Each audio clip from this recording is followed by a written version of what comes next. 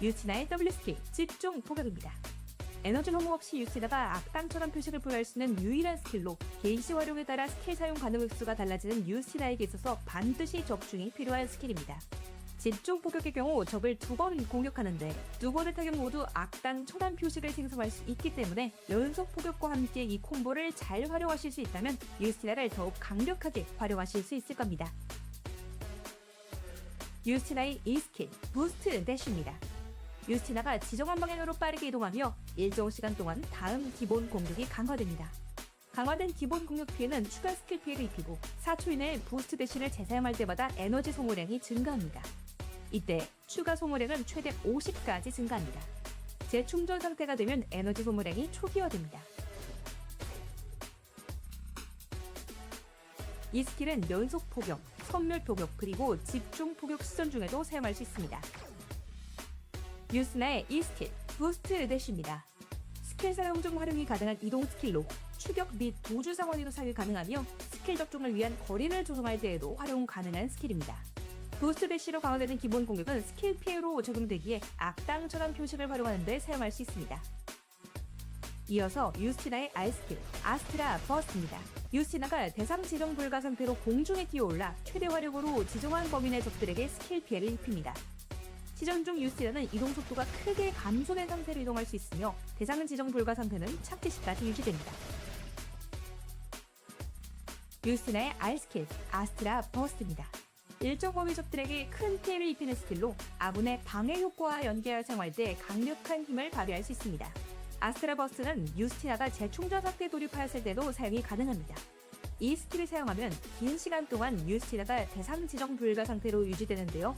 이 덕분에 재충전 상태에서의 약점을 보완하는 용도로 활용할 수 있는 중요한 스킬입니다. 루미아 섬에 찾아온 히어로가 되고 싶은 소녀 유스티나. 유스티나를 플레이하며 체크메이트를 만들어보는 건 어떨까요? 이상 실험체 백과사전 79번째 실험체 유스티나 팬이었습니다. 다음에 또 만나요.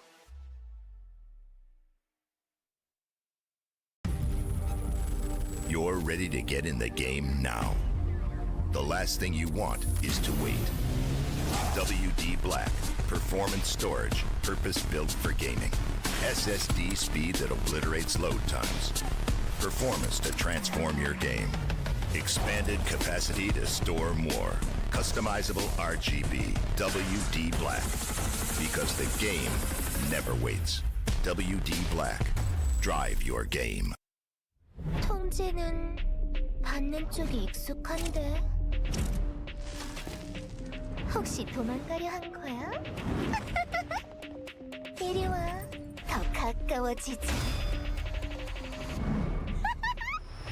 다들 도망가려 하니까 이제 못 도망쳐. 돌이키기엔 너무 많이 와버렸는걸. 이리 와, 더 가까워지자.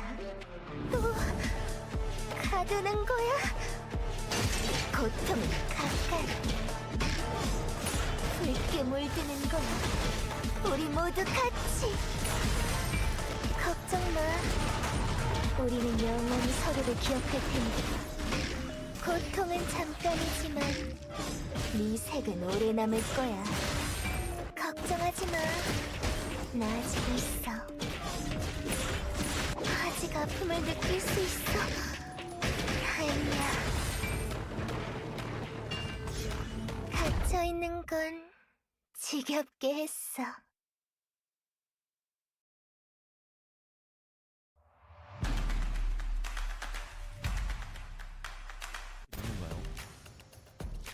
큐브가 남아있으니까. 그렇죠. 큐브가 남아있으니까 오겠지. 자, 삼격 들어가면 이거 싸움 크게 열리죠. 자, 그래도 의미가 있습니다. 못 들어갔어요. 이러면 후퇴해야 되고 결국에 생명의 나무가 근데 위쪽 중정 교전을 오요비 쪽에서는 이겨줬기 때문에 오요비는 한 턴 살아났고 에브리타임은 정말 말리게 돼버렸거든요 이게. 그래서 에브리타임은 좀 이거 왔는데 안녕하세요. 갑자기 색깔이 3개예요 지금 체력과 색깔이. 이건 그냥 사고죠, 사고. 이게 진짜 대형 사고가 났습니다. 그렇죠. 오 근데 이거 아르다의 더 하고 싶죠 지금 광주 슬래셔. 카르텔 입장에서도 그만 좀 가라의 스탠스인데 그렇죠. 자 이거 광주 슬래셔가 드랍감 나오면 들어가요. 안 갈 건데. 테오도로 궁 없잖아. 에어건 에어건 두 좋고요. 명의 피오라 이거. 공격기. 자, 위험합니다. 카르텔 대위기 상황. 이거는 또 닉누드의 문까지 아, 깔렸고 이거는 봄스톤도 갔는데요. 맞았어요. 와, 홈도 도와주질 않습니다. 두 번째 탈락팀은 카르텔이었습니다. 이게 도달하기 전까지 저지력은 없는데 이바한테 오히려 도달을 하고 나면 저지력이 생기는 겁니다. 자, 그리고 와 비앙카 궁 그래도 잘 들어갔어요. 속박까지 깔끔했고요. 와컬. 와 이거는 진짜 와컬 와. 선수가. 그렇죠. 근데 여기 이제 궁극기 빠지. 여기 스킬 다 빠졌잖아. 와! 하트 궁극기가. 근데 결국 어차피 전선은 빠져야 돼요. 자, 빼야 하지만 돼요. 오류가 있습니다. 한 명 눕혔지만 결국 빼야 되는 진영이고. 그렇죠. 자 진절군 켰어요. 그래서 근데 이거? 와 켰는데 방금. 광주가 이걸 방금 비앙카의 순환을 광주의 닉누드의 문 때문에 막히게 되면서 진절군이 안 깔렸고 뭐 진짜 난장판인데요. 그냥 난리 났습니다. 이게 돼요? 광주도 그 과정에서 많은 인원을 잃었기 때문에 어나니머스 선수 혼자서 할 게 없어졌고요. 그렇죠. 와 이거는 사실 진짜 하트 궁극기가 눌려 있었어가지고. 자 그리고 여기 조합 서로 박치기 하는 조합이거든요.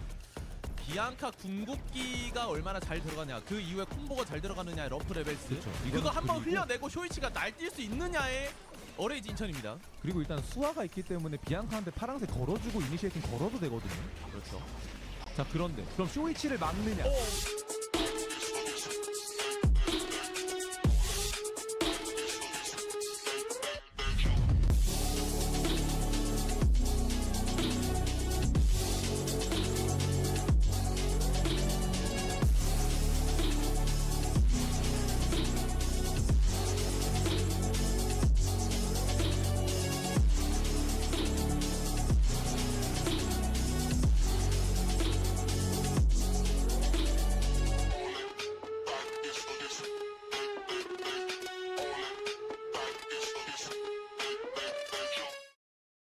Hello, ladies and gentlemen. Welcome back to yet another day of Eternal Return Masters Season 6 Phase number 2. First of all, thank you guys for joining us at the correct time. For all of you early birds right here, I see about 270 of you guys in chat right now. All of you early birds, good job. You guys were paying attention yesterday, or you're paying attention to some of the posts that are happening on the Eternal Return website. Times are a little bit different today than yesterday because it is the weekend. So first of all, thank you very much, guys. My name is Shubi Senpai. I'll be one of your casters for today for day number 5 of Eternal Return Master Season 6 Phase number 2.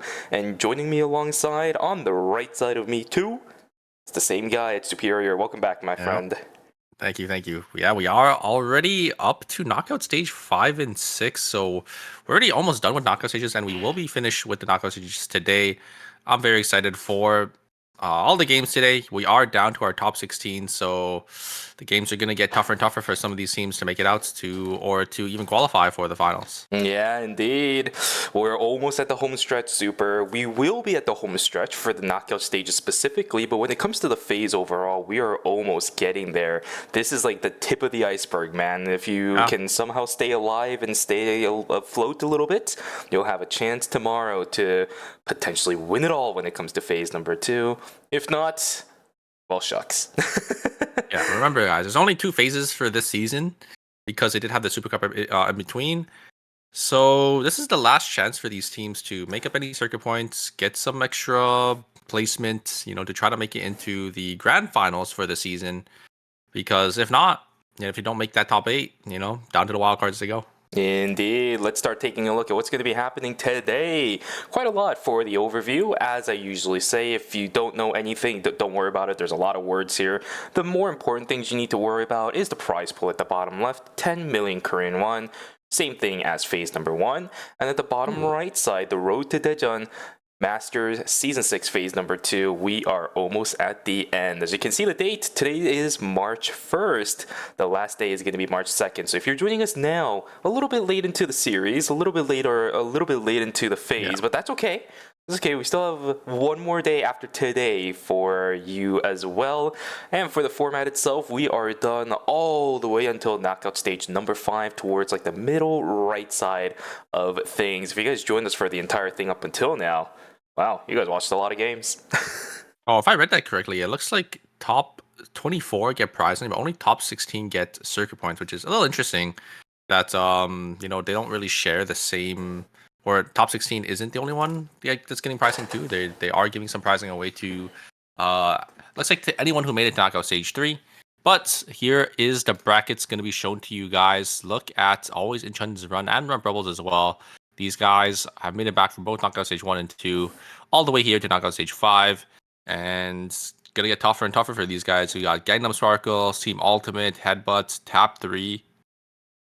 4 really solid teams coming into knockout stage 5 here, so it's gonna be an upward battle. And then you can see for knockout stage 5, or sorry, this is knockout stage 4 and 5, but knockout stage 6, it looks even worse for them. Yeah, this is gonna be all over the place. You're absolutely right. Knockout stage 5, yeah, you're right. The graphics are a little bit weird. I think they brought up something from yesterday. So actually, let me see if I can bring up the one that I have. There we go. This is a better one. Look at that. I have the updated one. It's so beautiful. Rump Rebels, Always Inchun, Insider, and Red, Green, and Yellow are the 4 teams that came out from the knockout stage number 4 yesterday that we played.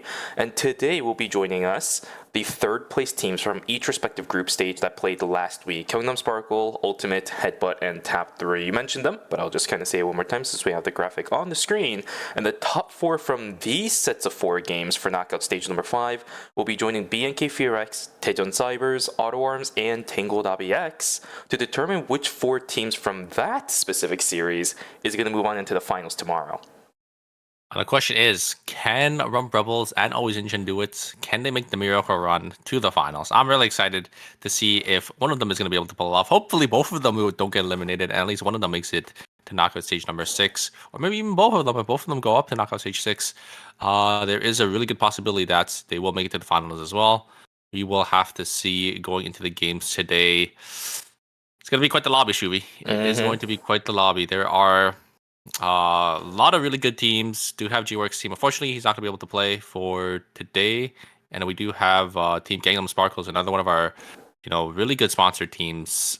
The triple backline team, they are kind of the pioneers for the triple backline in KR with the Chloe, Celine, and that Emma pick. A lot of great layered CC. They do get that pick potential. Just all of them, doing so much damage as well, just able to even blow up tanks. So very excited to see how they play today. Indeed, there's going to be a lot of X factors, especially the teams that are coming up from the knockout stages from the past couple of days. These teams have shown us some incredible gameplay yesterday. Remember, we were talking about how some of these knockout stages that we played on day number 4 were some of the closest series we've seen across the board when it comes to the knockout stages. A lot of the teams coming up, extremely formidable. So I don't think just because you're in knockout stage number 5 and your team's coming in, you can kind of relax. That's not the case at all. I think knockout stage number 5 is where we're going to see some extremely explosive action, but at the same time really distinguish which teams are ready to fight in the finals. If you can survive here with a very, very solid position, the knockout stage 6 should also be a situation where you're going to be able to have some flexibility on how you can play. But if you struggle here and just barely make it to knockout stage number 6, that's where I'm going to see some little worries on my behalf of whether or not those teams can adapt to knockout stage 6 and above. Yeah, 6 looked even tougher. You had Team Auto Arms, Team BNK Fear X, got Daejeon Cybers, and I think the last team was Tangled Dobby X. Yeah. Like all 4 is really, really solid teams. It's just an upward battle for these teams. They got to make sure they perform here. Try to get as much circuit points as possible because placement does matter now. They need to make sure they get as high on the leaderboard. Even if they place, instead of placing 16th, they go place 15th, 14th. That's another 20 to 30 circuit points. Maybe that might be the breakpoint for them to make it all the way or straight to the finals, or even guarantee their LCQ spot. Yeah, exactly. It's all about going to playoffs at this point now. And if you aren't able to perform here, LCQ, if you aren't able to perform at LCQ, that's it. Season 6 is over for you. So today and tomorrow is going to be the good stepping stones, the foundations of how your team is going to be positioned going to the end of the season competitively for Season 6. We talked about it yesterday. I think I'm saying this a lot, right? Because we keep talking about things like this, because you and I definitely know, for me, from a lot of experience, just kind of looking at these teams, looking at previous ways that LCQ has been handled and things like that. And for you, a little bit more personally, because you've definitely played with these teams before. But LCQ is a whole different beast when it comes to it. You cannot rely on it as a stable way, even if you're a good team, to make it into ERM season finals. So you have to try your best to make sure you can get good amount of circuit points from the phase itself. Going to LCQ is extremely risky. Oh, for sure, for sure. There's going to be so much competition, I think, for the LCQ. I mean, we saw last season how almost 7 out of our 8 teams went onto checkpoint, breakpoint, just because all these teams were basically neck and neck to try to eye for that final spot. Everyone was, playing the politic game correctly, making sure, a team that has the potential to win gets limited early. And it's just tough. And you don't want to be in that position, right? You don't want to be in that spot where, you're on the hot seat, where it all comes down to one series for you to make it to that grand finals. Yep. It's gonna be running to the races for a lot of these teams. I am very, very scared for some of them, if I'm gonna be real with you. The performances, as I said, we've seen from some of the teams coming up from the knockout stages. My goodness, it is amazing to see what we are having for ourselves. Rump Rebels always in turn making a miracle run for each other, quite honestly. Maybe Team Rump Rebels, all they needed was a little bit of a partner to be holding their hands along the knockout stages to kind of get them all the way to the end. They're so close. They can kind of taste it at this point. A very similar position that they were in during phase number 1. If both of those two teams make it, then I think that will be the longest run that, of course, obviously for Team Rump Rebels specifically, will have had with the 2 phases so far. But for Team Always Incheon, one last step after knockout stage number 5 to get into the finals and make that miracle run happen. Yeah, I think Rump Rebels I think they started from 1 and made it to 6 last time, just barely not making the finals. Always Incheon, they have the opportunity to one-up Team Rump Rebels. They just make it in season 6 and then, qualify for the finals as well. They will be the only team that started from knockout stage 1 and probably will be the only team ever, I think, just because, going from knockout stage 1 all the way to the finals is it's quite the task, and you guys have to get really unlucky, I would say, for your group stage, which probably won't happen too often. Yeah, should not happen all too often. If anything, I have a feeling for most of these teams that are starting to come up, especially for Rump Rebels. I think Rump Rebels is a very, very special case here because the more and more games they play, the more and more stable this team becomes. It is insane how well Team Rump Rebels have been adapting to pretty much every single lobby. You and I always know, we talked about it yesterday, I'm saying that one more time because we keep talking about things in the past that I always want to reference because it is always going to be true. Team Rump Rebels, very inconsistent team most of the time just because of how their team operates. Very similar to Team Marshmallow. Right? We were talking about that team a long time ago during the group stages, during the earlier knockout stages. They're always looking for fights every single time. Their composition, even if they're weak, even if they're strong, like who cares? You just bash your head against the wall, look for fights. Team Rump Rebels, a little bit more strategic than that, but their main game plan is to get that early snowball and just keep piling their leads against every single other team. That's not something you can pull off every single game, so their gameplay is inherently risky. But it feels like for the most point, especially during knockout stage number 4 yesterday, they hedged their bets extremely well and the payoff was insane. Yeah, 100%. Sometimes they just have that snowball game, and once they get those early game kills, they get a lot of credits. They could easily turn that those couple kills into a lot of kills, get all those items on, get all those credits going, and I think Rump Rebels is a really solid team comp for that snowball potential. Yes, sir. Yes, sir. Let's see how well they do. Ladies and gentlemen, the character select for game number 1 in knockout stage number 5 is underway. Team Headbutt is right here. Berserk. You know what he's going to be picking. You see the characters. If you remember this team comp as this team from back in the days, you know what's happening. There it is. Classic Hyunwoo pick coming through. What are we going to see for Gangnam Sparkle and Ultimate? Shouldn't be too uncommon. Oh, Whoa! Yeah, there's so many last-second lock-ins for these teams. Whoa! I think that's just because all these players are just scared of bans, just because he has so many duplicate picks. It looks like we will have the Alina ban going to be coming through for game number 1 here, because we do have it's going to be Narvik, Leshu, and Char going to be playing that Alina pick. So 3 of the 4, all from knockout stage number 3, which is probably why they decided to do that last second lock-in. Yeah. To try to do some mind games, to try to maybe avoid bans.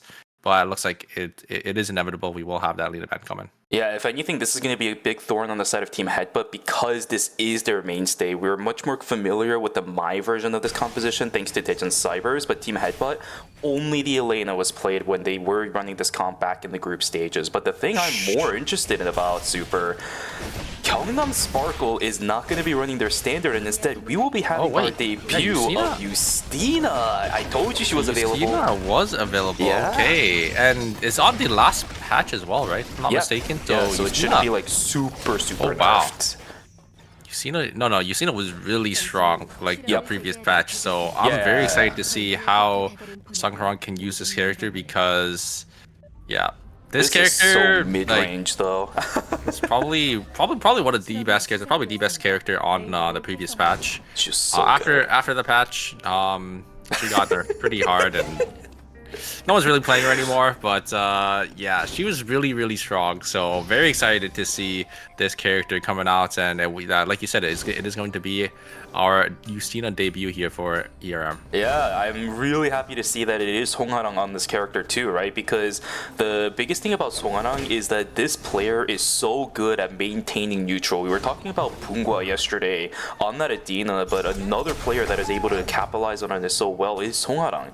We just don't see it too often because their main composition revolves around just trying to one-shot somebody. But if you take a look at some of these extended fights, Songharang's neutral contest is insanely good. And with Justina having some amazing mid-range control, I would be quite surprised if this composition doesn't work out. This comp is basically all about the mid control. You have the Arda, you have the Marcus, you have the Justina.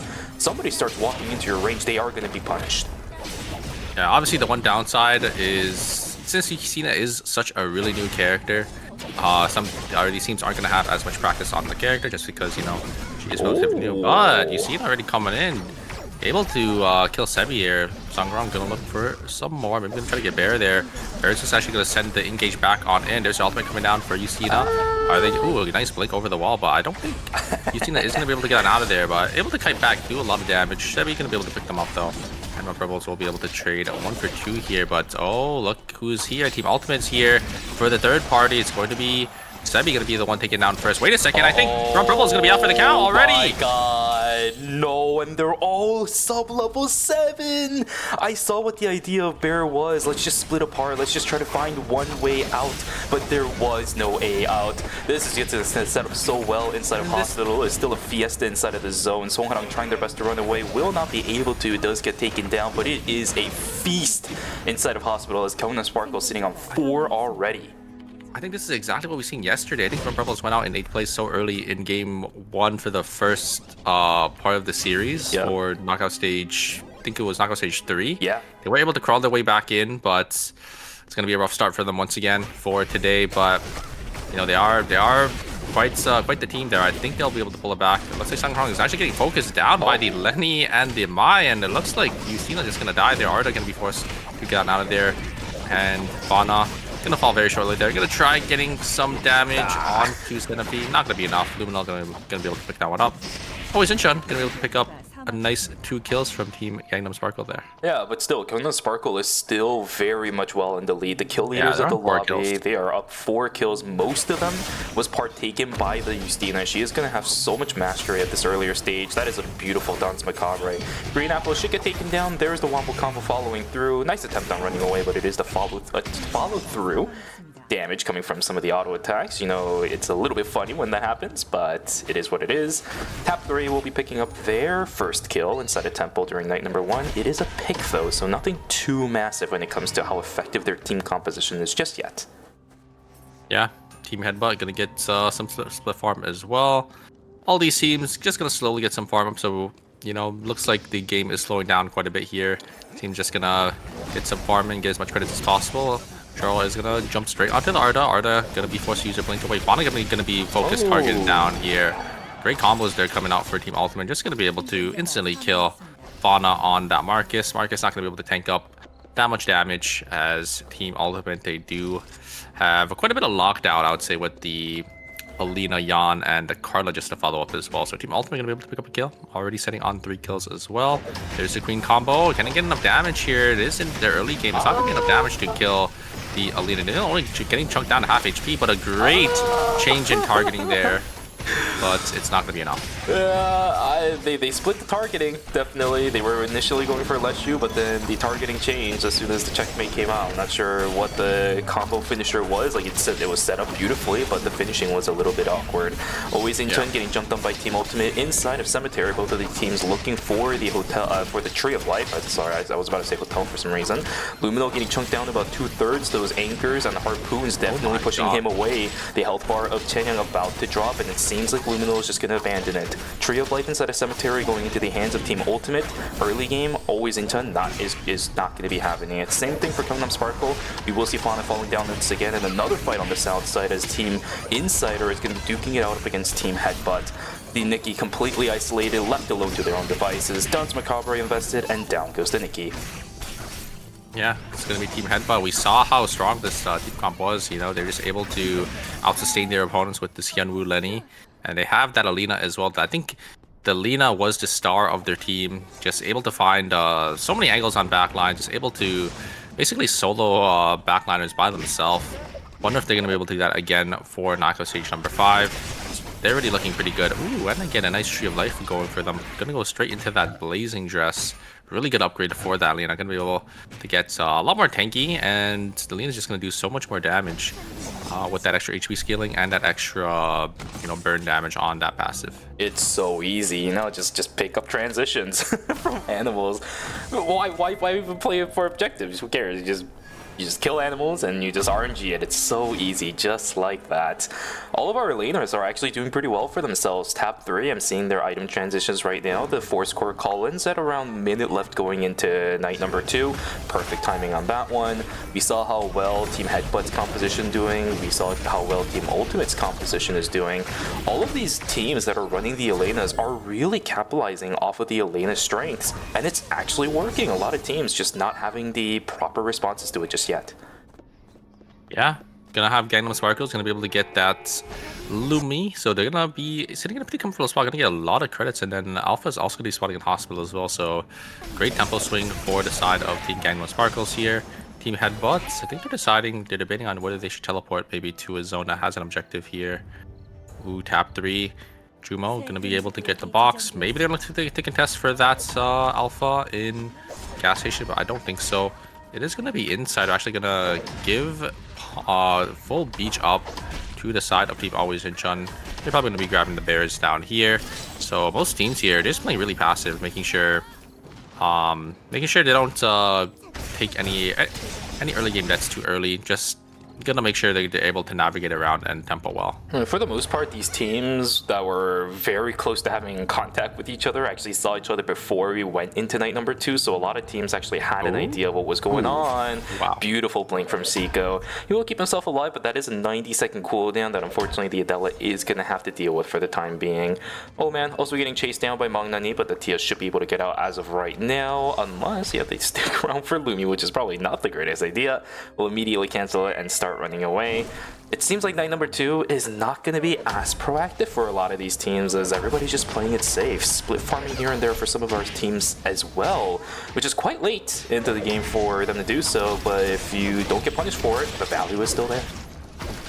Yeah, most of these teams are just getting the farm here. KCW actually going to be on the Tonfa Yan. I think Tonfa Yan is or has seen a lot more play now, just because did get a little bit of love with that attack speed buff, I think, in one of the patches. So Tonfa Yan, more burst damage, a lot less sustained damage, but they do have that Tonfa skill as well. Tonfa skill is just a really powerful tool, able to just block so much damage and reflect damage as well. And oh my god, indeed, the Hyunwoo just had no chance there. Unfortunately, Team Headbutt were just completely split up, so the Alina just wasn't able to get in first. Usually what happens for Team Headbutt is Alina gets a nice engage and then Hyunwoo is able to follow up. But Hyunwoo getting engaged on first there, the Lenny just not able to keep them alive enough. Tried to use a heal win, tried to get some heal down. But Team Ultimate's damage, their lockdown and their single target damage is really, really good on this Hyun and Carla. Yeah, unfortunately, the steal wasn't as massive for Team Ultimate. I guess it's fortunate for Team Headbutt. The only problem is it's a Tree of Life that probably would have gone into Mark of the Phoenix, which is really important for that comp. A lot of damage being returned. Freya, not Freya, what is it? The full rainbow going down, and it does tack quite a bit of damage. Lumino trying to there get we whatever go. damage he has. There it is. The resets are going to come through. The Tsubame is down in a beautiful spring trap, as expected from Zenithine, will net the kill for Day 9 as well. Mai and the Tsubame down, red, green, and yellow for the first minus 400 of the game. Yeah, a little unfortunate for Team Red and Yellow, but you are correct, it's going to be minus 400. We do have a fight though. Top 3 is going to send it on to Team Gangnam Sparkles. A lot of poke damage being exchanged. There is a lot of range here coming for the side of Team Gangnam Sparkles. Sang Harong is going to be down in form. They're going to use Arden's Gate to get in, but an ultimate from the Yusina is big, just going to chunk down the Alina. That is the power of Yusina. It's really hard for you to engage onto her just because of that iframe ultimate. He just has so much escape there. Jumo gonna try to get away. Fauna is gonna be able to get the knock up onto Jumo there. Gonna get pushed back as well. Imran's Gate should be up very shortly, and it's up, but Sang Harong is just gonna be able to wipe Top 3, wipe Jumo before he's able to take the gain, and that's gonna be it. Top 3 is gonna go down in 7th place with only 1 kill. The only problem with Nimrod's Gate is that it's so obvious the pathing you have to take to right click it, and all the skills Hong Harang had was just sent right to that one spot. Too easy for the Justina, and we are already seeing this Justina having a massive amount of success. 7 kills so far for Team Gyeongnam Sparkle. As I said, the mid-range control for this team is so easy. Once you get access to the Justina, maybe you get some damage on her, but her ultimate is going to deny it. Song Harang dashes away for now. We do have the front side soaking up a lot of damage. Song Harang still trying to stay alive. Yona with the stun and will lock the damage in. Fauna still in the front side trying to get the damage in, but Siko is too far away. Temple is not exactly the best zone to fight that. As a Marcus, he's getting stunned into the wall. We should see 2 members falling down from Gyeongnam Sparkle. Arda trying his best to run to the console. We do get the res back onto Justina. We do get the res back onto Marcus, but there's another fight on the south side. Team red, green, and yellow trying to duke it out up against Always Inton one more time. The yellow-blue lands onto his Lumino. There's a silence coming in as well. The damage from Tsubame is there, and Lumino gets taken down. Red, green, and yellow retaliates. They pick up 1. Yeah, Tia just finding so much value onto the side of Team Always, which is able to connect so much of their paint. Got a nice red-blue into the full rainbow, and then a red-yellow right after that to silence Lumino from even having the chance to respond. So very nicely played by Team red, green, and yellow. They're going to be able to pick up 2 kills from Team Always in Chun, and will be a minus 2 or minus 400 for the side of Team Always in Chun. We have Team Headbutt though, maybe going to look to take the fight between Team Always and Chun. I think they might have a good fight here. Just gotta make sure they don't group up and take too much excess damage from Lumino here. There is the ultimate coming in from the Alina. Gonna try locking down the Shuichi. Shuichi down to half HP. They are trying to focus all their damage, but it's not gonna be enough. Azumo's just gonna jump straight up and around in the team fight, and that's gonna be it. I don't think Headbutt's gonna be able to get away from here. No one's gonna be Team Headbutt gonna go down in 6th place with only 3 kills. Always Incheon gonna be able to get the 1-up onto Team Headbutt there. And oh no, Team Gangnam Sparkles, they're down 2 members already. It's gonna be a minus 400 again for Team Gangnam Sparkles or Team Ultimate. They just have such good lockdown potential and really good focus targeting. And once someone's frozen up, once someone's CC'd, you know, it's really easy for the Carla or the Yan to follow up. After all, the only frontline that Team Gyeongnam Sparkle has to try soaking up all of that aggression is just a Marcus. And, you know, no matter how tanky he seems, he's a bruiser, right? He is a very, very tanky bruiser. He is not a raw tank in and of itself. So he is going to eventually get chunked down, especially if he's locked down in one position and the freeze plus the CC combo comes through. It's so easy for the members of Ultimate to continue the damage onslaught onto the one member that is just constantly locked down. It's one of the benefits of running Ultimate. There's ultimate, but no. Carla, Song Harang with a good blink. There's the Dyson Cube combo coming in. No return damage following through. The damage AoE though is insane. Oh no. Oh, is just not going to be there as the checkmate is going to come through. But Fauna is still quite healthy. Remember, this Marcus can do quite a lot. Scarlet with the same thing. Garden Reverse is going to keep Yana alive for the time being. Magnani with the shield is going to keep themselves alive too. Nimrod's Gate out. Scarlet and Fauna will have to use another 200 credits to res the Justina back. Yeah, Songrong unfortunately mispositioned there. Great punish from Insider, just instantly pulling the trigger with that Nikki ultimate. Justina had the ultimate in response, but the ultimate doesn't really get you far. It is a nice iframe to dodge out on the combo, but you're just gonna drop straight back down right into the enemy's enemy territory there. Exactly what happened. Songrong is gonna get res. Is just gonna TP back up with Team Gangnam Sparkles, but another minus. I was a minus 200 this time, but a lot of credits already spent for the Team Gangnam Sparkles. They're not going to be looking too good or too in shape for the final zone. Yeah, luckily their early game was pretty solid, but I think the only way they're going to be able to recover from all of the credits spent is going to be from Wick, but Wick is going to be opening up inside of a closed zone very soon, and the only team hanging around is Ultimate. Yeah, I think they're just going to hang around. They have a card. They have the VLS. Yeah. They have 2 VLS systems, so they're probably just going to take it, use the VLS to get on out. So I think we've seen this quite a bit already from these teams. A nice macro play, just a nice heads-up play. Might as well just tank some timer, get the wick line, get the items, make sure you're the strongest in the lobby so other teams aren't going to contest you, and get on out of there. Sack like maybe about 15 seconds of red timer. It's not the end of the world. You could get it back if you get kills. And for the wick line, it's definitely worth it because it just makes it so you either have a free final zone because people don't want to contest you because you can be so strong with the wick buff, or it just makes your team fighting a lot easier if teams do end up chasing into you, or if you do end up catching a team off guard, you're going to be able to get a pick here or two, and that will just net you all your timer back. I do wonder if it's going to be Blood Tomf or if it's going to be Nosferatu. You're actually seeing quite a lot of focus onto these Elenas because their initiation is so strong, but the follow-through from our Yan has been extremely good as well. I think it'd be better if they put it on Blood Tomfa. There it is, the upgrade is going to come through. So we are going to just see the Eye of Argos sitting for the Elena for the time being, which is fine. She's doing plenty enough already, and with a composition like this, she's not the main purpose of the damage, right? You have the Yan that is following through. As I said, they've been following through with each other extremely well in this game so far. So not giving the Nosferatu over the Elena is fine. I would not be surprised if Alto is already sitting on the Blood Half Moon for himself too. I did see Cataclysm earlier. I don't think it's Phantom Bolt. It should. He does have the Blood Half Moon. He does have the blood weapon. Yeah, I did see it. It is Alto. And does also have a Opera Mask. I think the Opera Mask he got from a red box. So yeah, they traded the racing helmet to someone. Yeah. Team Ultimate, they are really strong right now. They got the Wick buff. I think it is, all these teams want to avoid them here. Gangnam Sparkle's gonna run straight to the hands of Team Red, Green, Yellow, but I think both teams know they don't really want to take the team fight because they know there's a lot of teams in the zone. Gotta be a little careful. Gotta watch out for those third parties. Team Insider gonna be teleporting down into Beach here. Maybe might take the fight into Team Always Inchan. But Always Inchan on that Mai gonna be able to deny Insider's full combo engage. You see a little bit of swords control over Beach that people are fighting for. Frailty actually popped. I think that was from the Adela. It's going to disappear sometime soon. We'll have to wait out for the cooldown in order to get the max amount of damage.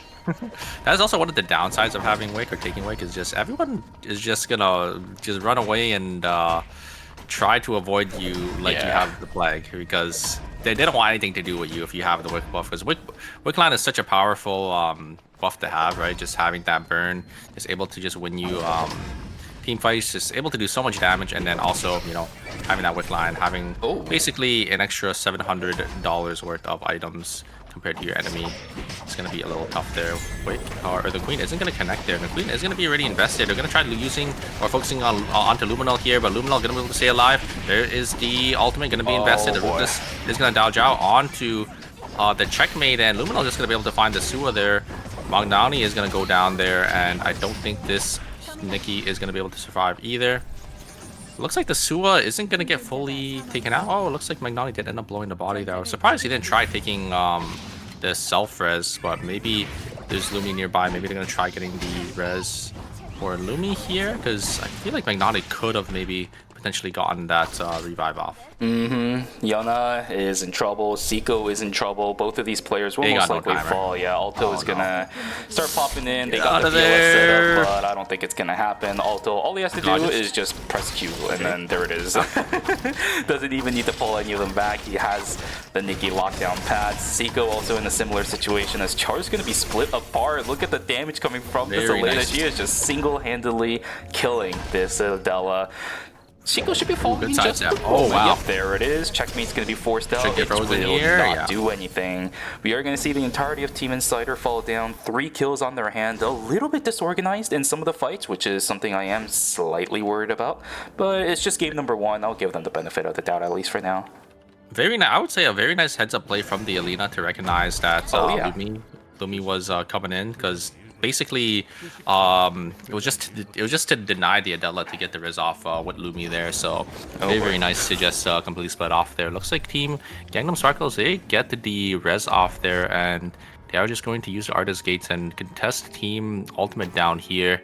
Team Ultimates, they are looking really strong. They're buying even more items, getting the attack skills online as well. They are looking very, very powerful. Look at the Carla with they're sitting on 3 bloods already. Red shoes, upper mask, and the blood weapon. A lot of damage though gonna be exchanged. Alina already getting poked down to about half HP, or I would say 1/3 or 70% HP there. But here's engage coming in from the Alina. Are they gonna be able to get to freeze? A great knockback from Ana, going to stop the engage from the Alina. Team Ultimate probably gonna have to wait for the quick cut to come back up, but look at the poke damage coming out from Team Gangnam Sparkles. Carla loses when it comes to range up against Justina. I've played this matchup several times in the past. I think the player that's going to make the biggest difference in this fight is going to be KCW. KCW on Yan is really good at punishing mid-range characters, so keep an eye on this Yan. Yeah, he has the stacks charged up here, and they're going to look for it. Oh, looks like not going to find anything with that. I think Gangnam Sparkles, they do know. Looks like the Alina is going to send it once again. A great pushback again. Going to try to healing back here. Nice crossbow skill. There's the combo. They're actually just going to focus all their damage onto the Marcus. Marcus already down to 20% HP. Will they be able to kill him? No. Marcus is going to be able to live. Sangwon going to go back in. Try to get a lot of poke damage. But look at the Carla's damage. They are going to take the Nimrod's Gate in. Alto fighting back really well here. But the ultimate is not going to be enough, and Fauna's going to be the one that's taken down first. KCW going to get poked down here, and oh no, the timers. That's so unfortunate. They actually might have been able to play that one out, but there's not enough time there. Team Ultimate will be able to clean that one up. That was just really good baiting from Alto. It kind of forced the Scarlet to go in, definitely by himself, right? There was no support from the rest of his team. If they played it maybe a little bit more together, there was a possibility, but I do get it, right? Your timer's starting to run low, you gotta kill something, but Alto just played the control on the range perfectly. Everybody on the side of Gangnam Sparkle desperately looking for kills. Alto casted the bait and just slowly reeled it in. They ate the bait and all fell down. We are down to 2 teams now, Always Incheon and Ultimate. Team Always Incheon looking for 12, Team Ultimate looking for 16. Another banger of a game for game number 1 that a team could potentially have, but it is up against Always Incheon.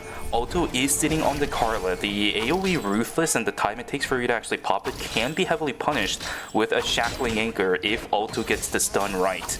Always Incheon doesn't really have any angles in at the moment. Chenyang looking for something, Lumino looking for something, Cenopine also trying to get an angle on the spring trap, but Alto is just not giving it at all. Yeah, Team Ultimate does have zone control as well. It looks like it's going to be the Alina. They're going to be the one to first pull the trigger there. It looks like the Ultimate is going to hit onto the Shoichi. A lot of damage is going to be exchanged. 2 Ultimates going to be invested though for the side of Team Ultimate. I think if you're Team Always Incheon, you're going to take that. You're going to wait for the reset. You're going to look for the engage for yourself now. You're going to get the taunt onto the Yon. Here comes Ruthless. Is going to be invested. Thomas skill is going to be used as well. Going to be able to dodge out on a lot of damage. And looks like Team Ultimate is just going to peel back, and that's totally fine. They're going to wait for the reset here. A lot of cooldown is going to be invested onto the side of Team Always Incheon now, and you have the timer advantage, so you could just get a full reset here, go back in. You're still going to be up timer going into the fight here, and you're looking pretty good. Yeah, you're the one with ults now. KCW and KCW and Char, they both have Tetragon as well as the Dance Macabre. They're starting to go in, Chaos and Chaos. Tetragon down at the beginning of the fight. Luminal with 10 seconds, he's got to do something. Ruthless is going to be available in about 15 seconds, but Chaeyoung is already down. Luminal trying to get some kind of recovery, knocked up into the air. Tomahawk Roundhouse, not going to result in anything. 10 seconds left for the members of Always Inchan Ultimate. They should know at this point. They're just going to start walking away. 5 seconds left. Oh my god, wait, Luminal? Luminal? Back in. This might be the long call, but the crowd control rotation is too good. KCW, and as I said, there is the shackling anchor punish as soon as somebody goes in. GG, 16 kills to Team Ultimate, nothing given to the hands of Always Inchan. That is going to be 24 points going into the 24? Yeah, 24 points going into the hands of Team Ultimate. Great game number 1. Yeah, really solid game number 1 for Team Ultimate. He just played so well there. Just able to, play off each other's TC very nicely, able to kite back. Fairly good spacing for, Team Ultimate to make sure, they're not in range of the Shoichi. Luminal almost had it at the very end there, but Team Ultimate were just able to beat them to the punch, able to lock down the Shoichi before he got his Ruthless combo off. And yeah, will be it. Team Ultimate's gonna be the one to get the 1-up onto Team Always Inchan. But not bad performance for Team Always Inchan. You will take that because second place, 9 kills for themselves, 14 points. Pretty solid game number 1 for them. Absolutely. Just need to make it into the top 4. A good, consistent series for them. Yeah, this is a situation where Always Inchan, it was going to be a toss-up for you, right? As I said, there's easy ways for Team Ultimate to actually punish the way that the Shoichi is going to play. We were talking about this, I think it was last week, how a long time ago, I don't remember when it was specifically, but the amount of animation time that it takes for Ruthless to finish actually got extended by like 0.1, 0.2 seconds. And because the dagger spread on Ruthless is about the same distance as Shackling Anchor, remember that Shuichi still has to walk out of the Shackling Anchor, and the amount of animation time it takes for you to do the Ruthless, as long as Alto is able to time it well, which of course it's Alto. It's Alto's Carla. He's going to time it well. There is easy punish for this Shoichi just trying to play the game. It wasn't going to be the easiest matchup, and I saw the angle that Lumino could have been going for towards the end there, but again, the Shackling Anchor punish, and then the Tomahawk Roundhouse plus the Leaping Knee from KCW just locking down Lumino, and the angle was shot down before it even happened. Yeah, I mean, a great attempt, right? Because Team Ultimate's targeting just really well. Like if the tank is slightly a little too far forward, they just instantly turn all their attention onto the tank. They have the damage from the Carla from that Yon. Yep. It is the amp Yon, so we're just able to burst down the Mai. Then he just made the fight into a 2v3, and it's just easy pickings from there. Great attempt though from Luminal. He tried to go in, but yeah, just again, completely shot down by Team Ultimate. Yeah, I'm so glad that Team Ultimate is running Alto Carla right now, because it is a perfect response to the lobby situation at the moment. Remember that we were talking yesterday about how a lot of these teams are dive oriented, and it's still going to be the same case today. Carla, really good at receiving dives. She is one of probably the best characters at receiving dives because of how well she's able to self-peel herself, because of how much control she's able to have over the fight. When somebody fails their initiation, your harpoons have so much range. When somebody's trying to run away, it's so easy to land them in the midst of a chaos that is going to be a fight. And it's Alto, right? He is not going to fail on that Carla. He has the Shackling Anchor. I think I saw some really good, I'm forgetting, crossbow weapon skill. That I don't know why I just completely blanked on the weapon for a second there, but yeah, they're really good. Alto's Carla, one of the fastest built up Carlas, because his team knows how good that character is on him. Have Blood Half Moon Cataclysm, like, it's over, right? As long as their team is stable, they'll be fine. Yeah, triple blood Carla. It's a little too much damage for some of these teammates to basically, or some of these players to basically tank through. So once the damage comes down, the focus targeting is there. The layered CC with the Yon and the Lina, but the Lina is going to be banned for game number 2. So gonna have to see how Team Ultimate does end up changing their team comp. I'm gonna guess they're just gonna swap to the Mai Yon Carla. It's not going to be that much of a difference, I would say. I mean, obviously, the Alina has so much more damage as a tank and a lot more engage potential. But the Mai still like a tank that has like a good amount of damage, and still has an engage potential with that catwalk. Yeah, the only problem is that the freeze was too good from Char, I think, this game. As I said, KCW and Char actually played off of each other really well. With the Mai, yeah, you can do that, but I think the threat of the freeze is just not going to be there, even with the Mai, even if you have the taunt. So we'll see what ends up happening. But let's take a look at the scores for now. Ultimate sitting in first place. We obviously know that one. They got first in the game with a massive amount of field kills, but their point difference lead is actually not that much, sitting at 24 themselves. But behind them are going to be two teams, Gyeongnam Sparkle and Always Incheon, both sitting at 14 points overall. Gyeongnam Sparkle, despite falling down, not in first place, still 10 field kills, and I think that's a very good debut of what the Justina is able to do. Yeah, I wonder if they'll continue playing it for game number 2. It's a pretty solid game for them. They went down in third place with 10 kills for themselves, despite them having a really, really rough early game. Yep. They minus like 400. I think they minus probably almost like 800 credits in total in that game. So they probably just weren't able to come back and crawl the way back from such a large deficit. So they just have like a solid game number, or a solid early game for game number 2 if they do end up picking the same team comp. I think they definitely can showcase how strong this character is on the previous patch at least. Indeed. We'll take a look at whether or not they opt to run it one more time. Without the Elena, I think it might be a little bit easier to run this Justina, because you're not going to get heavily punished by somebody that just decides to run in, right? Even if it's a Mai, it'll be a little bit difficult to do it. But looking at Scarlet picking up the ammo, we should theorize that they're going to go back to their old bread and butter. There is the Celine coming through. Fauna, are you going to pick the Yan, or is it going to be the Chloe? And it will be the Chloe. So we're just kind of going back to our bread and butter. And yeah, it looks like I was correct. All the Alina players swapped over to Mai instead. We actually have 5 Mai's for this lobby. 4 Mai's for this lobby. Yeah. 4 Mai's for this lobby. So Mai will be off the table going into game number 2. And we're going to have a Lenny ban. True. Going into game number 3 as well. So what is Headbutt going to do? Maybe Charlotte, Lena?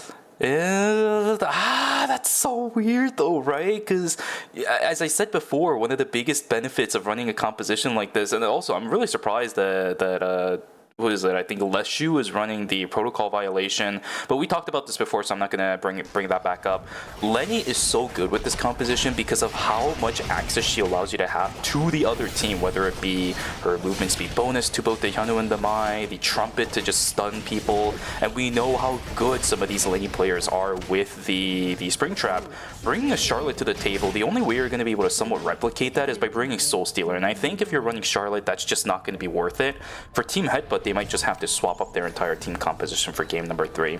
We'll take a look at that when time comes through, though. Yeah, I mean, well, we've only seen them on this team comp, so I would suspect they're just gonna maybe pivot over to the Charlotte with the Alina instead, because Charlotte is just another support, but obviously not having that sustained and CC, and I would say extra damage that the Lenny gives, because the Lenny passive damage is actually, I would say it definitely adds up, especially for a team comp like the Mai Hyunwoo, right? Together, they do a decent amount of auto attacks. At least Hyunwoo is always making sure he's auto attacking, so a lot of damage gonna be gone for that team. But we'll have to see, because I don't think they were expecting to get, or I don't think they were expecting a Lenny ban to be coming to fruition here. I personally would advise not running it. I think with the Lenny, it just kind of brings this composition over that breaking point where it is viable. But with something else other than Lenny, you just don't have enough crowd control to lock people down. Even with the Mai and the Hyunwoo, it's just not going to be that consistent. So the setup and the continuation of the fight is not going to be that good. The triple tomahawk roundhouse into the triple leaping knee. Alto is going to try to Goomba Stomp back in, but of course, as always, the Goomba Stomp is just not that great. Always Incheon looking for some fight back in. Alto trying to get some of the damage in return, and down goes the Carla. It was such a good attempt from Team Ultimate. It was such a good setup from KCW, but the damage just isn't there early. And the full rainbow setup as well. The buffer on it was really nice before they got thrown up into the air. Yeah, it's just early game for Team Ultimate. They don't have the damage yet. Carla, character, I wouldn't say that struggles in the early game, but just not enough AoE damage in the early game to really follow up on that triple roundhouse kick and triple knock into the wall. Really nice showing from Yeah, exactly. Really nice showing from KCW though, getting the 3-man well stunned 3-man knockup, but yeah, unfortunately, just no follow-up just yet for Team Ultimate. Scarlet actually just gonna use the change to jump straight in onto the Adela here. A great double dove, gonna be able to connect there, and are they gonna be able to get the Adela? A nice checkmate to let the Adela live for a little longer, and I think that was Team Ultimate gonna be the one to pick that one up with the Mai there. And it looks like Scarlet though isn't gonna let the Mai get away scot-free, and Team Gangnam Sparkle is already sitting on 3 kills. Yeah, I can't believe that Drape actually still does that much damage at the start of the game, but it is what it is. Chen Young looking for a taunt, not going to be able to find the green apple, but stuck in the corner right now. Actually ends up taking the totem back in, but this 2ㅣKnockout character is so tough to grab. Full Rainbow goes down, Chen Young's going to fall. Lumino's still pumping out the damage. 2 members about to fall, unfortunately not going to be able to find the Tia, but the Spring Trap is there, and this right here is what I was talking about earlier. These Levy players in KR are insane. Seraphine, he always is able to find the spring traps like time and time again, every single time. Jumo gonna try getting away from the Sua here, gonna be able to get a nice jump with that spring trap. Gonna get a stun onto the Sua. We do have the Ekyan coming through, but I don't know if they'll have enough damage to kill this Sua here. The Ekyan is just gonna start body blocking. They are gonna slowly start chunking him down, and yes, the Sua is actually gonna be the one gonna be forced to leave there. I think McNally wants to look for more, but I don't think there's any more to be had here. As looks like Tab 3 is just gonna get away with their Lenny alive. I think it would have been okay for the Sua to keep fighting, but of course on the Sua side, she doesn't know where the rest of Team Tab 3 is. So Narvik could have been there, but yep. I think as long as the Ekyan is able to body block the Sua Don Quixotes, I don't think the Sua, at least in the early game, the Sua doesn't have enough damage. Yeah, no one dies there. To outlive or to kill the Ekyan there. So exactly. I don't think it would have just been like a standoff. Okay, we got about 20 seconds to go before day 2 is going to begin. We have a couple teams starting to prepare themselves, positioning inside of archery range. There is a meteorite that's going to drop, and then now a couple teams also looking to get the why do I keep messing up which zone we are looking at? The Hotel Tree of Life. I said hotel earlier, and this time around I say temple. Something's wrong with me, guys. Killing that Sparkle does have the initial drop onto this Tree of Life. Fawn is going to try to hold it. I don't think halfway has been met just yet. That's a double bomb popped in. Stuck in the middle of nowhere, but Luminol, does he have the damage to lock things down? So just somebody needs to breathe on him. Down there you go. It's going to be Tenya to lock that down. We will also see Fauna falling down as well. Always Inchun's actually going to look for the fight here instead. Oh, is that enough? I think they're out. Yeah, there it is. My God. That's why you got to set up the hat before you go into the totem, and Scarlet is one of the few people that never fails doing that. So I think that was like pixel perfect there, because I thought the hat wasn't gonna on Rebels again. Oh no, they're out in 8th place again. What? Okay, they didn't hit the 3-kill threshold this one. Rebels out in 8th place once again. I think that might be it for them. 2 8th places, especially in a 4-game series. I don't know if they're gonna be able to recover from that. It's gonna be really hard. They have to have 2 pop-off wins going into game number 3 and 4. They're gonna have to go into the tank here, maybe think about what they could do for the upcoming game, because they're gonna have quite a long break before the next couple of games here. Just gotta think about what they could do for the last 2 games of the series. But the thing is, what can you do, right? Like this is Rump Rebels at its finest, as I was talking about before. It's just inconsistent. It seems like now that we're starting to hit knockout stage number 5, it is starting to kind of rear its ugly head, where this team, if they aren't able to get that early game kill, like the 3-kill threshold that we are always looking for, at least at the minimum, they're going to struggle continuing to scale in the middle stages of the game, because they don't have that lead a lot of teams are looking for to just push this kind of a composition ahead. We see Walcol on the Bianca never running totem, so if one slight misstep happens, this Bianca will get killed, and then now you're left in a 2v1. If everybody else is ahead and their 4-score buys are in already by day number 2, then it's already over. Look at the credits on the side of Rump Rebels. They bought nothing. Yeah, they weren't able to get their buys in. Oh, looks like Tab 3 is just gonna go straight onto the back line, and there's the full engage and the full combo from Insider. A great, nice checkmates with the Pure Rage uppercuts. A great Adela combo there. We'll be able to get the Jenny down, and once they get that priority target, right, killing that Jenny, there's not that much damage gonna be left on the side of Team Tap 3 there, so we'll just be Team Insider gonna be able to take that one up. That's so bad for Team Tap 3 too. They were positioning for the Alpha. This Jenny needs two. Jenny needs two of them, so the fact that now you're going to have to buy the Mithril instead for both her weapon as well as her headpiece, it's not going to be the greatest time in the world for Team Tap 3. They just bought two, so their credit counts are low. It's going to take a while before Tap 3 is able to get the next set of transitions available for that Jenny. Oh my goodness, it's not looking good for a lot of our teams, my friend. These early game skirmishes that they're all taking part of and getting punished for. Oh, what the heck? Wait, never mind. She's fine. Racing helmet's not that bad if you already have your weapon and your holy orders plus your bladed boots. What the heck? Yeah, looks like they'll be okay here. I think Tap 3, looks like they prioritize items onto the Jenny, because I don't think I saw the Lenny on the elf dress just yet. It actually Until now, just sitting she on just the bought it. yeah. So she just has it now. Looks like always in Chun. Oh, gonna get engaged on by Team Red, Green, and Yellow. There's a My Taunt, gonna be able to lock down Lumino. But Lumino gonna go back in, finds the angle. There's a Ruthless. Are they gonna be able to get it? But the silence is huge from the Tia, completely disrupting Lumino's combo there. But a great taunt there coming out from the Mai is gonna be able to secure the Tsubame there, and it will be Team Always Inch gonna be the one to come out on top. There's the full combo coming out once again, and oh my god! But wait a second. They're living. Berserker's still alive, and Lenny's gonna be able to keep him alive. Ignati's gonna be chunking down. No. We're able to kill the Hyunwoo, and I think that might be it. I don't know if the Lenny can get away from here. Maybe try joking the Sua over the wall. There it is. Sua, weak the walls. A little unfortunate. Can't really get over those unless they have the blink, and they will be able, or they're actually gonna get third party by Team Tap 3 here, but no member is gonna die just yet, so Headbutt is gonna be able to stay alive just barely. Headbutt, they lived for so long. I thought they were gonna die instantly. They ate like 2 Adela combos, they ate a checkmate, they ate some Sua abilities, but you know, the Hyunwoo and the Mai just able to tank up and soak up so much of the damage. Fortunately, I think once you eat those many abilities, it's pretty likely you would go down right after. So I mean, the Hyunwoo almost being able to live just long enough, but you know, eating one more of those combos at the very end, I think just seal the deal. Yeah, the fact that Night Fork is on a charge system now definitely helped Team Team Insider on actually securing those kills.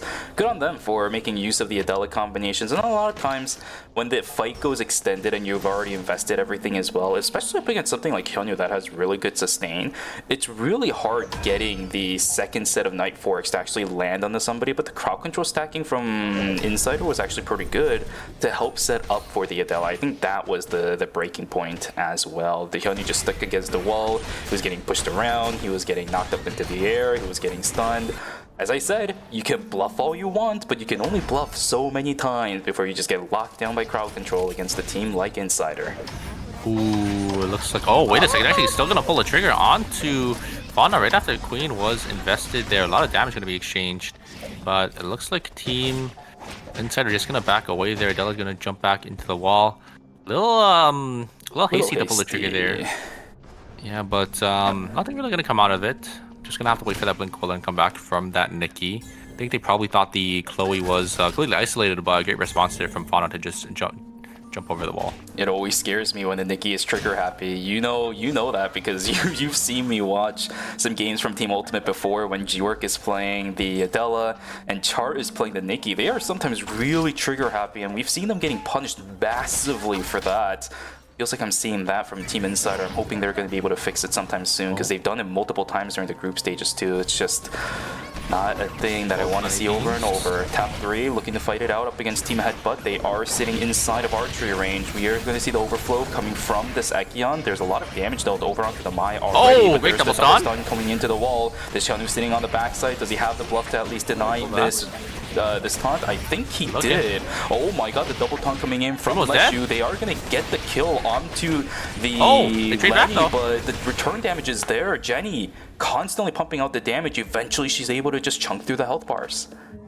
Yeah, having that backline ADC damage, what you need into a team like Team Headbutt, having that single target damage to focus these priority targets like the Hyunwoo. once the Hyunwoo goes down, there's really not much damage from the side of Team Headbutt. It's only going to be that Mai and that Lenny. So great focus targeting there for Narvik, just to slowly chip away at slowly chip away onto the Hyunwoo, and eventually the Hyunwoo will end up falling there. 3 auto attacks, and Tap 3 will be able to get that one up onto Team Headbutt. I'm a little bit worried because Team Headbutt, that was actually the strongest they ever could be for quite a while. Look at their credit counts. Ooh. Not going to be in a good situation. You get the reses back, their power level is going to be the exact same. And if you're losing up against a team like Tap 3 that hard, with your items now, it's not going to get any easier. 2, maybe 4 or 5 minutes later. Yeah, minus 400, and you're stagnated as well because you don't have enough credits to get all your teammates back up just yet. So you're losing out on the natural regen credits as well. So it's going to be really bad for Team Headbutt there. A great pull there for the side of Team Gangnam Sparkles, but Gangnam Sparkles is going to be forced to back away. Great Soul Link going to be used by Fauna to keep them alive there, and looks like it looks like the HP bars are going to be in favor of Team Gangnam Sparkles there. They are going to look for the engage. Do they still have the Peerage upgrade? I think it was already invested there, so no combo just yet. Magnani going to get some poke down, try to get a stun. Nothing really going to connect there. Queen is going to be prepped as well. Will they fall for it? No, looks like they're just going to back away. Gangnam Sparkles giving Team Insider the respect they deserve. Gotta watch out for that Adela Queen. If you get hit by this Adela Queen, it's basically lights out. Yeah, Scarlet is playing this fight extremely well. Keep an eye out on this Emma. His spacing and his kind of control over how Team Insider is playing this fight is so good. There is a reach out. So Song is really far out into the fight. There's the Queen. There's the follow through. But now Fauna and Scarlet has to somehow salvage this. Seiko is really far away from the fight, so he is going to be completely fine. I think they just have to back away. Scarlet is playing this fight a little bit too close now. Change level 3 is there, but I don't think it's going to happen. The Dove is there too, but they're not going to be able to get the changes. The Donkey OT to lock that down. Well played from the side of Team Insider. Seemed a little bit trigger happy, but the support was there. Talasi about to fall down, will not get taken down as Headbutt. Still down the player. They're not going to have to invest another minus 200, which quite frankly, I don't think they would have had the credits for. It's going to seal the deal, that looks like, for Team Headbutt here. They're probably not going to be able to get both the team members back. Looks like Hasi's also only on 8 seconds of timer, so not going to be able to really play with much here. Again, Circles are going to be able to get the res back here. But yeah, it would be a great play from Team Insider. We see this combo time and time again. It's just the Nikki and Adela together, just able to find the priority targets onto the back line. A great Queen combo there coming out from the Adela. Gonna be able to chunk down the Tia down to 1 HP, but yeah, like I said, the Adela and the Nikki together just get the Peerage uppercuts, and the Adela just Knight Forks in, gets the Queen combo onto the priority backliner, and then the Sue is just there to follow up as well. So it's really, really hard, especially when you're playing a triple backline team, to really to really try to, shut down Team Insider. I think Gangnam Sparkles just is gonna have a really hard time in the Team Insider because of how both team dynamics work. Gonna have to try to bait the Nikki in and maybe try killing Nikki, but the problem is the Peerage uppercut will lock down one of the targets, and if one of the targets is locked down, there's probably not gonna be enough damage for Team Gangnam Sparkles to do a return burst into the Nikki or the Adela that's going for the engage. Yeah, and I don't think Song Ha-dong even played that wrong, right? His positioning was actually pretty good. It's just that the Nikki, just barely at the tip of the hitbox, was able to find the Celine.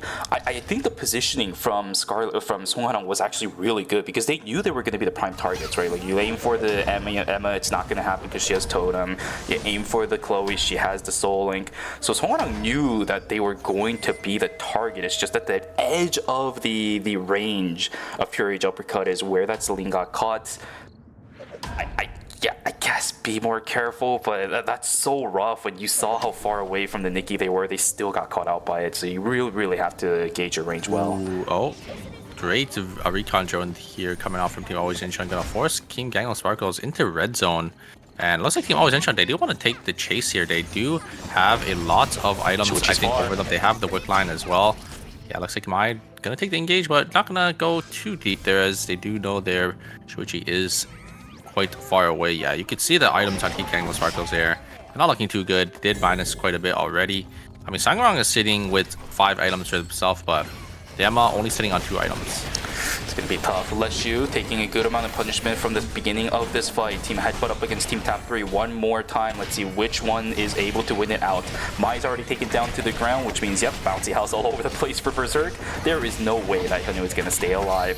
2-0 once again for Team Tap 3 on the western side of the map, but the fight on the south side is going to begin, and Team Insider 1-for-1 trade so far. Shibame is dead. Can this Tia actually hold up against this Sua? I don't know. Full swing is good. The red is going to miss. They need to kill Seiko. There it is. We're down to a 1v2. Magnani, he needs to somehow do something. I've seen Magnani win these. He does get it. I don't think he has it. The silence is there too. Oh, he finds it. He finds it. Oh my goodness. Magnani again on the Sua is going to be able to find it. Dang 9 has no timer left on himself. He's going to have to start walking back in, but there was a Sua just standing right there, right in front of him. Dang 9, it's just not going to happen. All he can do is just kill the body of Yana, and that is all it and set. Tono Sparkle is trying to duke it out, but it's not going to happen either, as the Celine is dead, the Chloe is dead, through the Soul Link as well. I think the dash went through both the Chloe and the Nina. Scarlet last one alive. Teams are in tatters. Yeah, Magnani finds the angle in. I think, I mean, the Mai, I think all the Mai had to do was body block the Don Quixote, but unfortunately just walked a little too far away, and then that just allowed Magnani to find that angle, that perfect angle, to get that Don Quixote right onto the Tia, and yeah, once the Sua's onto a Tia, there's really not much a Tia can do to get on out of there. Gangnam Sparkles, so gonna go out in 7th place with only 4 kills, so a little unfortunate for them. They did have a pretty solid game number 1, but yeah, gonna get cut down early there. And oh no, we have a minus 1 there for Team Headbutt. I think that was Team Headbutt. That is the only Mai that is dead right now. So yeah, it looks like Team Always Incheon gonna be able to find Seiko here. They're gonna go for the full chase. Illuminal gonna be able to use the dash on forward, gonna be able to get to that chicken. I don't think the Adela, I think the Adela is gonna be able to get away though. Wait a second, the speed boost is too much, and Luminal is gonna be able to close the distance. Adela is gonna fall very shortly. Insider gonna lose another member, and I think that's gonna be it. I don't think Insider is gonna be able to come back into this game. Yep, it's not gonna happen. Sua last one alive. Credit counts not looking that bad. They can actually get the res if Lumi comes around, but do you see Lumi on the minimap? There it is, but it's not happening because it's also surrounded by everybody from Always Incheon. Magnani knows that, and he gets found out by there's nothing Magnani can do here. He's dead. Yeah, even before the Siphon Maelstrom finishes. Yeah, there's the lockdown. Like, it's just way too much damage from the Shoichi, and that is going to be it. Team Insider gonna go down in, it looks like 5th place there, but 7 kills, so not too bad of a performance from them. So we'll have to see how Team Insider is going to be able to maybe use that to their advantage. If that is enough points to, you know, put them in a safe spot going into game number 3 here. Yet gonna jump on in, gonna get a lot of damage onto the backline here, Narvik.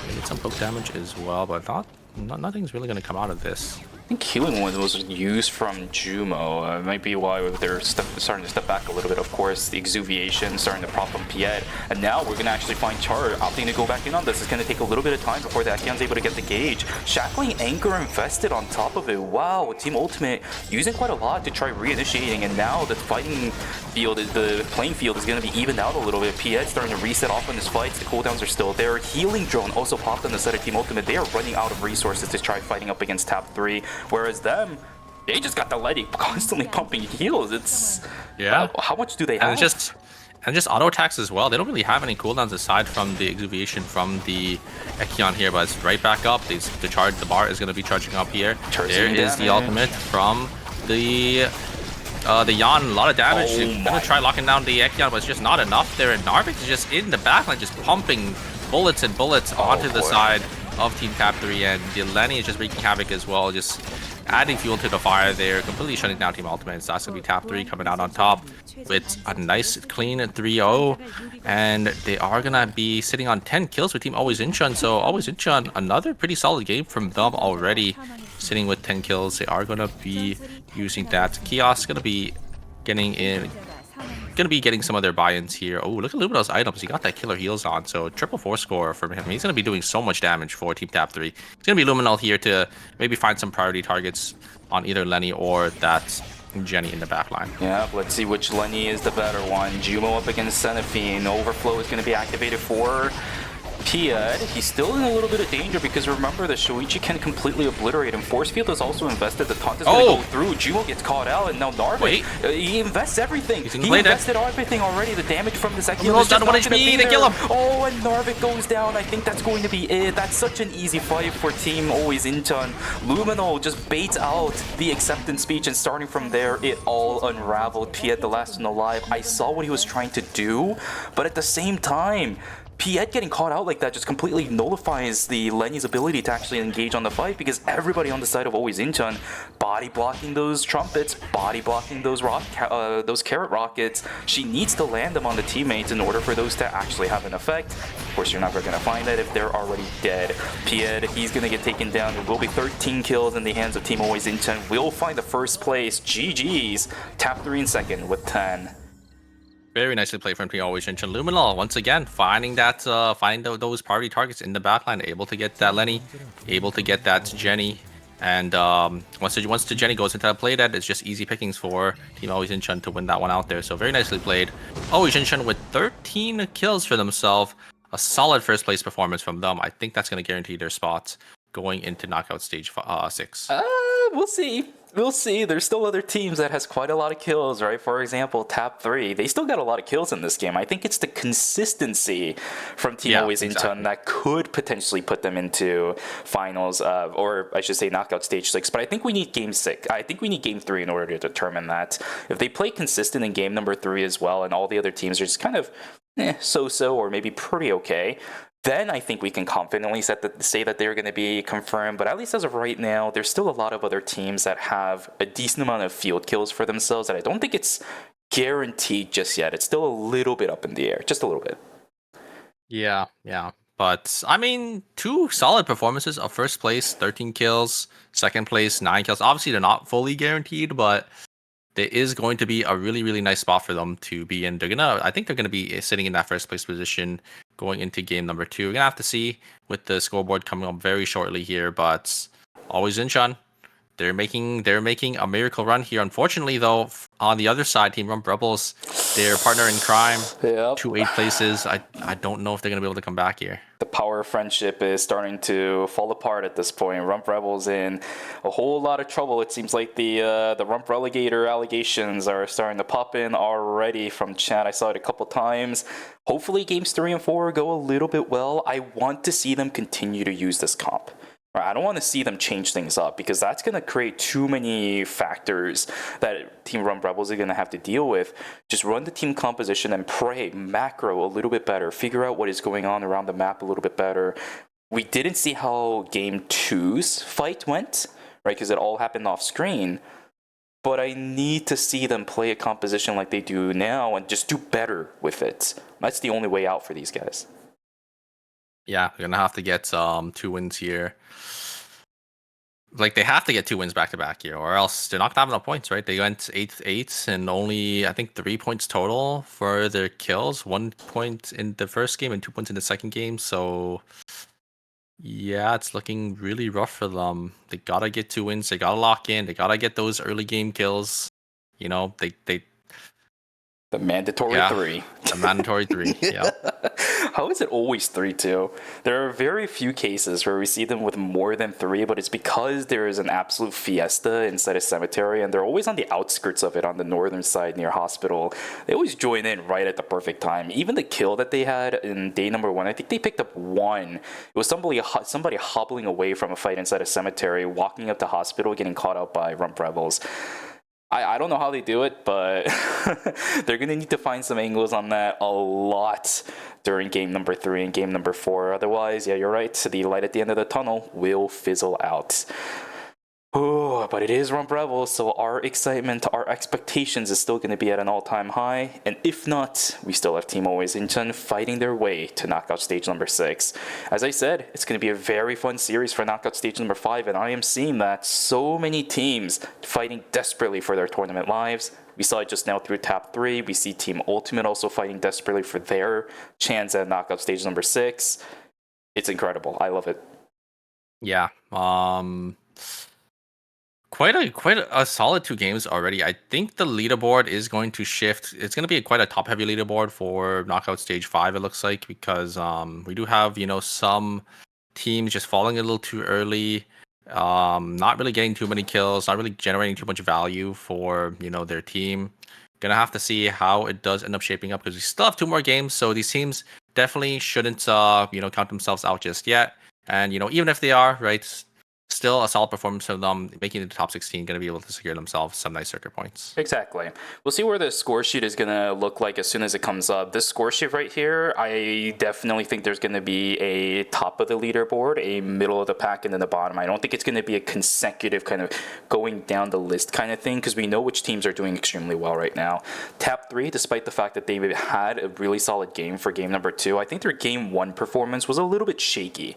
This Lenny composition with the Jenny and the Ekyan was a little bit disrupted in game number 1. So I am excited to see what the score sheet is going to look like. We will take a look. It should be up in just a moment. There we go. All right, let's take a look. Will be Team Always Incheon in first place, 35, Ultimate 32. So it is a really, really top heavy leaderboard here. It's going to be Team Always Incheon and Team Ultimate going to be able to, or going to be snatching up most of those points there. Again, no Sparkles, top 3, both with 18 and 16 respectively for our top 4.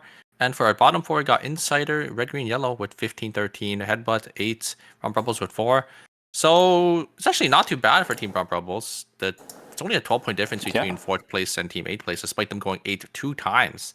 It's just because it's such a top-heavy lobby here that all the points are just going into the hands of Team Always Incheon and Team Ultimate. Exactly. It's very lucky, and it is as I thought it was going to be, right? A definitive top of the leaderboard, a definitive middle of the pack, and then a definitive bottom. But because of the fact that it's split into 3 like that, with Always Incheon and Team Ultimate taking away a majority of the points, it really is still feasible and possible for Team Rump Rebels. 12 points is nothing for a team like that, assuming 1 game goes well, Super. But Super, that was an even number of games, and you know what that means. I know what that means. You guys in the chat know what that means. Make sure you guys go grab some water, go grab a snack, and go take a stretch. We'll see you guys back here for games 3 and 4 of Knockout Stage number 5. Take care, take care.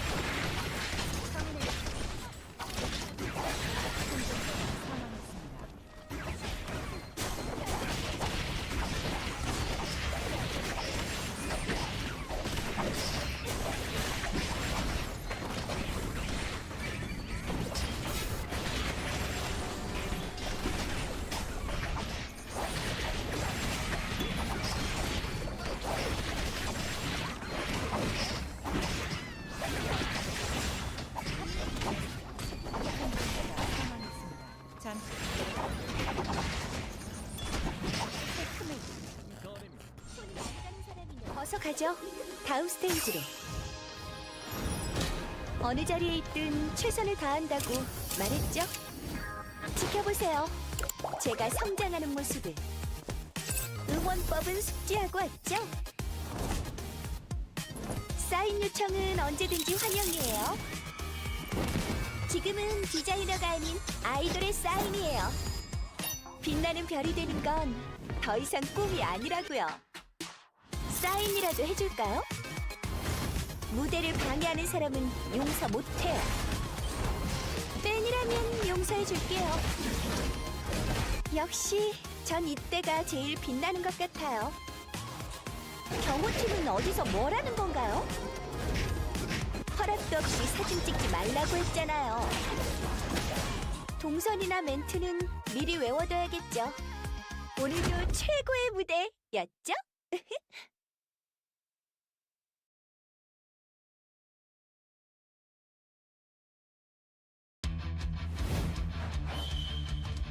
정의의 히어로 유스티나 등장! 어?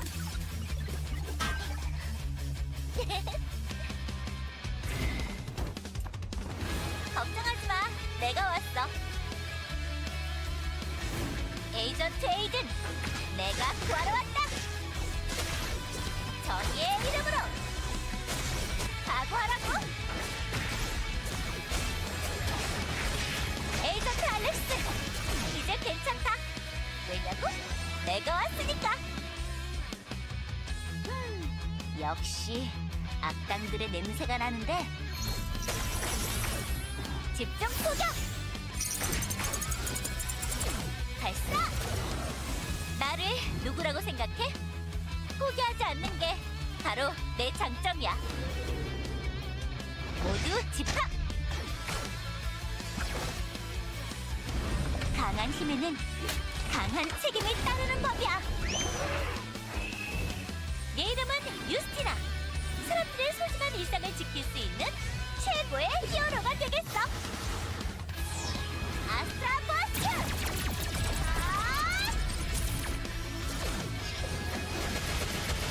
전력을 다해서! 언젠가 누가 말했었지. 평범한 일상으로 돌아가 평범한 생활을 하고 싶다고. 그럼 난 그 평범한 일상을 지킬 수 있는 최고의 히어로가 되겠어.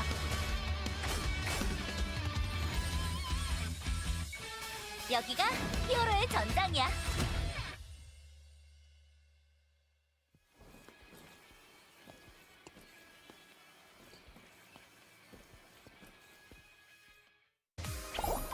오늘은 새로운 걸 준비해봤어. 기대되지? 빵! 맛있겠지? 한 줄까? 무슨 꿍꿍이냐고? 글쎄, 알려줄 것 같아? 어리다고 얕봤지? 창피해라. 계신가요? 있어도 좋고 없어도 좋아. 경찰 아저씨는 없나 보네? 잘됐다. 후슈! 내 이름으로 달아둬. 슝! 숙녀가 공격받는데 가만히 있을 거야? 야옹아, 여기 있니? 자! 오늘은 여기까지. 다음에 또 놀자. 안녕!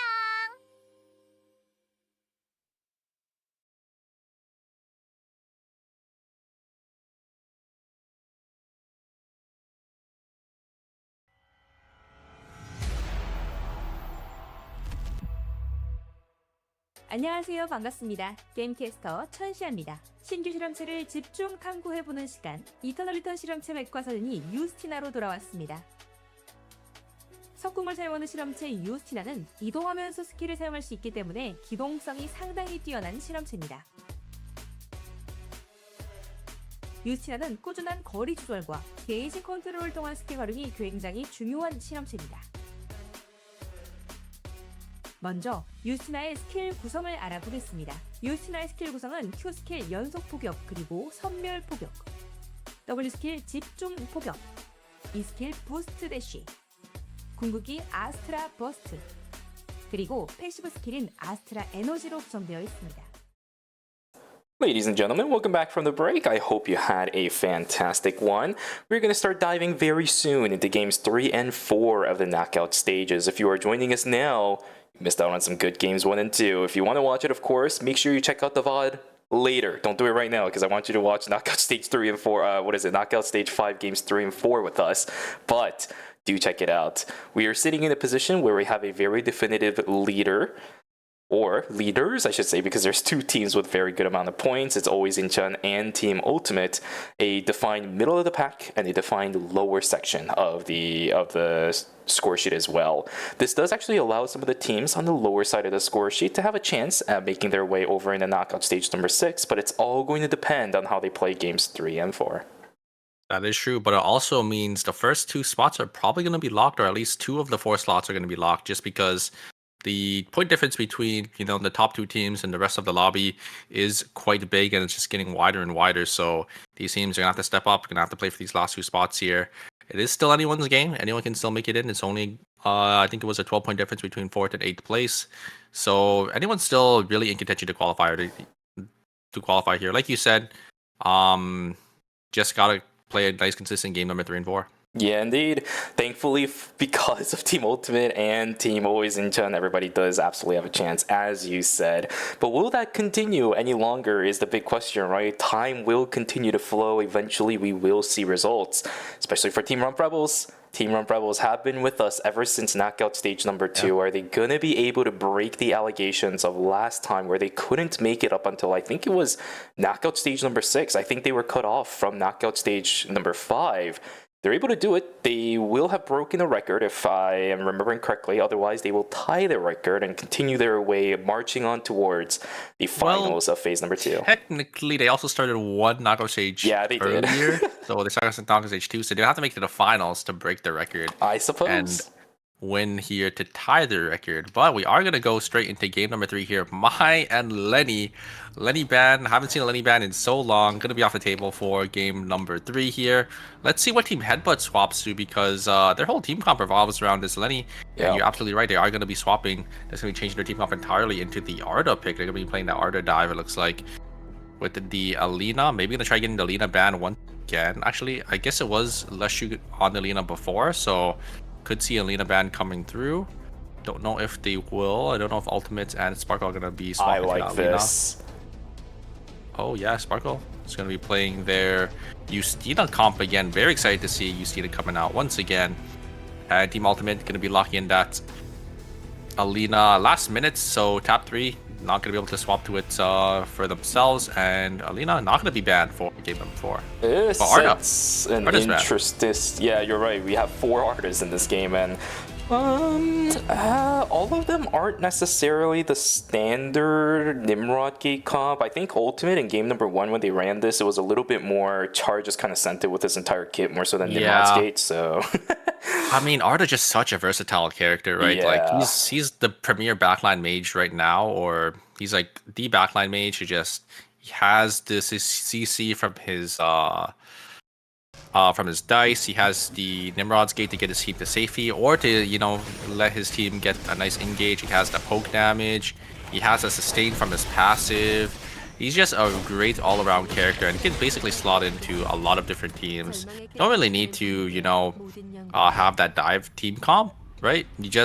I've seen a lot of these teams, they just send in their tank with the Nimrod's Gate, let the tank do their thing, take up a lot of damage, and the backline mages are just there to provide damage as well, or just the backline in general. So very or not too surprised we do see 4 Ardas here. Yeah, Team Always Incheon also diverting onto the Arda as the Lenya was banned. Same thing for the Estelle because the Mai was banned.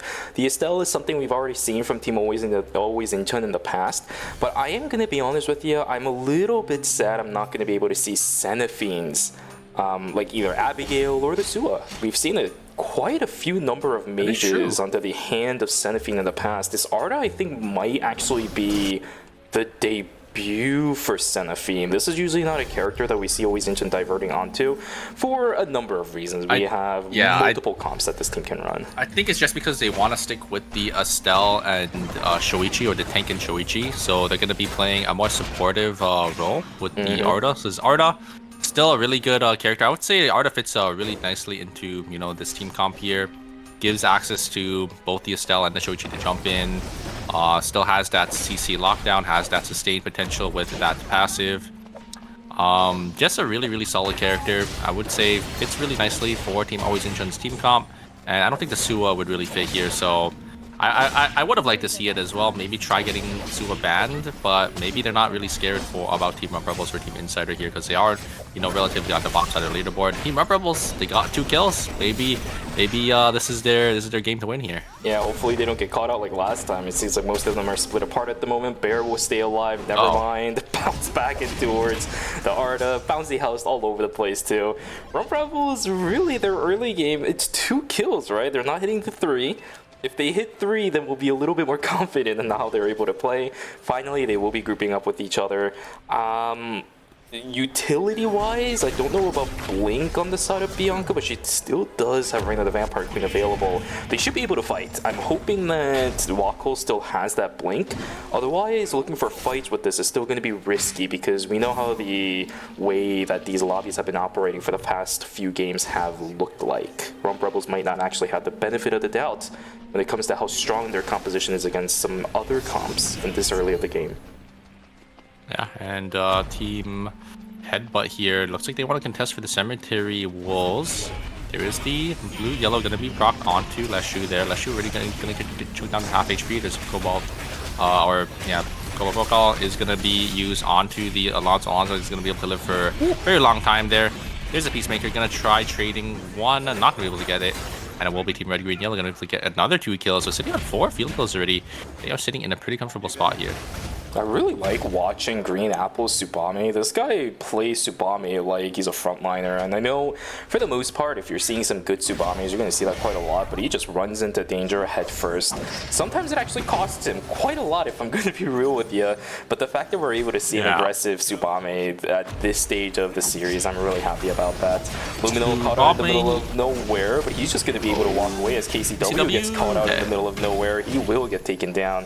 Kangna Sparkle's picking up. Oh, wait a second. Lumino coming back. wants to fight this. He's still by himself. Wait, there is no he's support gonna go in with the anywhere. Ruthless? He's got the Ruthless. Wait, there's a damage in. Oh, the Nimrod's gate is there. Everybody's starting to file on in. Always into, and everybody is in this zone now.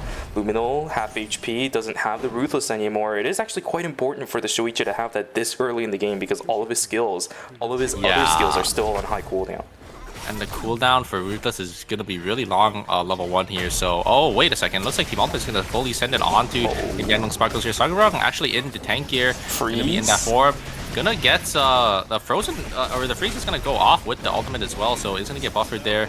Fauna is going to be the one to go down. Scarlet going to have to get on out of there. Sagarong going to walk down as well. Char actually going to still send it onto the Yusina there, but it's like really impossible to chase into a Yusina just because Yusina has so much mobility, has a lot of damage, return damage going backwards, and it will be team. Looks like it was Team Ultimate going to be able to get the 1-up onto Team Gangwon Sparkles, but Team Always Inchin there for the third party, and just going to be able to reap the rewards and claim that Tree of Life in Temple. Yeah, I'm not sure, but these teams' fights are a little bit weird. I can't tell if they're messy or if the fights are just not exactly going the way that you would normally expect it to, but they are just full-on chasing. Songarang will give up on it eventually, but now another fight on the southern side of the map, as Fauna going to give up going for the Tree of Life. He's just going to burger flip Green Apple straight into death. Now Sebi's trying to recover from this. Bear picks up a kill for himself. Now they're sitting on 4. Wako also looking for another one. Pushed away is going to be Sebi from the slide step. He was trying to go in on towards the Arda the silence? slot. The silence is there, but it's not going to matter. Scarlet, he's going to have to push away from this. Fauna, Bear, fight an angle. Good knockup. Bear is going to get interrupted. You're right. Wako is in. Songarang is also in now too. These fights are all over the place. Can Wako fight this out? I don't think so. Circulation misses. Sebi's in trouble. He's going to get taken down. Rump Rebels have to back away. This should be a Tree of Life, potentially going into the hands of Gangwon Sparkle. Oh, never mind. Headbutt's here. They're gonna they're gonna be the ones to take the Tree of Life out of Team Sparkle's hand, just rip it from them. Well, unfortunate, but yeah, no Sparkles, they do get a kill, so definitely take that. Probably just gonna walk up there, maybe gonna get the Collins in Fire Station there, get those trees. KCW, oh no, blinking on forward, completely whiffing his combo there, and there's actually gonna be no response there because you don't really want to push into this Arda. Oh, I Look at like the that patience gate. from the side of Team Red, Green, and Yellow. They know they can't really send it into this tight corridor, into that Arda. They would just take way too much poke damage, and it just will be both teams just gonna back away there. No real trades happening. But at the same time, I also appreciate the fact that Team Ultimate was also very patient with it too. Fighting into a Tia also in the tight corridor is and not they that find great unless that happens. Holy moly, Char not going to be able to find it. Nimrod's gate is there. KCW has back them up. yielding stacks, pushed away with the There it totem, is. but there's the Papyrus to lock that down. The scroll is enough damage to kill Green Apple. 1 kill for Team Ultimate inside of Chapel/Warehouse. Eventually the fight will end. Come Sparkle duking it out now up against Team Always in Chun. He finds it. Artist stuck in the middle of Oh! nowhere. He is Dead. actually. Oh, he does. died Yeah, you're right. before. He does end up getting taken down. I think that might have been a fadeaway dagger that eventually tracked him down all the way at the end of the Nimrod's was, gate. Whereas Fauna, he will die. There we go. I think he dashed through him right as he was taking the gate, but it registered, so the damage went through. Because how it works is like if a target ability goes into you before you teleport or you use like a movement skill, the damage will still go through into you, and I think that's exactly what happened. So a little unfortunate. Gangnam Circle is gonna lose 2 members, but Always Incheon gonna be able to pick up a nice 2 more kills for themselves there. Team Up Rebels, they're on that 4-kill early game spike. I think they might be able to have it here, but we're gonna have to see. They definitely desperately need this game to go into their favor here, or else that's gonna be it for their tournament run. Yep, and they're trying. They are definitely trying. Ooh, my goodness. Hongharang in a whole heap of trouble. He's trying his best to run Ultimate. away at the Oh moment. my The God, that's a lot of ultimate damage. laser is really good, but eventually will get traced down. Running very low on energy too, right? I mean, eventually she was gonna get ran down, but yeah, the good attempt, good amount of mastery farmed. It's still gonna result in your entire life falling down. Berserk gonna get blinked on by Green Apple. There's a kill going through for that. Team Ultimate duking it out up against Team Insider. It seems as if with the Adela down, everyone has to run away. Magnani leaves. Yona is be already fine. dead. But- Alto oh with no. the Nimrod's Oh no. gate. Oh. My God, there's no Donkey That's OD, it. and they get the freeze. Insider is wiped. 0 kills. And look at where they Oh, are no. on the score sheet. This Yeah. just opens up more opportunities for Rump Rebels. 8th place with 0 kills, and they're in 5th place with only 15. Insider needed this game, and now they're gonna be struggling to get their spot in for knockout stage 6. A little unfortunate, but a great team fight from Team Ultimate there. I think they just had a great freeze. They just had a nice angle in onto the Adela there. There's really not much they could do. Can't really run away from the Arda. Sua tried to use a double Don Quixote out. Still just wasn't enough. The Nimrod's Gate chase down just way too much for the side of Team Ultimate there. Sparkles looking to fight over a purple box that dropped in archery range. Mid-range should be in control of them, but there's the Charlotte healing, supporting them on the backside. my Burger God. flip over onto the Charlotte, but the fight is split in 2 different ways. The version of Team Tap 3 seems to be working just way better. The health bar starting to drop down. Hongarang is going to get taken down. That's a -200. The Art is going to get taken down. I think that was a VF. That was a Charlotte, yeah. Right? Yeah, the Charlotte actually ended up killing the Arda. -400 for killing those Sparkles. This team is struggling. The Justina, I mean, she's doing fine, but she eventually gets caught out. So Hongarang is not able to space correctly. I mean, up against the Aekion spacing Yeah, is kind of a meme, but Yeah, just putting in work there also. Is that just Yeah. like some credits down there? Oh yeah, looks like they're gonna go grab it. They do see it. But yeah, Pierre is just putting in work. He's just able to just split the backliners and just able to split the team fight so well for Team Tap 3. And that's what this team comp thrives off of, right? The Aekion just doing his own thing, and then Narvik and the Charlotte just together able to do so much damage on this Jenny, because Jenny is getting buffed up by the Charlotte, getting that elf dress and that healing factor damage, and then Jenny's already on 5 gold items for himself, so he's able to dish out so much punishment, and there's really not much Team Gangnam Sparkles can do. I think Pied was just able to have a nice angle onto Justina, like you said, and Sangharang just not able to peel himself off of the Aekion there, and just completely getting basically soloed by the Aekion. yeah, the call was a little bit weird in my opinion for Fauna going into the backline. I don't think a 1v2 split is going to work, especially when you're dealing with a Charlotte as a Marcus. So the Yeah. advantage was 100% in favor of Piet. It wasn't. It was a result Yeah, that was this- kind of given if you take a look at it a little bit more. Gangnam Sparkles is playing like Justina and Arda, so they're playing like two AoE mages. So they don't have enough single target damage to kill the Ekion. That's just Yeah, they never wreaking kill havoc on us. their backline. They can't really kill the Ekion. That's just dashing in, just doing as much damage onto these backline mages. So yeah, I think they have to play more for the front to back. But with a character like Justina and Arda can kind of do their own thing. But it was a little hard just because Ekion just has so much mobility to just be really sticky on top of them. I think Narvik is just playing really well on that Jenny too, because no matter what the enemy teams do, there is always going to be punishment. Oh, Berserk backing away. The finger point was cancelled out. The taunts from Lushu are going to be attempted. Never mind, not going to happen. The freeze is not going to come through, but this Arda's locked down. Wow, Yellow, nice. blue, nothing. Full swing is also going to miss. Green Apple's going to blink Green Apple's just gonna go in. The kill. There's the Peacemaker coming online, but I think the advantage actually goes in Perfect. favor of the Tsubame. The finger point follow through is Oh going to my god, come Green Apple through gets as ult well. again! He's still alive. Down goes the Tsubame. Oh man, should be able to clean at least something up. There's the finger point directly onto the Elena Talasi, the last one alive on this team. Minus 400 for Team Headbutt. What a play from Green Apple and what a follow through from O-Man.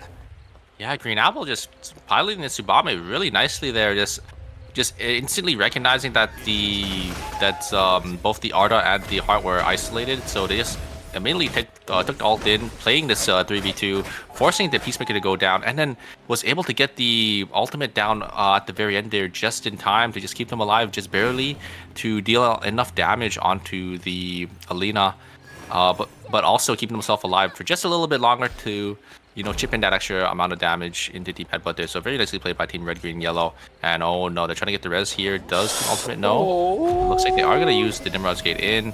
Leshu should be able to get away here. They have the counter Arda's Gates, and Leshu does have that full bar on that Alina show, so they should be able to get out. Very lucky. Look at the credit counts. Yeah, they're in shambles again. It's always Team Headbutt for this series from the looks of it, yeah? Yeah, a little unfortunate for Team Headbutt there.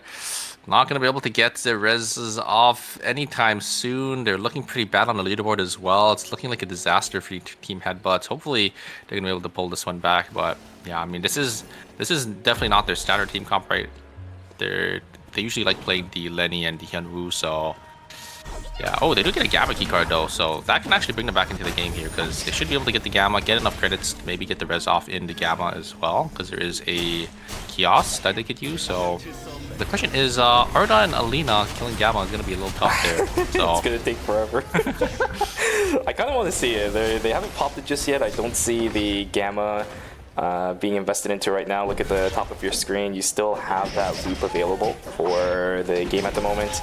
We'll see when they decide to pop it. It's not going to happen anytime soon. The Elena is very close to getting the res off on the Heart though, right? Just about maybe 10 to 15 credits more. They yeah, they should be able to get it.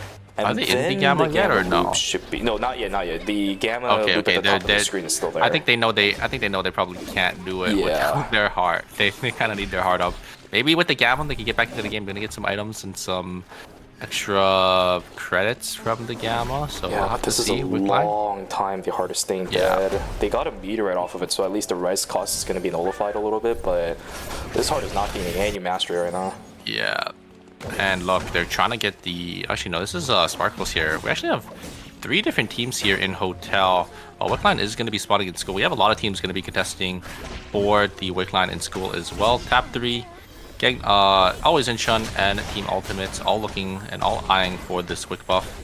But it looks like Team Tap 3, they're going to decide, you know what, there's so many teams here. We're going to not take any risk, and we're just gonna get on out of here.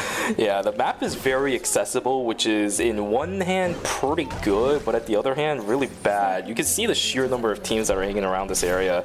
This Wicca line, the moment it starts kind of traversing outwards away from school, it is going to become an absolute fiesta no matter which zone it goes to. Initial poll is going to go in favor of Team Always Incheon. The poison is going to be denied. The advantage going to go in favor of Team Ultimate as 4,000 health bar remaining, 3,000. Nobody else even close to contest this. It is going to be a free Wick line going in favor of Team Ultimate. We have ourselves a Yan once again, most likely with the Blood Tonfa. Yeah, and you could see Team Ultimate, the Alina was already 5 gold, so Team Ultimate is just really, really strong here already. Ultimate, the Random Drama Queen is invested for the side of Team Rump Rebels. I think they just used it defensively there because they saw there's a lot of teams nearby. They don't want to get third-partied. Just gonna back on out of there, wait for their cooldowns to come back up. So just gonna bide their time. No need to really worry there. Always Inchun. I don't think they want to take the team fights. There's still 7 teams alive going into day 5 here. The map's getting really tight, so it's gonna be a little tough for these teams to sort of navigate around because yeah, there's just way too many people on the map. Also, that comp is actually harder for Team Always Infinite fight compared to a Lenny. Divine Intervention is going to stall out way too much time from Luminal, and I don't think Arda is going to be enough to keep him alive through it. But we did see Luminal kill Charlotte before Divine Intervention goes off sometimes. So that is true. The only problem is that it's a Jenny. So even if you kill anybody, you have to kill the Charlotte. But if you kill the Charlotte, then what do you have left? Since the backslide is an Arda damage is thrown out in chunks. Right, between cooldowns. In comparison to a Lenny where all of your damage is now single target focused on the Shuichi, you have to rely on the Arda a little bit here and there. You don't have nearly enough sustain compared to what a Lenny can provide you, since Arda is also not going to be running the healing wind. It's just all over the place, so I don't know. Composition wise, maybe Team Always Inchun up against Tap 3. Oh, here's Engage. Wait, they're gonna follow through his here. Whoa, Tap 3. They're being careful now too. They see the wick and everybody just splits. Everyone is just like moving like cockroaches, just getting on out, you know, making room for the Kings here because Team Ultimate, they have the wick line. They're so strong. You saw their items already 5 gold, getting that blood Tonfa online as well. Definitely no team wants anything to do with Team Ultimate there. Might have a team fight on our hand though. A lot of poke coming down. Both members for both teams, they have that Arda, and they have the Bianca and the Sua, so a lot of poke going to be exchanged. Maybe going to try looking for a good angle in. Team headbutts, getting some damage down, but nothing really substantial. They're actually both teams are just dodging like every single skill shot there. No damage is really being traded. Leshu going to be the one to walk up there, and Bear is really going to get chunked down to half HP. There's an Imran's Gate in. Are they going to send it? No, it looks like, yeah, Team Rump Rebels are just going to get out of there. I think they know the timer's ticking. Oh, look at Always Inchun. They split. They're split. And they're just going to kill Sebi. And that's it. Oh my god, unless there's... Wait a second. Oh, wait, they're alive. Wait, my god. Oh, no, they have Nimrod's Gate. Oh, wait. They're out. But look at where everyone is. It's so far away from any open zones. Raid of the Vampire Queen. Yeah, that's okay. They have timer. They have timer. I love that play, but now Team, oh god, it just transferred, so they couldn't even use it. I think Always Inchun, they don't want anything to do with this. They don't know if they have more timer than their opponent. Rump Rebels in trouble. I don't think they had full timer. But yeah, Rump Rebels is gonna run straight into the hand of Team Ultimate. And oh my god, Team Always Inchun is also here for the third party. Rump Rebels going to be the one that's gonna take the full brunt of the third party. They're a little unfortunate. Actually, Ultimate's gonna lose a member as well, so it's gonna be Rump Rebels and Ultimate gonna lose 1 member apiece. A little unfortunate there. They got gate kept. I don't know if they're gonna be able to get the Lumi res. This just might be it for Team Rump Rebels. Yeah, on the north side too, there was chaos as multiple teams losing members across the board. Kolasi's also gonna fall. Tap 3.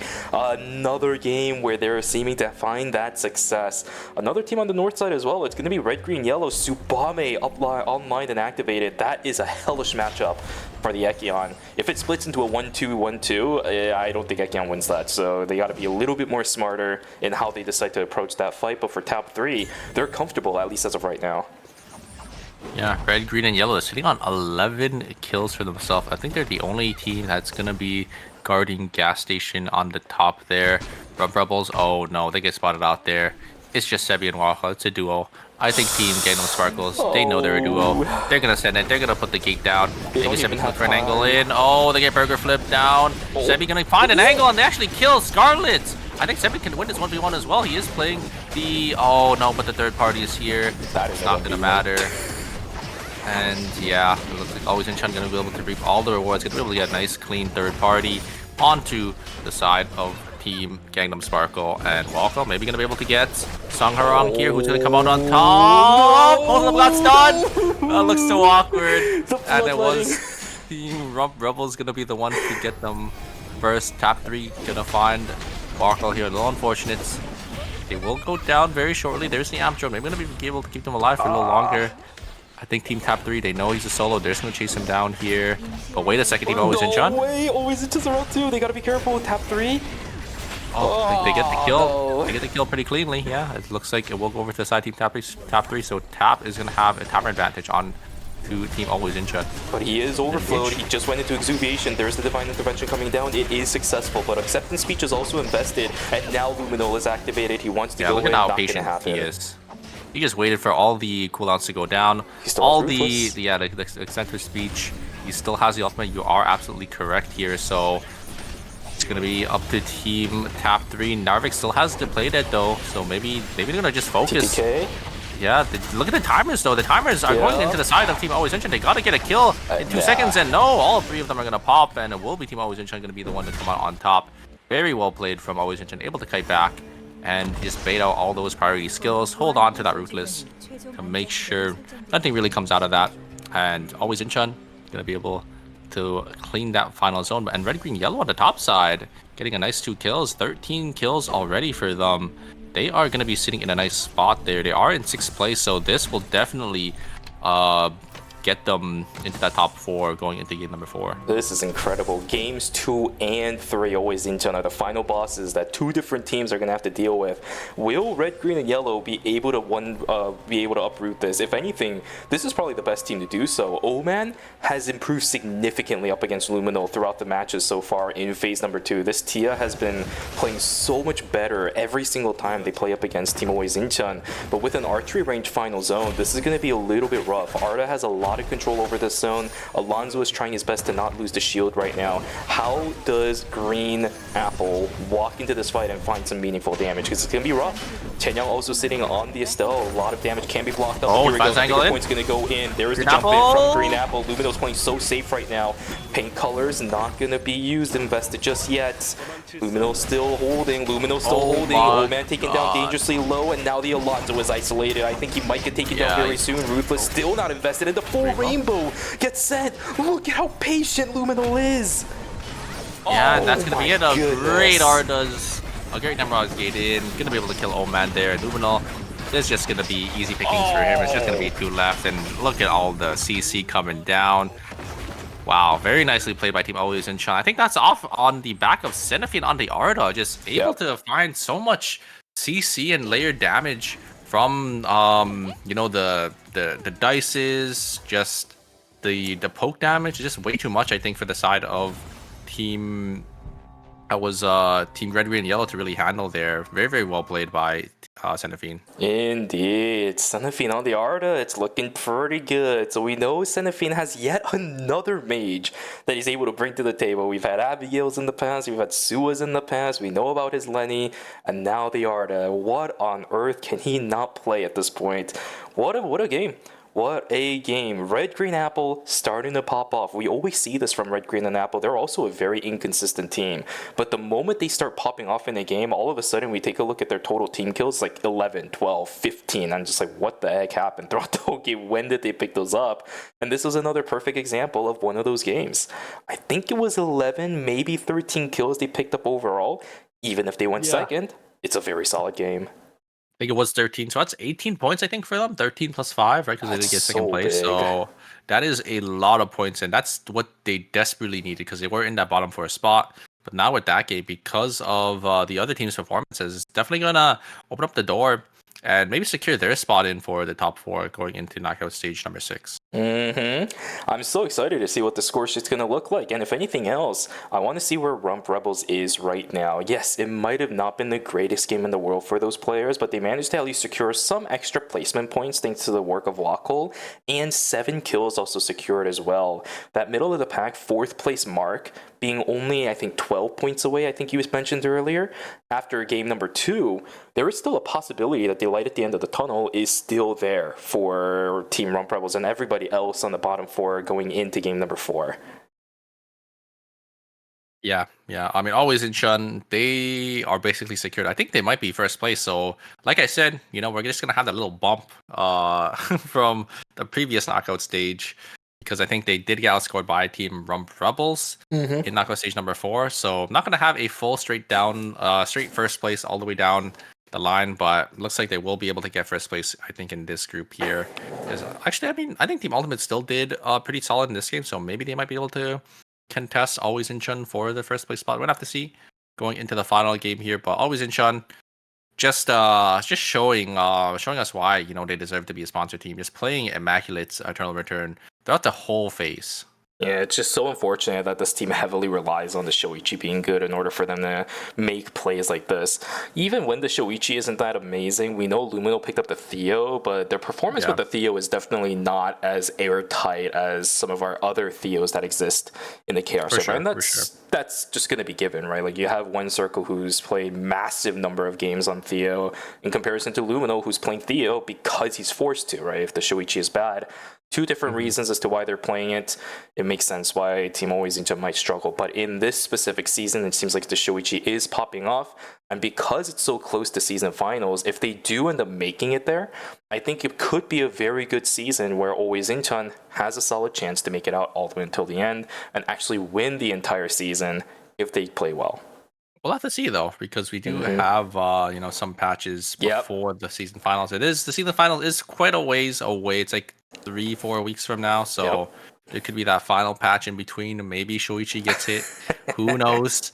We don't really know yet, but if that happens, you know, might be a little you know, knife into the gut there for Team Always Incheon, but we'll have to see. That would actually be diabolical from Nimbu. They're just like, yeah, no, this Lumino guy, he played pretty well in phase number 1. Okay, you know, that's fine. Phase number 2, okay, he's actually playing pretty good. The funny part about that is the reason why we give more circuit points in phase number 2 is because the finals is going to be much more reminiscent of phase number 2.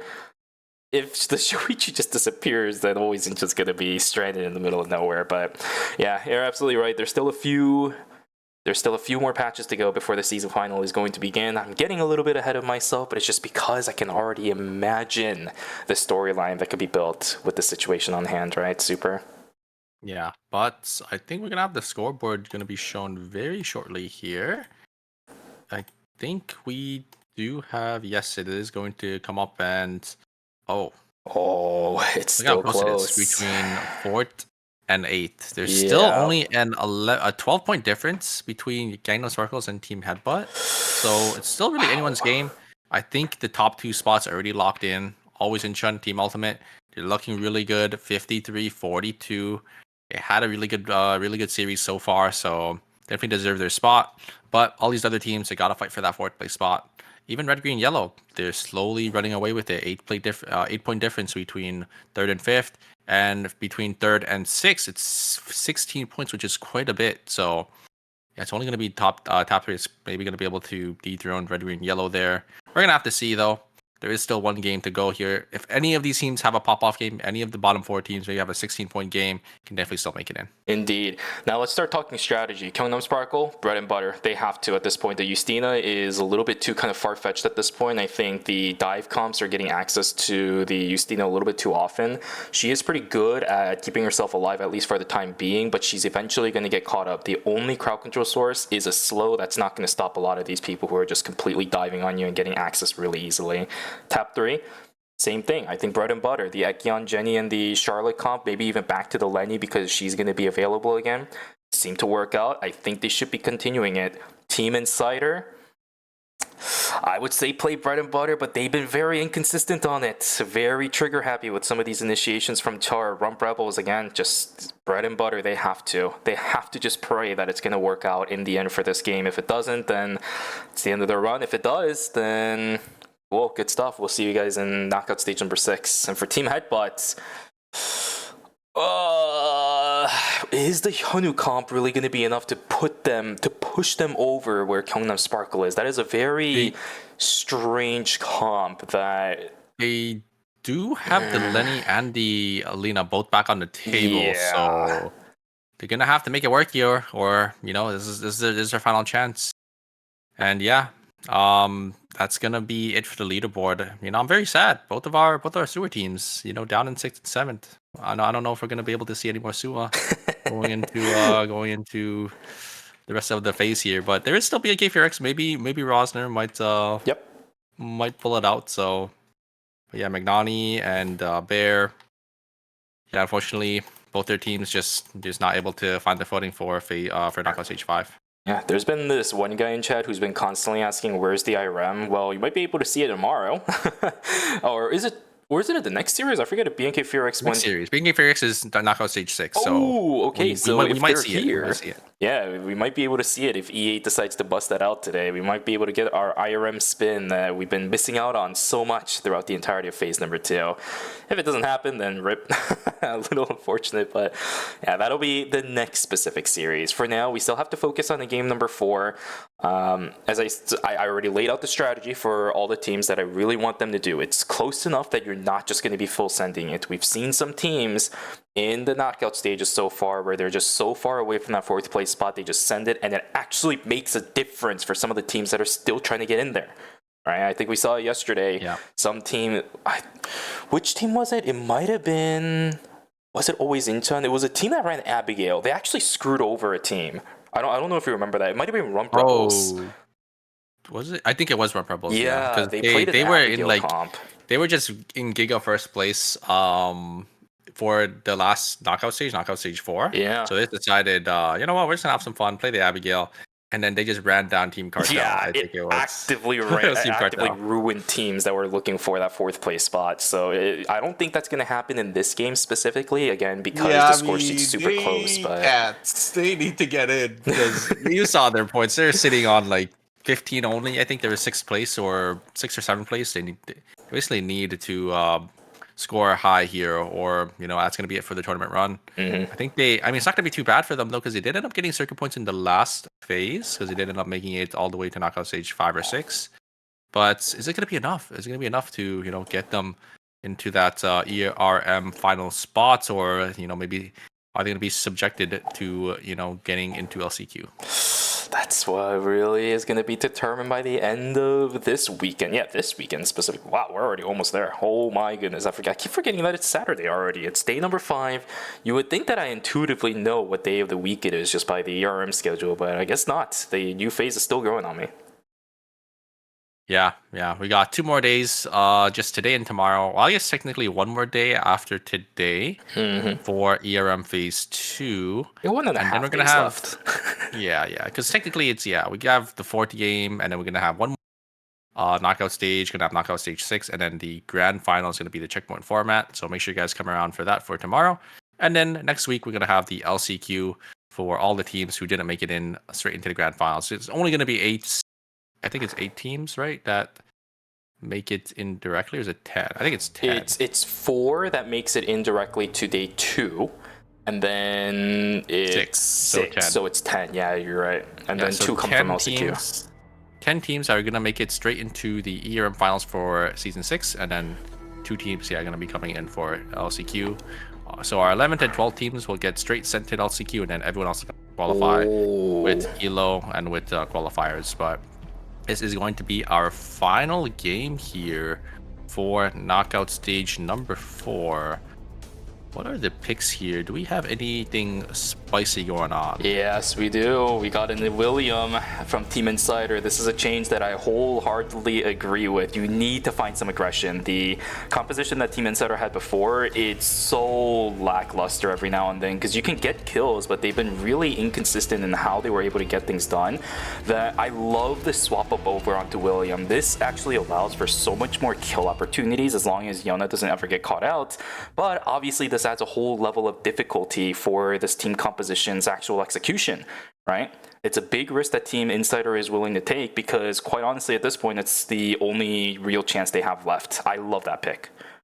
Yeah, and like you said before, will be keep Gangnam Sparkle is going to be going back to the signature team comp, going to be on that Celine, Emma, and Chloe. I think they just swapped it off of it because, the first time they played it in this series, they didn't really have a good game with it. Well, on the other team comp, they had a pretty solid game. It was like 10 kills, but yeah, I think they should just stick with their comfort picks here. This is going to be their last chance to get in for knockout stage 5. Indeed. Yep. Top 3 back on their bread and butter. Rump Rebels back on their bread and butter. Always Incheon. I mean, they don't really they don't really matter in the grand scheme of things. And for Team Headbutt, they are going to be sticking with that Hyunwoo, Elena, Lenny composition.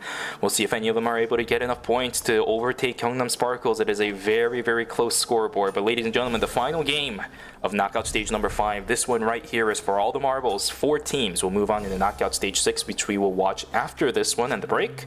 And 4 teams will be eliminated. If you don't have enough circuit points when you are gone, we'll see you in LCQ, and that is going to be very, very difficult to climb out of. Yeah, we know how tough LCQ is. The RP cutoffs is basically Immortal and KI, which is about 8.4k RP right now. So Jesus, that is quite high. Yeah, I'm not even 8.4k this season because I mean I haven't been playing too much, but like it's quite the amount of RP you need to even have a chance to even qualify to begin with, because you need to have the you have to have the RP to get into the cutoff, and then you have to play through the qualifiers. Yeah. And all the other teams, they're also going to be 8.4k plus RP, and they're going to be it's going to be really hard for you to get in there. You're going to have to make sure you top 2 into your bracket, and then you got to win the double checkpoint formats for LCQ right after. Indeed. All right, well, Cemetery already becoming an absolute fiesta. Somebody already fell down. Team Ultimate's going to be able to pick that one up. We see swords flying all over the place on the bottom side of our screen. Reign of the Vampire Queen invested. Day 9 taken down. That's 1 out of 3 that Team Rumble is looking for in day number 1. Great start to what these guys are looking for. We still have a minute left, but of course with the Reign of the Vampire Queen down, it is going to be a bit more difficult. Scarlet dodging out on a lot of crucial skills. Hong trying to stand his ground too, but it's a couple mages, double tag with the dove dealer, but the blink is out. They have the shield. Scarlet is playing this so well, man. There's the dunk deal to heal. Got the it, dove dealer not gonna one land. more. Oh there we my go. God, Scarlet, these mages actually being able to kill a Sua. What in the play? And he gets out too, man. What? Wow. This guy is insane. The OG Emma player. He is gonna get caught out right on top of the Elena, but he's actually looking for even more aggression. What on earth is happening? Go in. Scarlet just doesn't care at all.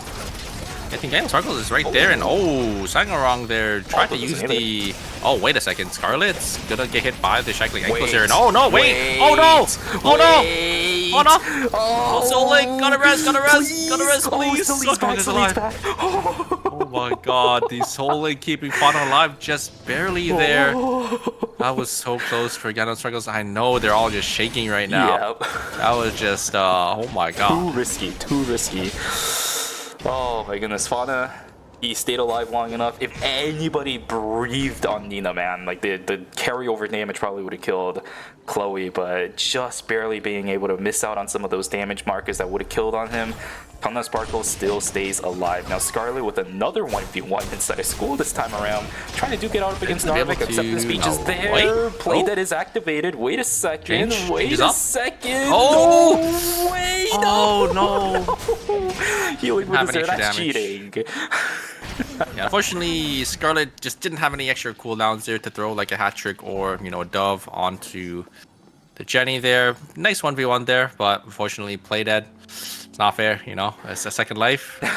Just gonna be able to keep the Jenny alive, and they will be able to win that 1v1 off that passive there. Unfortunately, it's not gonna be up though for the next contest. I think for top 3, if they do want to take a tree contest or meteor contest, maybe they just might opt for, you know, some wolves now that the playdead is down there. We do have Rump Rebels gonna be able to find Team Headbutt there. A nice pull, and I'm gonna try killing the Bianca. The Bianca is gonna go down, but a nice double ultimate there coming in for there. Gonna be able to get a lot of damage, but the sustain is just way too much for the side of Team Headbutt there. There was a lot of AoE damage and a lot of CC from the side of Team Rump Rebels. You know, a lot of layered CC, a lot of AoE from the Sua and the Laura. It's not going to be enough to kill any of the members of Team Headbutt. Yeah, that godforsaken Lenny character, man, making it so difficult for Team Rump Rebels. Wako actually, they landed a huge Reign of the Vampire Queen too, right? That was probably by far the best Reign of the Vampire Queen we've seen, quite honestly, all night from Team Rump Rebels, but couldn't capitalize on it because of the Lenny. I'm glad that Team Rump Rebels played a little bit safe, but at the same time, they haven't hit their 3 super, and they're gonna hit their 3 now, but it's day 2. It's day 2. It's a little late. It's a little late. Okay, it's okay. They got their 3 here. They got enough credits as well. Actually, it doesn't look like they have an abundant amount of credits. Yeah. They won't be able to get their 4 scores just yet, but they'll come in. Ooh, KCW prepping the knockout. That was so well played from him. But the kite back from Team Headbutt is just way too much. Look at how much HP they have. They're just able to sustain so much. The Alina cut down to 1 HP. Alto is going to be able to find them. And yeah, looks like Looks like the Lenny is going to be forced to run away there as great combo there. Great layer TC coming out once again from Team Ultimate. Great targeting as they immediately focused the Alina down. And Alto just had to jump on in, able to finish the Alina off. And that was lights out for Team Headbutt. Yep, you can bluff only so many times. Reina the Vampire Queen invested. Where the heck is okay, Bear, well, Bear's here Bear's now. not there. Oh, here Reina the Vampire Queen is already gone and the health disparity is already there. Yona still has signature fireball available. He's just pumping auto attack damage with the fastballs. This is not a fight. Rump Rebels look at the damage returning though. It's not bad. Reina the Vampire Queen still gone. Signature fireball, I think. Oh wait, no, it's gone. Never mind. That's why Yona can't just full send it. Wako stuck in a corner. He is still healing himself back up a little bit. The bookmark is gonna get stacked onto 2 members. Sebi dodging out on a lot of skills. 1v1. I think Sebi's able to win this. He's done it before in the past. He's just gonna use his slice step out. Well played from both of these teams. Nobody dead just yet. Seiko looking for the quick cut in. They are going to be able to get it, but Sebi split too far away. Yona still nothing invested, and now Rump Rebels is looking for a return on the damage. There's the slice step. Are they going to get anything? Don's Montgomery also dodged out on. Reina the Vampire Queen is still back up. What the heck is going on? This fight is going on for such a long time. Sebi gets frozen back up as well. Oh no! There's a kill return. Can they somehow get this? Bear is trying to fight this out to the best of his abilities. Don Quixote can only heal you up so much. Is he out? No way. He's trying. He's definitely trying. Signature fireball, dash on in, dash, and down he goes. And looks like it will be Team Insider going to be the one to come out on top there. Yeah, great team fight for both teams there. The fight was just swinging back and forth. It looks like Team Insider was able to get the one up there. Oh, a great knock up and a great knockback from KCW. Will they be able to kill the leader there? And a great follow through from Alto. And yes, they will just be able to jump on in. They're just going to focus the Hyunwoo down. And there's really not much the Hyunwoo can do. Like, once the Hyunwoo just gets chain CC, they're using their bluff a little too early. Doesn't really block any CC, and then, yeah, just completely gets focused down by the Yon, Alina, and the Carla. They're just too much damage for the Hyunwoo to handle.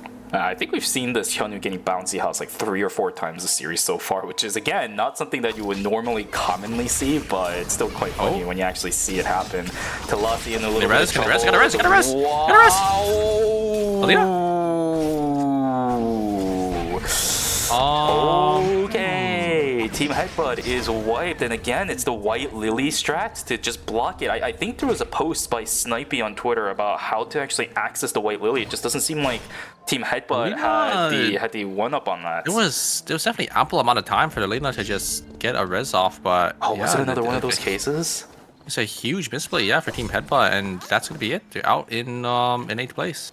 Let's see. I'll take a look at it again. Let's see here. So, oh, I think the Lena had like 0.1, 0.5 seconds left, somewhere in between that. It was really close. I'm pretty sure the Lena definitely could have res there. The Lena was, or like it was 0 seconds when the Lenny like saw like the enemy. I'm pretty sure. So, I think the Lena just press it immediately. I think they just didn't think the Lenny was gonna die, so yeah, it's just a little unfortunate. I mean, Headbutt was down in 8th place, so it was gonna be a little tough for them to come back into the series. And yeah, we'll just seal the deal there. So a little unfortunate for Team Headbutt, but that's just how it goes sometimes. So I don't think we've seen them in the previous phase, so we definitely will probably see them for the LCQ if they do end up qualifying for that. Playing a composition that can very easily punish teams that don't know how to deal with it, but once you start going up into knockout stage number 5, of course teams are going to know how to deal with it. Headbutt struggled a little bit too much today, but maybe in LCQ it might be a slightly different story. Good luck to them if we see you guys over there. Otherwise, we will hopefully see you during season number 7. Still have 7 other teams vying for that 4th place spot, though. It seems like Team Ultimate is already taking and running away with this game. They might actually outplace Always Incheon here if Always Incheon isn't able to get the win, because 9 kills over them already is quite a bit of points to make up. And Always Incheon only has an 11-point lead over them, so yeah, there's just two teams just playing for the first place spot for fun. Indeed. Team Headbutt just kind of fed a lot of kills to Team Ultimate, so they are really accelerated in this lobby at the moment. Team Insider potentially looking for a fight. We're going to see Seiko full send it into Green Apple, but there is no support. Signature Fireball also invested. Yeah. They're just going to have to walk away. I'm not entirely sure what that was. Yeah, the problem is when the Lena fully sends it over the wall, the William can only use Signature Fireball to follow up, and the Sua has to invest their Blink if they want to go over, so... Yeah, I don't think the engage there was that good. It wasn't really a good look there because yeah, the Suwa is gonna be a little too far away to be able to follow up there. So looks like both team members just going to make sure they get on out safely. There was a lot invested, so they probably just have to wait for the cloud to come back. But tap 3, they might maybe look to push their lead here. Maybe try to take this fight. No, looks like they're just gonna back away. Rump Rebels sitting on 5, Insider sitting on 5. Insider actually has a 2-point lead over Team Rump Rebels, so at least as of right now, Insider is still ahead.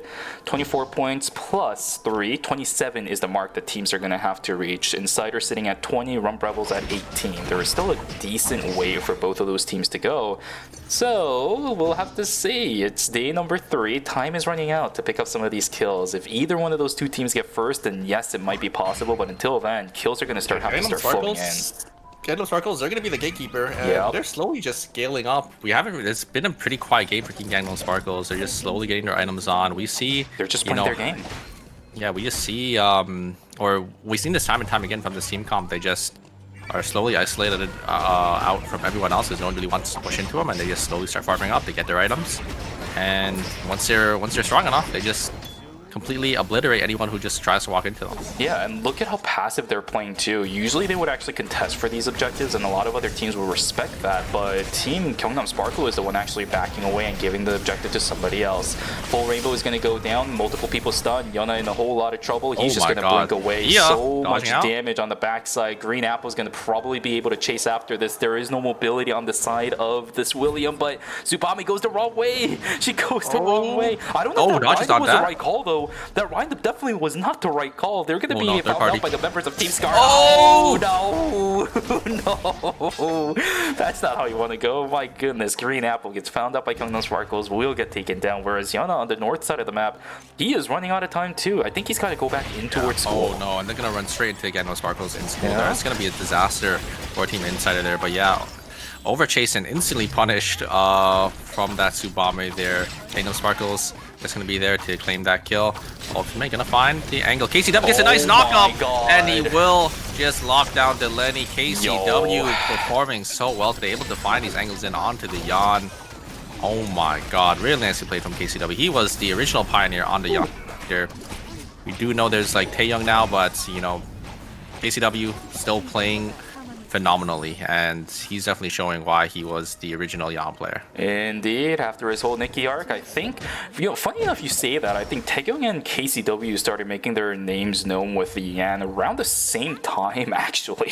Oh, really? Now that I think about it, yeah, because even back then when Taeyong was playing with Luminal, it was around the time when KCW swapped over from the Nikki over onto the Yan, so either way, both of them really good on the Yan. O-Man gonna get found out by the Chloe. That's the AoE damage! Multiple people. Full Rainbow is just going to go completely wide, though. Good responses from Team Gyeongnam Sparkles. They're trying to burst down the Alonzo. It's not going to happen. Healing drone pop. Timer, though, Tia is completely split apart. Yeah, 5 seconds left. Remember, the members of Team Gyeongnam Sparkles don't know about this. Alonzo is just executed. Down goes to Chloe, though. It's a 1-for-1 so far. This Tsubame damage is absolutely insane. 4-stack is going to go through. The tornado is going to land, and that has to be the Tsubame running away. Resurrection is going to happen at the console. Do they have the credits for it? They don't. Oh no, and Gyeongnam Sparkles gets the res for free as well. They don't kill Vana's body there, so it's gonna be a huge swing for Gyeongnam Sparkles. They're gonna be able to get a nice kill, gonna be able to kill Alonzo, and gonna be able to pick their members back up. And look at the credits, they have enough for that blood buy-in as well.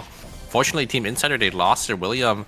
Don't know exactly how, but it'll be a -200 for Team Insider. And if you're a team like Team Insider who's on the bottom 4, that's a huge blow for your tempo there. Indeed. Rump Rebels slowly building up their items. Insider in absolute hell at the moment when it comes to their credit count. A lot of other teams, I saw always Incheon picking up the blood sample, Tap 3 picking up blood sample, Gyeongnam Sparkle picking up blood sample. A lot of these teams are going to be behind. Reina the Vampire Queen sent out. Rump Rebels need to win this fight. And then Reina the Vampire Queen is huge. KCW as well as Charge is locked down and nowhere else to go. Alto, he's just barely going to hobble away. I think the Elena just barely gets out too. She's stuck in the red. Look at this. The chase from Sebi's gonna come in. The timer's not looking good. Sebi wants this kill. Chart is not gonna be able to get out for free. He will most likely pop. Is it gonna be a -1, or will you let the kill actually go on through? It's looking like a -1 so far. Wakla is checking the wrong exit. It's a -1.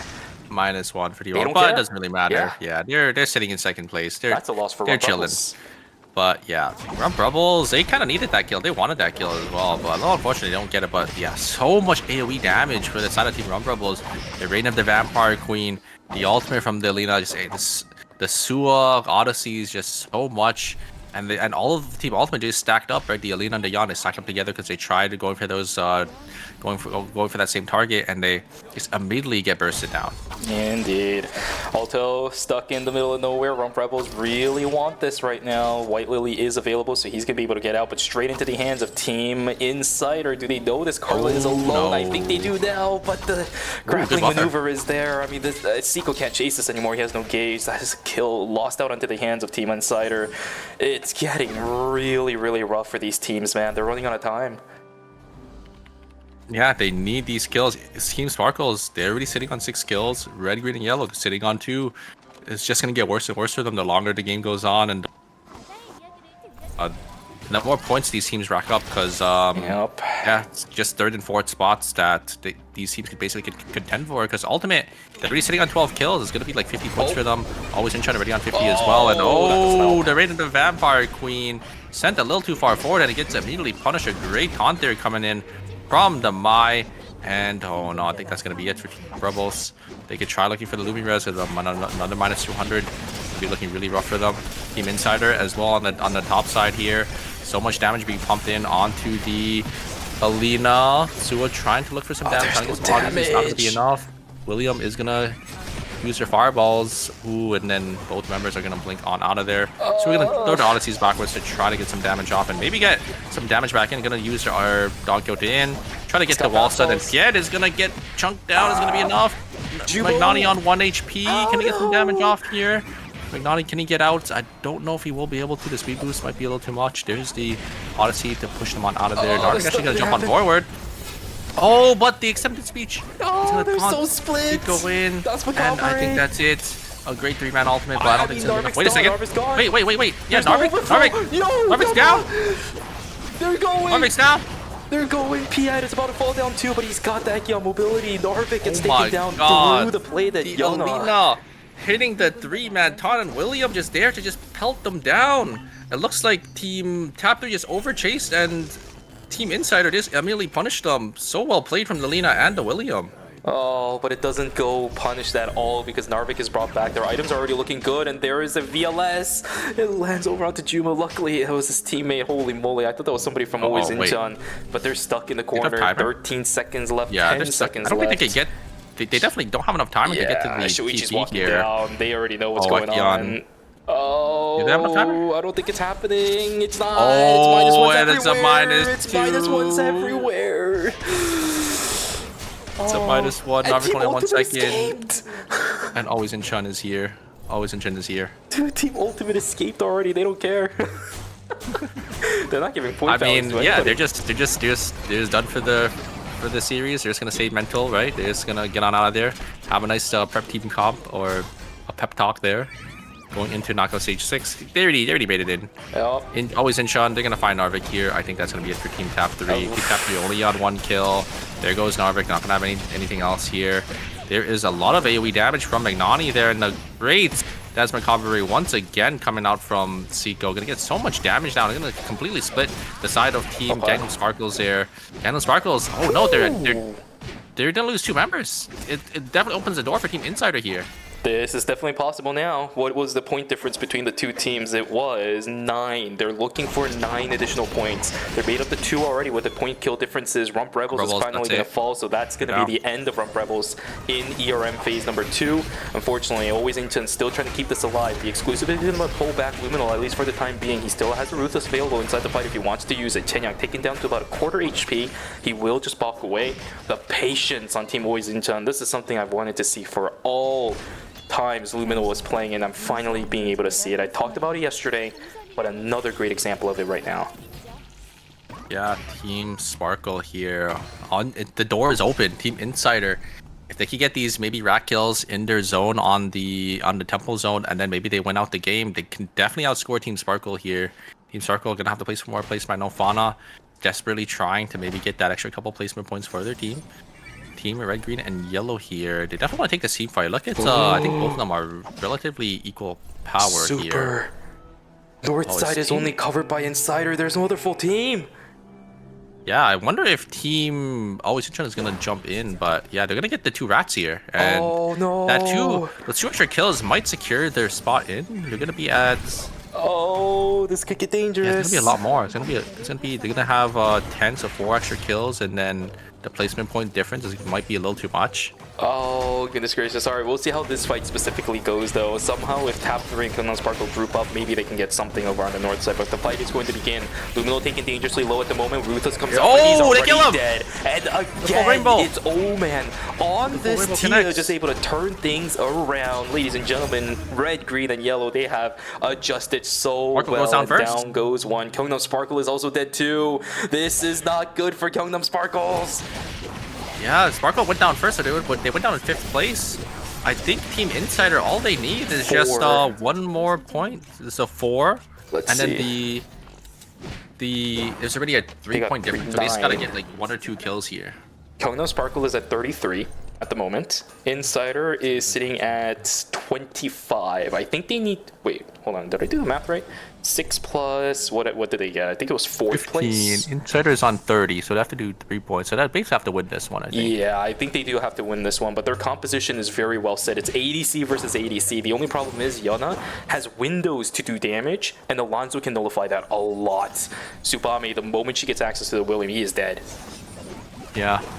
Here comes Oman. It's gonna be up to Oman as well to maybe dodge all these sewer skills. Yeah. Magnani can basically solo a Tia if he finds the angle.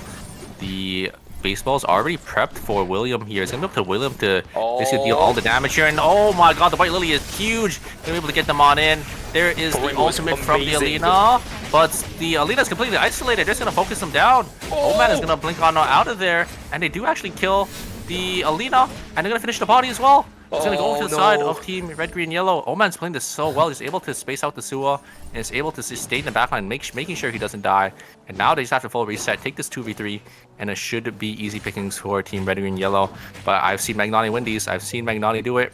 I've seen with the William as do it well. too. The William, yeah, just has so much damage. Here he comes. He's gonna go straight onto the Tsubame. He does get the kill there. He's gonna jump back as well. There's the points, and there's a spell shield. Magnani's not gonna be enough. I think that is. They're doing it. He doesn't have the front end face shield. What the heck? Okay, down goes the Alonso. They almost have it. They almost have it. The blue yellow. Oman gets him. God. Please, please, 1v1. please. Can Yona actually do this? Can Yona actually do this? It's a full reset again. The windup is not gonna land on the stun. The William arc. I've only seen this on DDO, but Yona is trying to make history. He's got the yellow blue. He's got the yellow blue. It's gonna be a pop on the side of Magnani, not giving any additional cooldowns. D-Man, he needs to land this blue yellow. Does Yona have blink? He does hit the not. yellow. He does 30 hit the yellow. seconds. What's He has the more timer timer. difference? Oh, 10 could just seconds run for now. I think he D-Man. knows. Yona is trying. There's a blue. The yellow has to get tagged for rainbow. There it is. He gets it. I Listen, think the it's ultimate. happening. Oh, he dashes forward. Oh my It's god! over. At the time, that's it. Inside to make it in. And that's Kingdom Oh Sparkle's my God. knockout. Yona with a massive play to push his just team dodges out into on- knockout stage number 6. Oh my god, he just dodges out on everything. William being the main man for his team. Yona just popping off in this team fight, just able to completely solo the Tsubame and just... Oh my god. What? And that's how Kingdom Sparkles falls out of ERM Phase 2? Unbelievable results coming from this William player. We'll see, of course, if the score sheet's actually going to reflect that. But what a last stand, what a perseverance coming from Yona. This man, even if it was a 2v3, you saw how aggressive he was playing, That was walking towards so- Fire Station 2. What a play.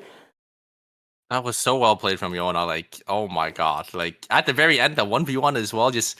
He was basically just 1 pixel away, or like a couple pixels away from getting hit by the Tia spells, and then just jumping to his baseballs there, jumping out of the full rainbow, just barely. I think RNG was definitely on his side there because of the way the baseballs landed. Yeah. Because if they landed into the full rainbow, he just dies, right? Yep. But because the baseball landed right out, he just instantly jashed into it, had that opportunity. Sometimes, you know, that luck factor comes into play, and it was on Yona's side there, and he was just able to utilize his marbles correctly. Yeah, and that's not even who is it? Oman's fault, right? Because he already used a full rainbow before the baseball landed on the ground, so you can't even predict where it's going to land to. It was a 50-50 for both players, and in the end, the cards were just in favor of Team Insider. It's like I'm watching,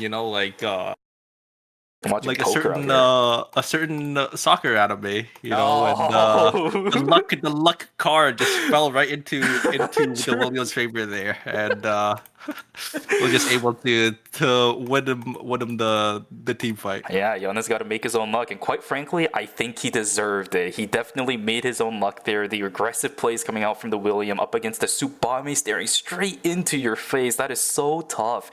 Any ADC, I think, genuinely gets raw out DPS if it's just both characters raw punching at each other with auto attacks. Just William with fireballs, like you can out DPS that. Yeah, I think that's the highest DPS in the game. But obviously, it is limited to the duration, and you need to basically get your 3 fireballs before you are able to use your fireball, right? So it does have that limited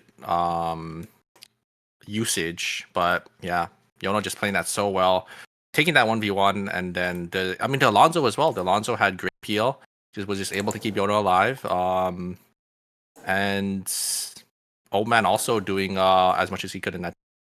Yeah, Magnani with the huge shield, man, 100%. If it wasn't for the shield at the beginning, it would have been over. That spell shield too, yeah. I think everyone just played so well there. The spell shield coming out from the Suwa was massive. And there it is, super Gyeongnam Sparkles knocked out.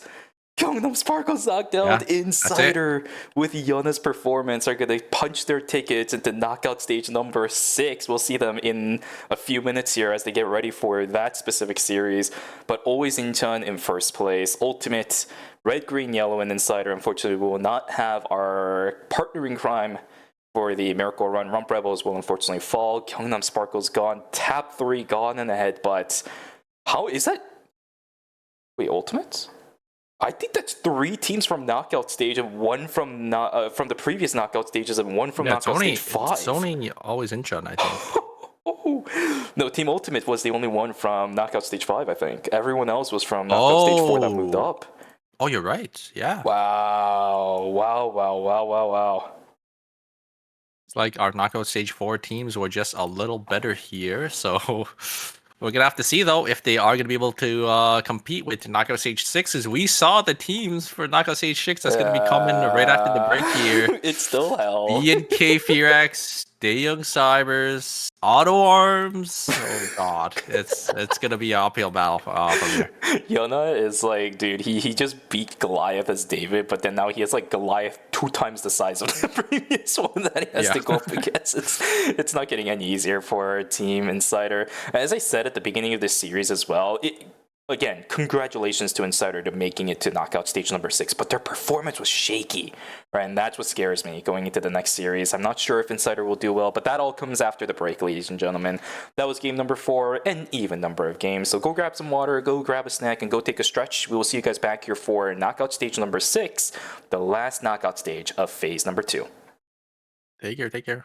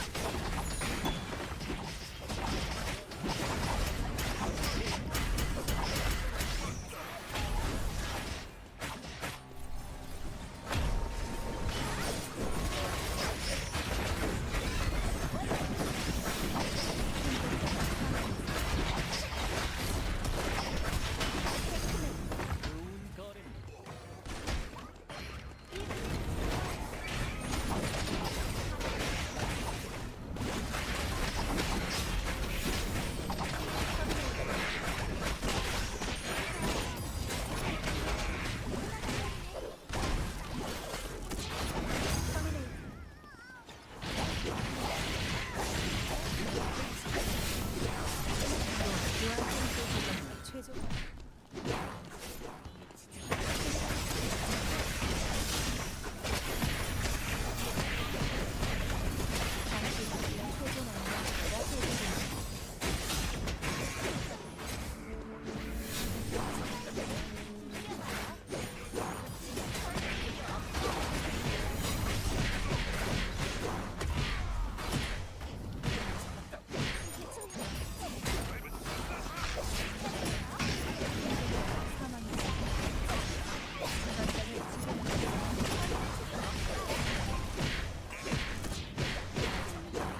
생존자가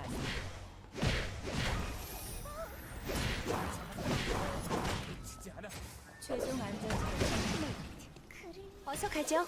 다음 스테이지로. 어느 자리에 있든 최선을 다한다고 말했죠. 지켜보세요. 제가 성장하는 모습을. 응원법은 숙지하고 왔죠. 사인 요청은 언제든지 환영이에요. 지금은 디자이너가 아닌 아이돌의 사인이에요. 빛나는 별이 되는 건 더 이상 꿈이 아니라고요. 사인이라도 해줄까요? 무대를 방해하는 사람은 용서 못해요. 팬이라면 용서해줄게요. 역시 전 이때가 제일 빛나는 것 같아요. 경호팀은 어디서 뭘 하는 건가요? 허락도 없이 사진 찍지 말라고 했잖아요. 동선이나 멘트는 미리 외워둬야겠죠. 오늘도 최고의 무대였죠?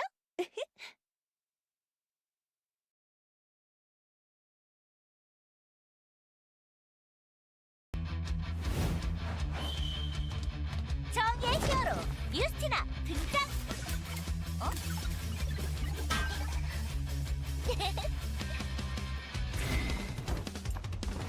걱정하지 마, 내가 왔어. 에이전트 에이든, 내가 구하러 왔다. 정의의 이름으로 각오하라고. 에이전트 알렉스, 이제 괜찮다. 왜냐고? 내가 왔으니까. 역시 악당들의 냄새가 나는데. 집중 포격! 발사! 나를 누구라고 생각해? 포기하지 않는 게 바로 내 장점이야. 모두 집합!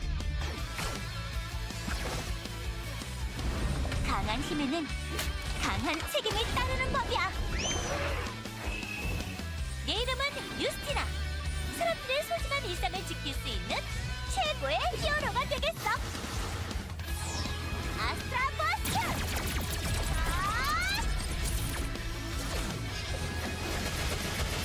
전력을 다해서! 언젠가 누가 말했었지. 평범한 일상으로 돌아가 평범한 생활을 하고 싶다고. 그럼 난 그 평범한 일상을 지킬 수 있는 최고의 히어로가 되겠어.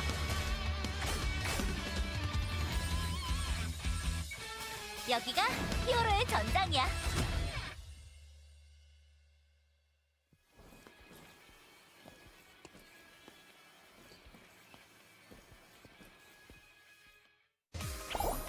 오늘은 새로운 걸 준비해봤어. 기대되지? 맛있겠지? 한 줄까? 무슨 꿈꾸느냐고? 글쎄, 알려줄 것 같아? 어리다고 얕봤지? 창피해라. 대신 가요. 있어도 좋고 없어도 좋아. 경찰 아저씨는 없나 보네? 잘됐다. 후슈! 오! 내 이름으로 달아둬. 슝! 숙녀가 공격받는데 가만히 있을 거야? 야옹아, 여기 있니? 자! 오늘은 여기까지. 다음에 또 놀자. 안녕!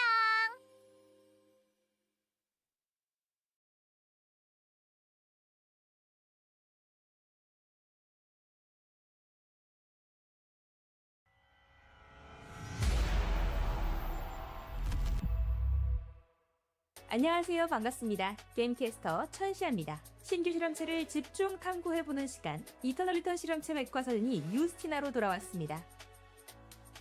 석궁을 사용하는 실험체 유스티나는 이동하면서 스킬을 사용할 수 있기 때문에 기동성이 상당히 뛰어난 실험체입니다. 유스티나는 꾸준한 거리 조절과 게이지 컨트롤을 통한 스킬 활용이 굉장히 중요한 실험체입니다.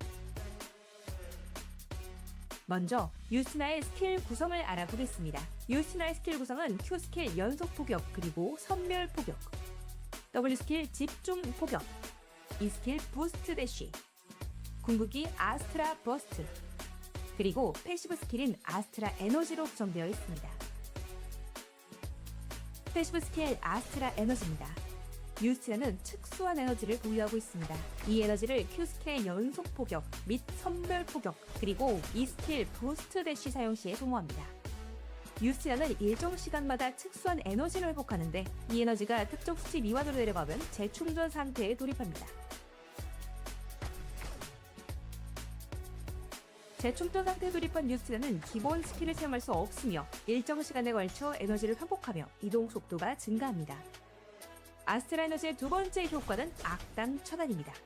유스티나는 W 스킬 집중 포격으로 표식이 부여된 대상에게 스킬 피해를 입히면 이 표식을 소모하여 추가 스킬 피해를 입히고 주변 적들에게 피해를 전이시킵니다. 전이된 피해는 표식이 있는 대상에게는 추가 스킬 피해의 100%를 주고 표식이 없는 대상에게는 50%의 피해를 입힙니다. 악당 처단으로 표식이 제거될 때 유스티나는 에너지를 회복하지만 야생동물 상대로는 회복 효과가 감소합니다. 유스티나의 패시브 스킬 아스트라 에너지입니다. 유스티나는 특별한 에너지를 관리하며 스킬 사용하는 실험체입니다. 짧은 쿨다운의 스킬들로 구성되어 있기에 지속적인 교전 시 강력한 모습을 발휘하는 실험체지만 에너지 관리에 실패하여 재충전 상태가 되었을 때 취약해지기 때문에 악당 처단을 활용하여 효율적인 에너지 운용을 하는 것이 매우 중요합니다. 다음은 유스티나의 Q 스킬 연속 포격 그리고 선멸 포격입니다. 유스티나가 지정한 방향으로 에너지를 2번 발사하여 스킬 피해를 입힙니다. 연속 포격 사용 후 일정 시간 안에 선멸 포격으로 재사용할 수 있습니다. 재사용 시 지정한 방향으로 강력한 에너지를 발사하여 스킬 피해를 입히고 일정 시간 동안 이동 속도를 감소시킵니다.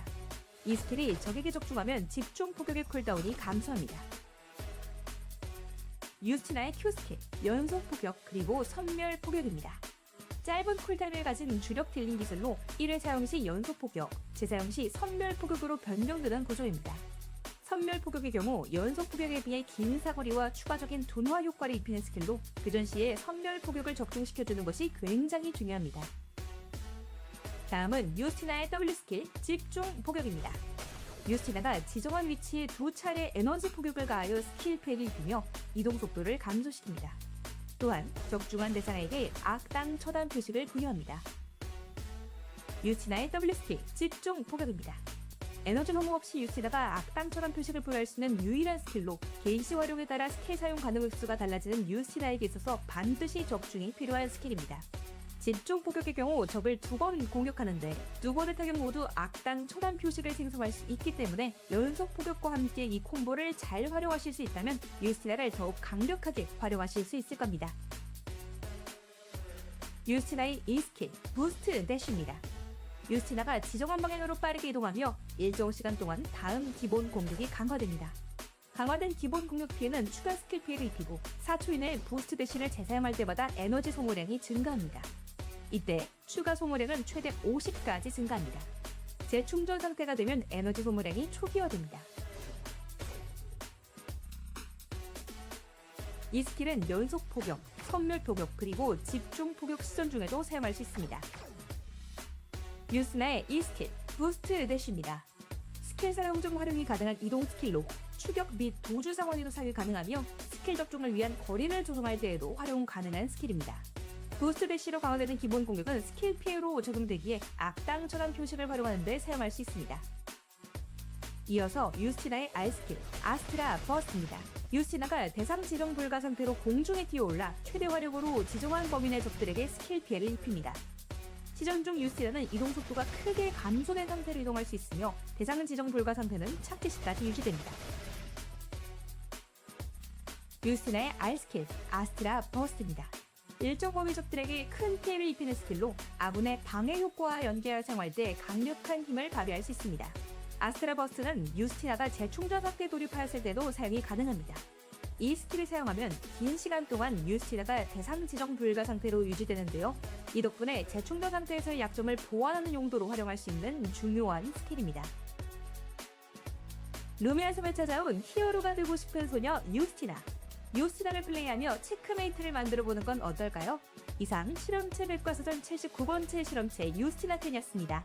다음에 또 만나요.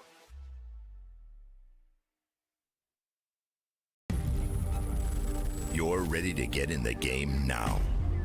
The last thing you want is to wait. Ladies and gentlemen, welcome back to Eternal Return Masters Season 6, Phase number 2. We are just coming out of the break after the entirety of Knockout Stage number 5. We gained 4 teams moving into Knockout Stage number 6. We lost 4 teams that aren't going to be able to play anymore in Phase number 2. But we are here at the end of the road for all the Knockout stages. This truly is where all the marbles are going to be. Super. It's going to be a great series. And I'm so excited to see which teams are going to be moving towards the finals. Yes, I'm very excited too. We are down to our top 12, it looks like here. It is going to be Team Always Incheon, going to be the one to come out on top in first place. So they will have that almost straight line down. Ultimates, red, green, and yellow, and Team Insider coming in from Knockout Stage 5 and Knockout Stage 6 already coming in from the group stages. BNK Fearx, Cybers, Otto Arms, and Tangled Dobby X. So many really strong teams already. We're going to see them here in Knockout Stage 6. Not the finals just yet, but if you were to tell me this was the finals, I would probably still believe you. Yeah, just remove the text up at the top side. You just take a look at it. It's like, what the? Are you sure these are games you should be playing on Saturday?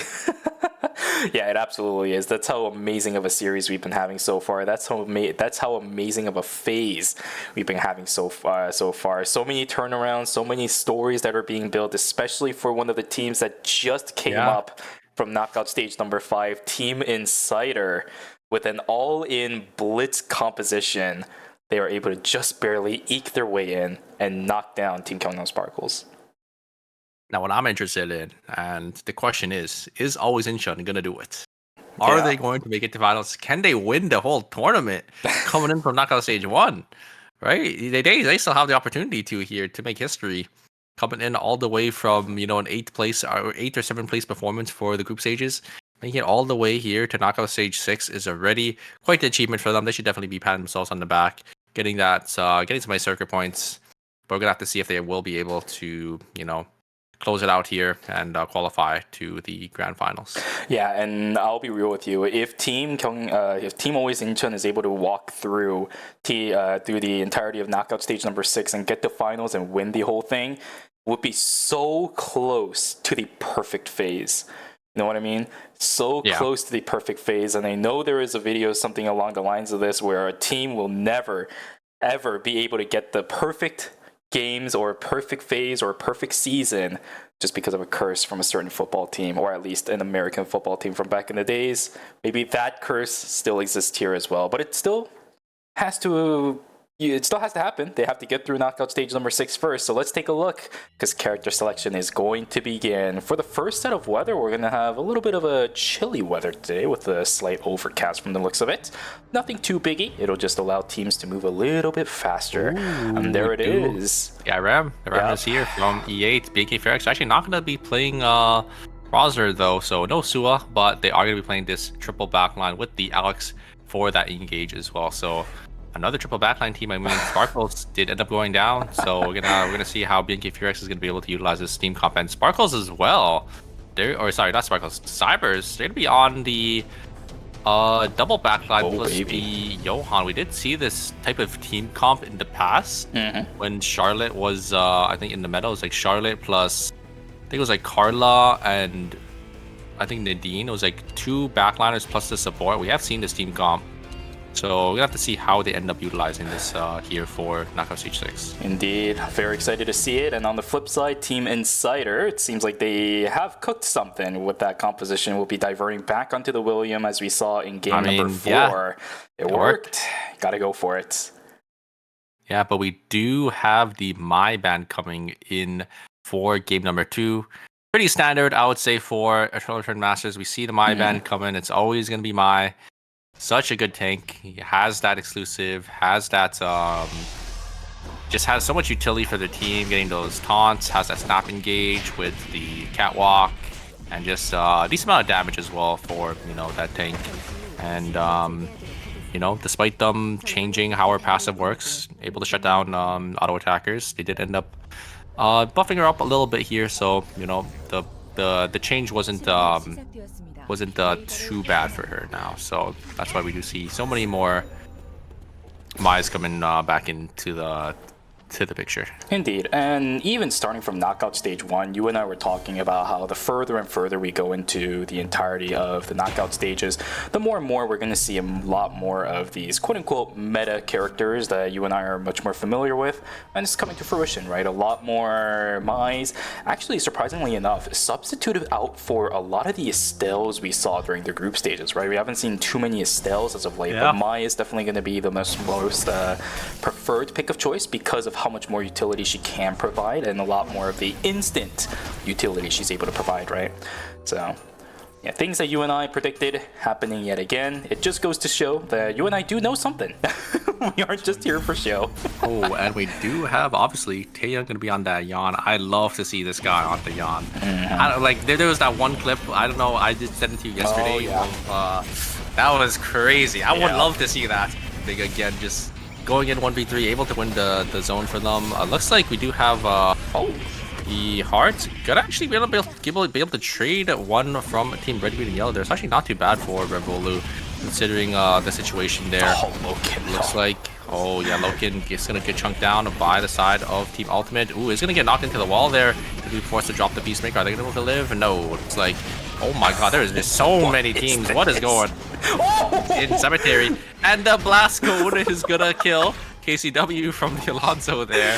What is happening? Oh, Taeyong gets a double knock into the wall. They're gonna be able to lock down 2. Nice double knock up again. I don't think he has enough damage for this. Loken is gonna spawn in. Actually, he's gonna be able to kill the Mai there, and Ottawa is gonna be able to pick up a kill, but the Mai is gonna be dead. So they're gonna have to get on out of there, make sure they don't wipe. And oh my god, they're respawning. They're just fighting. It's just going back and forth over and over and over again. And it looks like it's gonna be Team Red, Green, Yellow gonna be the one top with 5 kills. They cashed out. It's the ego check inside a cemetery. I swear to God, cashed out these teams. KR is something else. They're really making, you know, cemetery make a name for itself. It quite literally is, right? You set up a whole bunch of corpses down there. Cemetery is quite indeed a cemetery for a reason. You know, it's called cemetery for a reason. Name checks out. That is true. That is true. And now we're just gonna have. Go ahead. Now we're just gonna have these teams just, you know, sort of split farming, because there were so many teams in cemetery, so the map's so open. They're just gonna start respawning where zones are free. Gonna try to get some farm in. Zico gonna get caught here by Team Dragon Lobby X. Team Dragon Lobby X will be able to pick this one up. He got all of his dogs stolen too, man. Yeah, he didn't not get anything from that. That's unfortunate. I know some of you guys might be wondering why the Yan earlier showed up as a environmental kill. We've actually had this happen before in the past. I think it was during ERCS, actually, funny enough. If the finishing blow is dealt by the blast cone, then it still counts as an environmental kill, but the person who actually was dealing damage will still get the kill credit for it. I think that's what the caveat was. Yeah, it might have been in scrims, actually. I remember talking to a lot of people about this. It was either scrims or ERCS. It has happened before. I think the calculation works like that. I'll have to double check just by going back into the VOD to see what happens when the Yan die. Yeah, if they got the kill or not, because that would be funny if you just give them a -1. Yeah.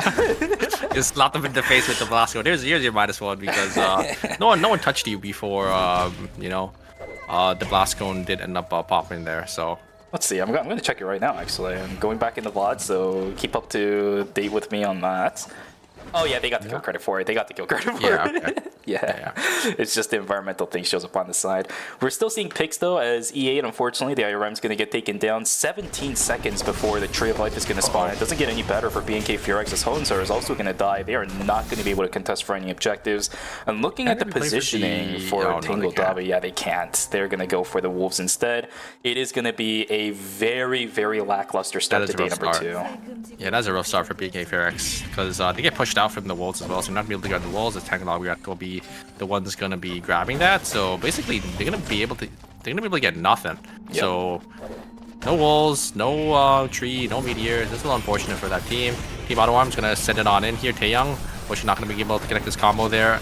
The Alonso's just healing up for way too much there, and are they gonna be able to get the Subama summons down to 1 HP? Alonso is gonna be able to finish the Loken down there. They're gonna try chasing the Subame. I don't think he's gonna be able to get them in time here. He's gonna be able to pop the heal plant as well, gonna be able to keep them up. And it will be Team Auto Arms just gonna lose a member to Team Red, Green, Yellow. But on the other side, the Tia did end up getting caught as well, so gonna lose a member for themselves as well. Team Insider, they are gonna be able to get Bum eventually. Gonna be able to get that nice kill for themselves. Team Always Vision gonna be the ones to actually grab Tree as well. Yep, that's the end result, right? It only helps Team Always Vision. They get the third party and they get the tree on top of it. They got best of both worlds pretty much. Unfortunate for some of the teams that were already looking to contest inside of the zone, but just not gonna happen from the looks of it. The day 2 starts lackluster for some and quite chaotic for others. BNK4X getting jumped on by the members of Team Ultimate. Char's gonna get charmed around. Oh, Bum spawned in. Yeah, I don't know about this one. I don't know if this spawn spot is engaged. good, but the EMP barrage is actually massive. The AoE damage is pretty wait. good. KCW gets taken down. So can he actually get the kill? Yes, he can. Elena is down too. The third party from the north side is going to start walking down. Salazar is going to have to get sacrificed. In the end, 2 members from each team will fall with the initial start, but Red, Green, and Yellow is able to pick up one. E8 trying to chase down an Narda, but I don't think a Cat's going to be able to chase down an archaeologist. Yeah. BNK4X getting 2 kills though, not too bad. You definitely take that because of the situation you're in. Great turn there for BNK4X. A little greedy from Ultimate to use the Artist Gate to try to look for something there, but a great turnaround. Just gonna be able to, you know, get so much AoE damage. Arda, Alex all coming down, and then, you know, Sicella just having so much AoE. Same thing with E8 as well. So very nice turn from BNK4X. Unfortunately, yeah, ended up getting third partied, so we'll lose another member there. Daeyoung, so we're gonna have a standoff between Daeyoung Cybers and Insider. 2 fastballs already charged up for Yona here. Gonna be able to get the third very shortly. There's Engage coming out from the Alina. Gonna be able to get some freezes. No, but the damage is just way too much from the side of Team Daeyoung Cybers. But wait a second, Magnani is gonna find an angle in, but Revolu's body is just gonna block the dash there. And they're going to try chasing Yona down. I don't think they're going to be able to get him. But it will be a 2-for-1 for the side of Team Daeyoung Cybers. Yeah, fight on the southern side. KCW getting some really nice knockarounds, but it's just not going to happen. Oh my god, Taeyong is just going to beat that one. There it is. The better martial artist is there. Blink on in with the combo. Immediately knocks down the Elena. No chance of escape. Another fight on the north side. It's in the exact same location we just saw. Unfortunately, Revolu falling down. It's a 1-for-1 trade, though, between the 2 teams. So, quite honestly, Daeyoung Cyber is getting a lot out of night number 2. They're able to recover immediately after. That was a fight that was taken without the the Radiant Brilliance, as well as the Faith and Wavering and the Peacemaker. So whatever kill they were able to get, that's actually a really good trade. Yeah, looks like BNK4X, they want to take this alpha, but they know there's another team Insider. Looks like they're just going to back away there. You can see the credits on BNK4X. They don't want to take this fight just yet. They don't have the Force buy-ins from the Alex or the IRM, so going to be playing down maybe 3 to 4 items. Can't really take that team fight. They're just going to back away. Let's Insider have that one, and they're probably going to maybe get their buy-ins in police or in police station. I think they're probably going to walk down. Maybe they want to get a safer buy because they know there's another team nearby. Yeah, this Alex is also seeing 500 credits, man. People have got to buy. It's like 4 items deficit. So I mean, it's no surprise that they just ended up deciding to give their. Looks like the William is getting a lot of damage on. Yes. And there, here's the Luminol. Zuma able to do some damage. Does end up getting focused down. Magnani is down to 1 HP, but unfortunately, Luminol just wasn't able to finish any of the members of Team Insider there. Ruthless was invested, so cooldown's gonna go over to the side of Team Insider there. It's a great White Lily gonna be able to jump over the wall. Luminol getting focused down, and Luminol will be the one to fall there. Can Team Always Vision get out now? This might be a minus 200 if they are gonna be able to get the Lenny. It looks like the Mai is gonna be able to get away, so not gonna lose any credits just yet. Yeah, I think the reason why that fight just evolved the way that it was because Lumino got exclusive at a worse time. That is a lot of AoE dealt over onto Team Auto Arms. Candy Salvage is staying 9. Going to be healing up with the magnetic field. That man just does not die. Green Apple trying to chase down the heart too. Cinema's going to get taken down. If Loken gets found out by Green Apple, he has to blink. Oh my god, I don't know if he does. Oh, you saw the angle he was going to go for. If Loken got found out, that could have been very, very dire straits for Team Auto Arms. Green, yellow. They're playing so well here. They're already on 9 kills. Auto Arms, unfortunately, minus 400 for them. That's a rough start for the first, day-night swap to day number 3 here. Luckily, they have the credits and should try to recover from this. They're going to be forced to fight this out. Cooldown's actually not readily available. Yep, Loken stuck. That's another minus 200. There is no Peacemaker, no cooldowns, no credits, nothing to speak of.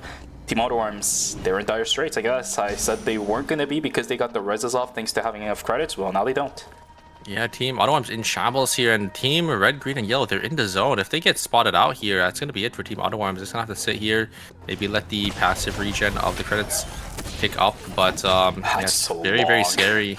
Yeah, and so much time that Loken is going to be down for. It's going to be a huge tempo loss for Team Auto Arms, and don't know if they're going to be able to get back into this game. They're going to have to look for maybe like a miracle Hail Mary Wick play or something. They definitely need something to get them back in here. Yeah, because you also have to think about how empty of a zone Uptown is going to be now. There's no credits to farm for that team at all. Chen Yang looking for an initiation on the backside, but Mai can't really defend that much from what the Eva is able to throw out. The damage exchange between the two teams is just way too much. Revolu has free reign over always Incheon. Chen Yang, I think he went a little too far, if I'm going to be real with you, because there's no way a Shuichi's going to kill a heart in just one go, because all Revolu has to do is just press one button.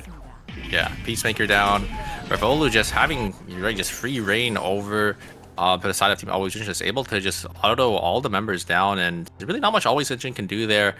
You're absolutely correct. If Shuichi jumps onto the heart just presses the Peacemaker, and then there's just no more combo, no more finisher for. Oh no, it's -1. Okay. Yes. We're having fun from the looks of it.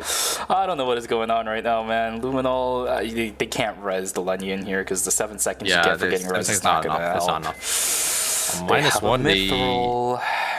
Oh god. Is that Eclipse? Oh no. Green Apple's caught this. There's the Caltrops going down. Oh, they get this slow. There's the yellow. Yeah. Lumino stuck in the middle of nowhere. Taeyong. Oh, Lumino has no time. He's got to do something. The Cloak and Dagger, everything's missing. The 1v1. Oh no, that's it. Oh no, it's not going to happen. Oh, he's Incheon wiped out. That was so messy though. That was so messy. Uncharacteristic of Team Always Incheon, right? So maybe game 1 was just a fluke. We'll have to see if the rest of the series goes in the way of their favor. Whereas BNK Fearx looking for a fight up against Team Insider. So far, the damage output between the two teams is about even. This Elena is going to go straight far in. EMP Barrage to deny the initiation of time from the William, but he's just going to dive straight in. There is the damage coming out. Down goes Solonser, but the 2-kill trade is already there. Bob is trying to chase this down. I think he is going to find him out. There it is. Smoke screen comes down, but it's too late. The auto attack with the bell is going to come on, and that is Insider taken down. BNK Fearx 6 kills strong. There's just way too much poke damage from BNK Fearx. That's how you played the triple backline. You just have to make sure when Team Insider, before they even get to send their engage, they already chucked down basically half HP. That's exactly what BNK Fearx did with the Alex health, the Cecile damage. Just way too much for Insider to really go through there. So Insider gonna go down 7th place with only 4 kills. So little unfortunate game for them, but BNK Fearx, they're definitely gonna be happy about that. Nice 3 kills for them. They're definitely gonna be on pace to closing out this game. Indeed.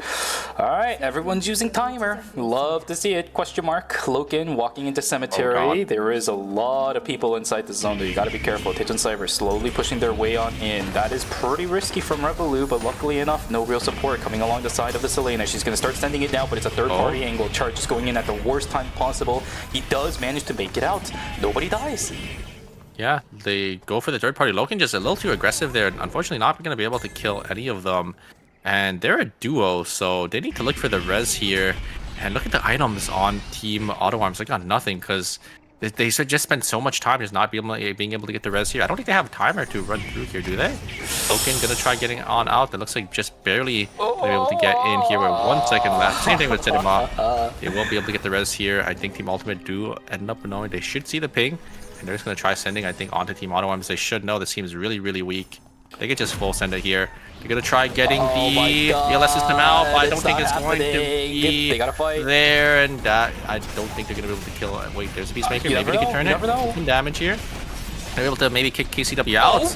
Okay. They do end up trading 1-for-1 here. On Taeyong though, Taeyong's getting a lot of value, but the third party from Taeyong Cybers, that's so unfortunate for Team Auto Arms. I think that is going to be it. Wait, can he get the rest? Revolu finds Taeyong too. It's Oh, over. they should sniff him out here. I think Taeyong is going to die here very shortly. There's the damage. There's the poke. Taeyong gonna try going in. Last attempt to try to get any pressure there. It's not gonna be enough. As Team Auto Arms, they're gonna go down in 6th place. Wow, so many of our top teams just fallen so early. Yeah, but they're trying to salvage things to the best of their abilities. I think that's where a lot of this is coming from. Put in terrible situations, and let's be realistic here. Even for Team Auto Arms, if they started running north side, it was blocked off because stream was closed off too. They have no timer. We were talking earlier about how timer is a number, right? Just earlier on in the game, but these teams are actually being affected by it right now. Really hard. Yeah. Especially when you're behind, timer matters so much. If you sack timer when you're behind, because you're gonna be on the back foot and you're gonna be the ones trying to navigate into red, because you're always gonna get chased down by these other teams that are gonna be so much stronger than you. Timer is quite important, but if you're the team that's dominating the lobby, timer isn't as important because you could be the ones chasing other teams down. Yeah. You could basically start zoning off these other teams, getting those kills to get your timer back, but. Yeah, if you're on the back foot, like you definitely need your timer. It just depends on the situation sometimes. Yeah, usually the teams that are walking in the red are the ones that are behind those. So yeah, that is true. Whoopsies, a little unfortunate for the metrics on that one, but yeah, BNK4X looking extremely strong right now. Same thing for Tejon Cybers. There isn't really any good teams left that I can just full send it onto Tejon Cybers. Maybe Ultimates, but I haven't really seen them use this Arda as the initiation tool. Charta has just been constantly sending it with the entire kit of the Elena. They might have to shift their plans a little bit if they're trying to kill Tejon Cybers.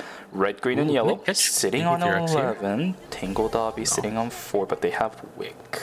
And they're strong. Tangle Dobby X is so strong. I mean, they got insane Riori on Chaser. basically blood items. They have the Wick line on Adriana of all players. It'd be so hard to push into them here. Team Ultimate finds the perfect angle, but it's a great kite back from BNK4X. Actually, no real initiation gonna be sent onto the side of BNK4X. I really like the split there coming out from BNK4X just because the EVA has so much mobility, is gonna be able to navigate and get out of those team fights there. Oh no, wait a second. Lonzo completely split off from his teammates there. We're gonna have to dodge out on that bear. Looks like they unfortunately aggravated it a little bit there. And it looks like team red, green, and yellow, they're going to just say no, and they're not gonna fight Team Taeyong Cybers. They're gonna have to eventually. The zone's closing. Yeah, that is true. If we're gonna have that weird dance, yeah, if we're gonna have that weird dance, then Team Green, Red, Green, and Yellow has to I think they should VLS just because you don't want to push into an EVA hard. Never you do, yeah. Yeah, especially in like this kite corridor, they need to just jump over them. You don't want to push into this EVA with 2 bloods and 2 4 scores. So even the Johan sitting on really Chinese Opera Mask. Well, I think they probably just got the Opera Mask from the box and they just put them on. But yeah, that is kind of funny. That is pretty insane. All right.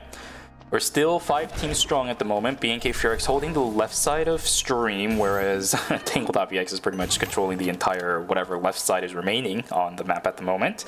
This should signify that Tangle.vx is gonna have free reign over at least Fire Station or 2 time zones is gonna be here. Get the Stella's gonna get frozen. That's a lot of damage over onto Bum. Oh my god, he's gonna get taken down too. Salazar for Last is gonna be invested. There's a lot of damage onto everybody, but only third party. Sniped down by Green Apple. Okay, KCW and Alto gonna have to run away. The entirety of Red, Green, and Yellow know exactly where they all are though. I love their patience, trying to just look for these small advantages, and now they're the ones that have a decent amount of control. There is a red blue landing onto Salazar. KCW will get taken down. Alto also gets taken down. Oh, what is going on here? Oh no! Oh my god, he just flew though. Just jumped over to his fish there. And they are going to get third party though. Look at Red, Green, Yellow. They're on the back foot there. E8 just did so much damage, and it's the freest third party for Team Tangle.vx. They're just going to go in. Going to be able to get some third party 2 members. And there's another third party from Taeyong Cybers. But a great crossbow skill from Insane. Going to be able to push them back, and they're going to be able to get on out of there safely. Go back into fire station there, and yeah, it's gonna come down. It's gonna be two rats. Now it's gonna be the Cicella from BNK Furex and the Subame from red, green, and yellow. But both teams, I mean, they have pretty decent amount of kills. Just gonna play for that extra placement. Daring Cyber's probably gonna try sniffing out to the Cicella here. Looks like Cicella does know, just gonna walk up and probably gonna give over the kill to Tangle Dobby X very shortly. I don't know who has more timer, if the Subame or the Cicella is gonna be the first one to go in, or if even Tangle Dobby X does end up sniffing them out here. Yeah, and both the teams should know that there are 2 rats remaining around, right? You see the 4 teams at the top with the 8. It's not question mark. There's one found out by Tangle Dobby X. Should be pretty obvious that there are 2 rats. The numbers should just check out. BNK Furex, maybe we might have a 1v1. Yeah, if there is a 1v1, actually they're both kind of even. I don't know. It just depends on who plays it better. Subame gets the White Lily, uses the White Lily correctly here. It should just go over to someone, but here it comes. He's taking the 1v1, just gonna jump straight in. No, and Cicella's gonna walk into that of Tangle Dobby X, and Riori's gonna be there for the intercept, and BNK Furex is gonna go down first in 4th place. That will mean Team Red, Green, Yellows, they secure themselves at 3rd place with 13 kills. That's quite... I should think they might have the most points here, but we're gonna have to see going into the final. Actually, I think if Tangle Dobby X or Daring Cybers, they'll definitely have slightly more, but a really nice performance for a team for Red, Green. Green Apple is just... He's styling. You know he's not going to find anything, but it was a good attempt. It actually pops the healing. Wait, that's big. That's really big. They'll come back up in time, I think, right? Right, but I think it's like 45 seconds, and they're not going to have control over for a while. And remember, with the final zone here now, they don't have to walk all the way down.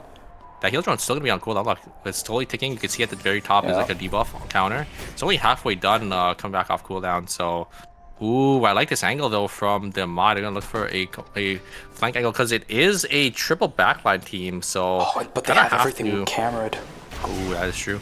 Everything. They know all the angles. They should see the mod coming in from the jump pad as well.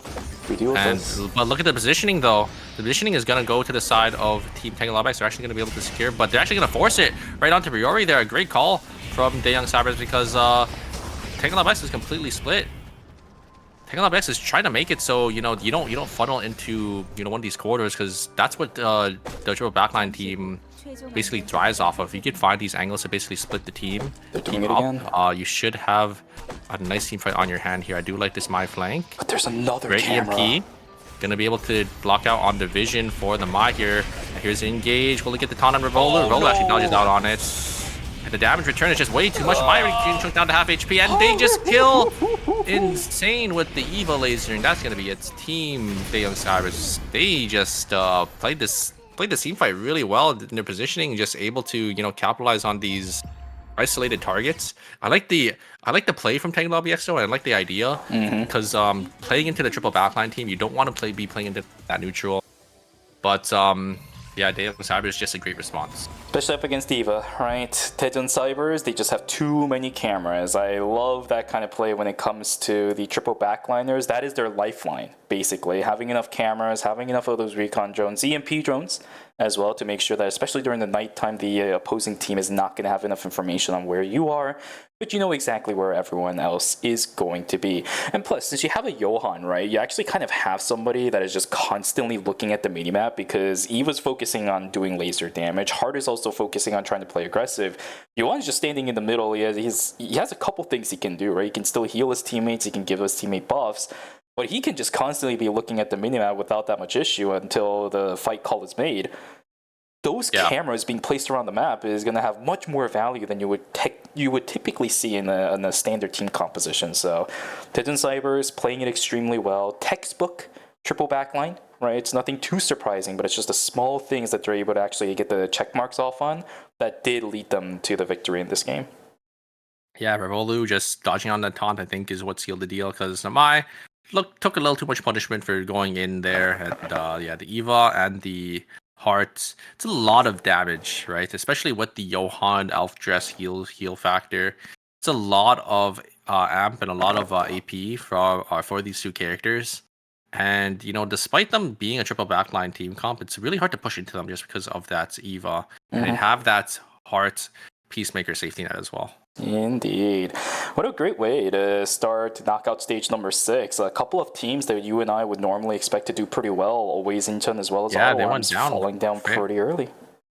That is true. Yeah, they went down so quick. So I wonder if they're gonna swap up their team comp. I mean, I think it's just a little unfortunate game for Always Incheon. They've been doing so well on this team comp. I hope they stick with it because yeah, I mean, I really want to see them make the miracle run, but you know that is such a devastating game number 1. Only 2 points. I think went out in 8th place, 2 kills. So they're gonna need a really good game number 2, 3, and 4. And plus, obviously, this is just going to be a personal preference. The teams will do what they think is right. But if they make it through knockout stage number 6, not on the Shuichi, and he diverts onto the Shuichi instead, like, is that really in the spirit of Always Incheon? Doesn't count. No, but like they just need to play. I mean, they're obviously just gonna play like whatever they think is best for them to win. So that's just how it is for year-round, right? Everyone's really competitive over there, and they got different team comps that they could play, because especially if you're a sponsor team, you basically have to play 3 different team comps because of how the National League works. Yep. Yeah, let's take a look at the scores though, see what the lobby itself is looking like. Again, it's game number 1. It'll change quite a bit in the time being, but it's a little bit more of a staircase. What you and I are much more used to. It just kind of trickles down as the score sheet goes down. 19, 17, 14, 10, 8, 5, 4, 1. This is what you would normally expect the score sheet to look like. All the other ones so far has been weird. This is a game 1 score sheet that I like to see. Yeah, I would say a somewhat more top-heavy lobby as well. There's so many points for Daeyoung Cybers, Red, Green, Yellow, Tekken Lobby X. BNK Fair X having 10, so like right in the middle of the pack, but 19, 17, 14, a lot of points. Gonna have to see if these teams are going to be able to adapt to this lobby, because this is the last chance for them to make it to the final. Indeed, indeed, indeed, indeed. It still doesn't get any easier even if you go to the finals, so might as well take your time now to practice some of your composition, and make sure if you are just playing your comfort picks, you know exactly how that composition is supposed to work. We saw it in this game too, but I talked about how the shaky performance of Team Insider is going to make me a little bit hesitant on thinking that this team is going to be able to go to the finals. We saw it in this game too, and it wasn't just the fact that they went out early. I think their team fight was a little bit more disorganized than some of the teams that they were fighting up against, and that's a really big issue, especially in knockout stage 6. Oh, for sure. I wonder what they're gonna do. I wonder if they're gonna swap back to their original team comp with the. I think it was the. It was Suwa Delaniki. I don't know if they're going to go back to the Delaniki for this lobby, just because, maybe for the next game, because Mai's going to be off the table. So if Mai's off the table, then it is a lot easier to use that team comp. But, I mean, the William did definitely work for that final game in Knockout Stage 5. So, I mean, maybe they're going to give it one more shot here. Usually, teams will give a team comp at least 2 games, see if it works out. The first game just could have been, a flunk or, a fluke where they just got third party, a little unfortunate game. But if a team comp doesn't work 2 games in a row, you have to swap it out. Yep. The only problem I see with the William is the fact that the teams that you're going to be playing up against in knockout stage number 6 already has experience with probably the best William in the world, DDO, right? So if you play any subpar William, you are going to miss out on DPS by a large margin. It's a problem that a lot of people kind of tend to deal with, because we see these up-and-comers starting to play characters like Rozzy, play characters like the William. But there's just people who play the character better, and the teams who play ERM for a long time are already used to it, right? They're acclimated to that kind of William gameplay. If you're trying to make a name for yourself all of a sudden and you're one of the newer teams with no experience in ERM, well, you are still going to need some time to adjust. And you just don't have the time to do that in knockout stage number 6. You gotta send it all in, and this is why I think they're gonna just flip it back over onto their original team comp. This is what they're much more comfortable with. I like this decision, at least right now. You might as well send it, see how it feels in game number 2, and if you need to go back onto the William gameplay in games 3 and 4, well, now you have the decision making that you can do so. You actually have more options. Yeah, and we will have a lot of team comps actually be swapping here. Tekken WX going to be swapping to the Marcus. It's going to be Marcus Hearts and Sicela.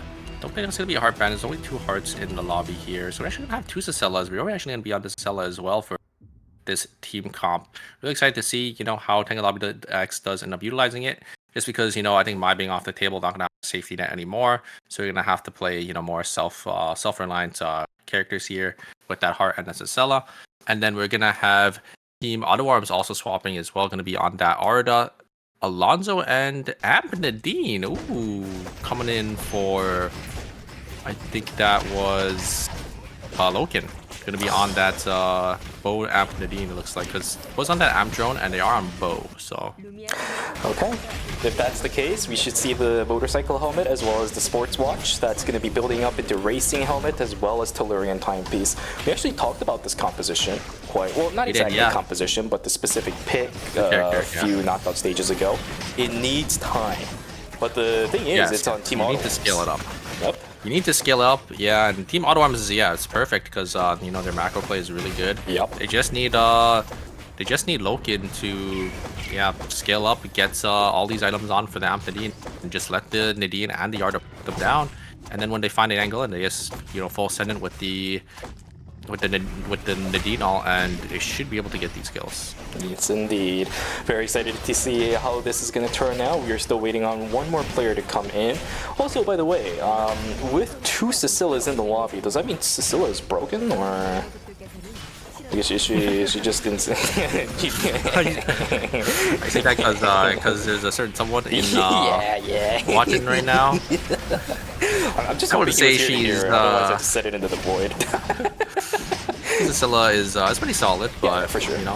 And it's solid, so he's gonna play her. Sicela always gonna be played by him, and surprised we're seeing Riori on Sicela, but it's probably just because they are gonna have to swap with the team up because of that my ban. So very excited though to see the 2 Cicelas, or very excited to see we have 2 Cicelas now instead of one. Gonna see how they use this character. I mean, we did see Sicela a lot at the very early stages of the season. It's because Sicela was really strong. I think at the very start of season 6, and then she slowly got tuned down a bit. So seeing a lot less of Sicela, but there are still some Sicela players. So, she's still a completely viable character, especially for competitive play. For sure. She's always going to have that pick potential, right? Unless her damage is just utter garbage. I think teams are always going to have the opportunity to pick her. And plus, again, as I said, it's Hunsar, right? This is one of his bread and butter. And with Hayes, this is so weird to say, but with Hayes not being as great as she was back then, maybe I can just phrase it that way so it doesn't feel really weird. That is true. When was the last time? We haven't seen Hayes in a while, huh? Yeah, I think the only time we really saw it was like middle of season 5. It's been quite a bit. I've been wondering why that was the case, but after playing Hayes a couple times, I can definitely feel why. Like, she's good, but her kills was secure. Yeah, Hayes was our premier mage, but I think because of all the nerfs for for Hayes, she lost a lot of her damage, and it just made it so other mages were basically just doing her job better. So that's why I think we haven't really seen too many, but I'm sure we'll see some more very shortly. Maybe we'll see some of our teams, actually probably not in finals, play Hayes, but I mean, who knows? Yeah, they are bringing her back slowly. Here's the engage. Here's the full combo, and a great reaction. Gonna just instantly drop the Peacemaker. Keep them alive there. But there is the finisher. There's the checkmate. Just gonna kill the Heart as she comes out of the Peacemaker. And it will be Team Inside. Gonna be able to get that nice kill.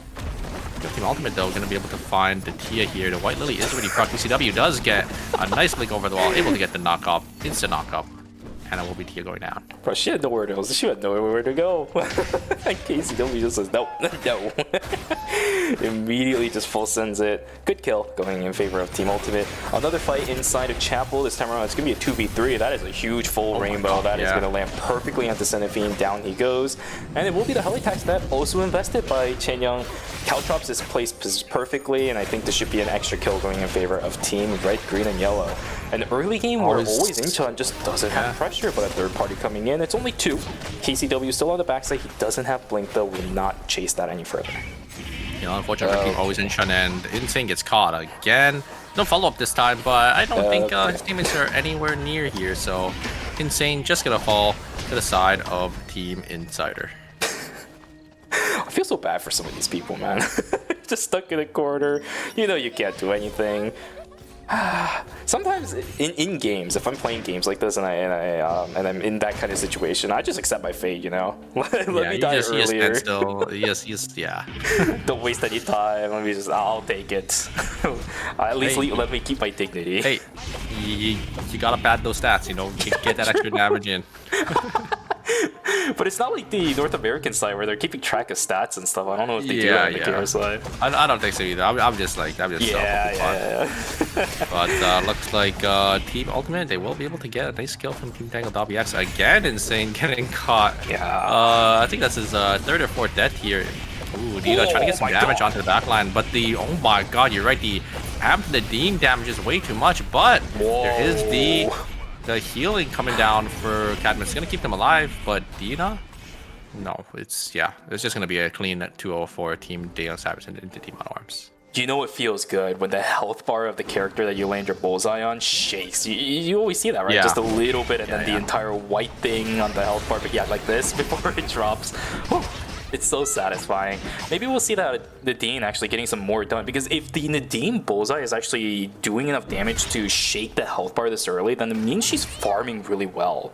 Right, on base items, typically you don't get that. It's a good amount. I won't sugarcoat it, but it's not enough to shake the health bar. There's engage. Oh my god, Holy can't play the game. Oban gets obliterated, and there's another sacrifice as Alto's gonna get taken down. It's a 1-for-1 trade. Will turn into 1v1-for-2 in just a moment here as Day9 is gonna get taken down.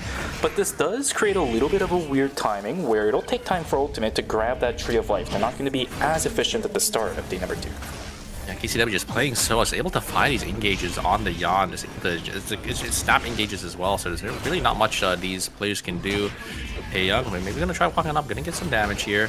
They're playing 2 poke mages, so they just have to let the Arda and the Nadine get some poke damage down here.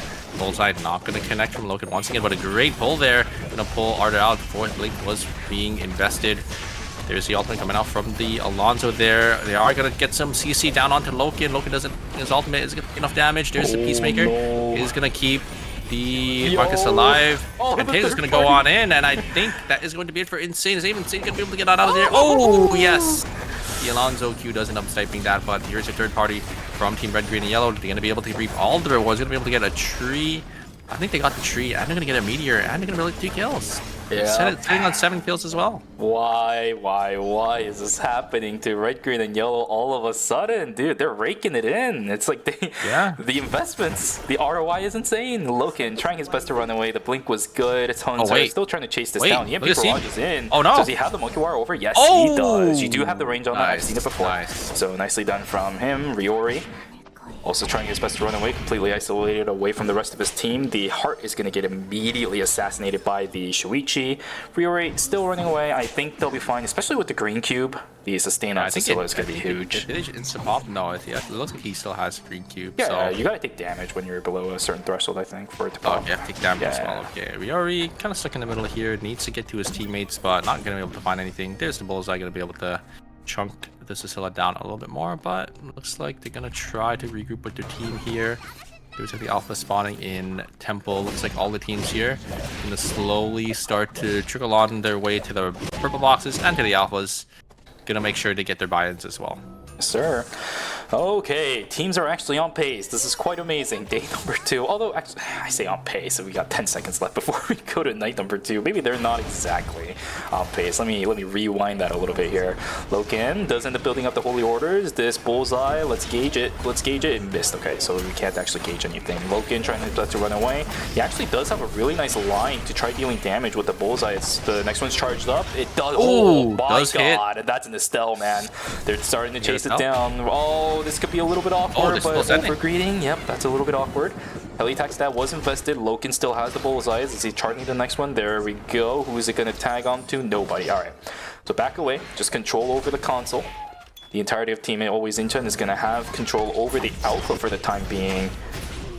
Maybe they will just back away. I really like that from Team Auto Arms. They can just send in their Alonso with the gate. They don't like the other members don't have to go in, and then Alonso can just be there, just soak up all the damage. Looks like Team Auto Arms is actually gonna get sent on by Team Always Inchan. Always Inchan did end up getting the Mithril, getting an Alpha, and no team Team Ottawa, they don't want to take any fights yet because they don't really have items on this Nadine, and you need to have a bunch of. You need 3 minimum.